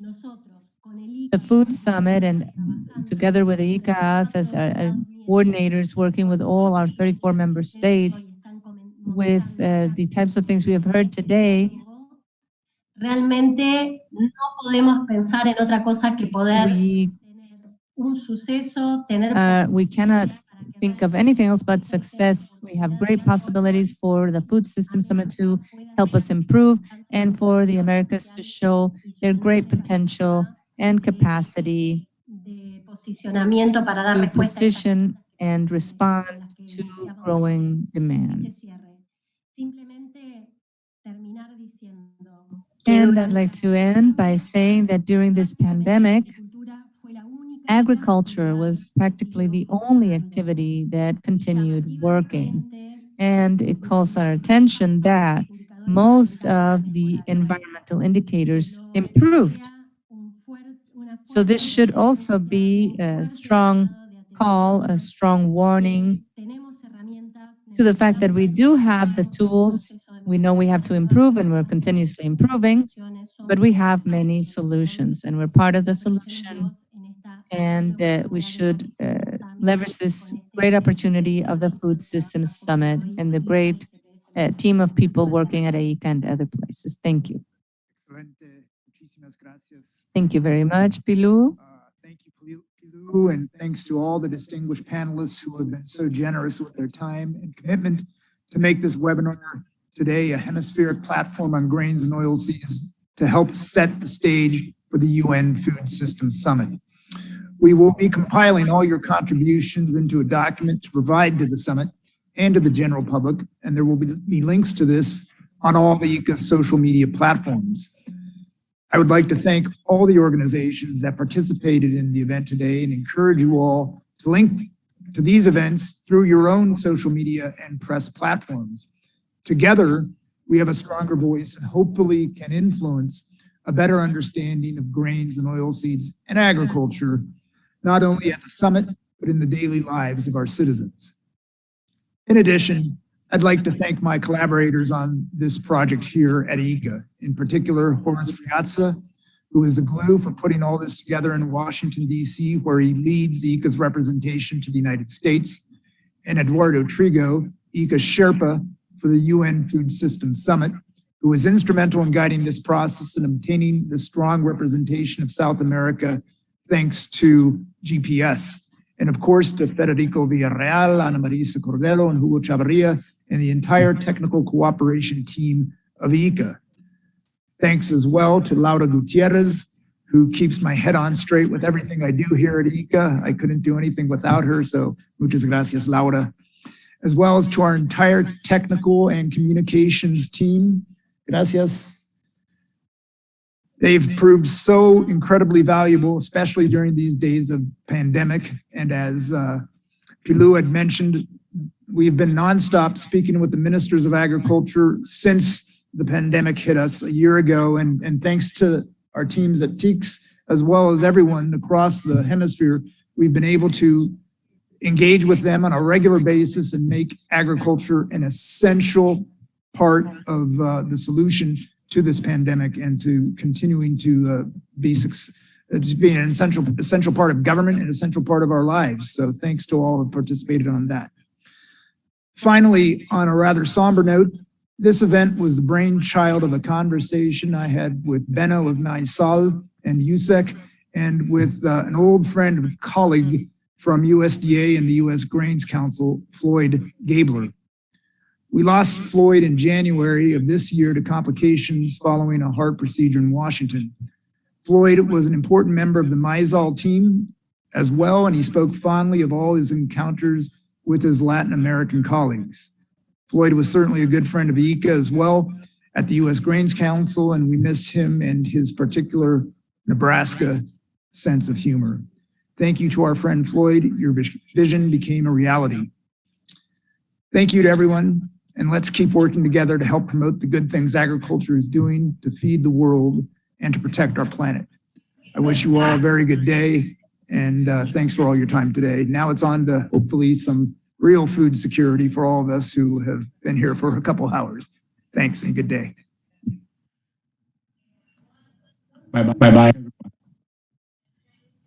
Excellent. Thank you very much. Obrigado. Muchas gracias.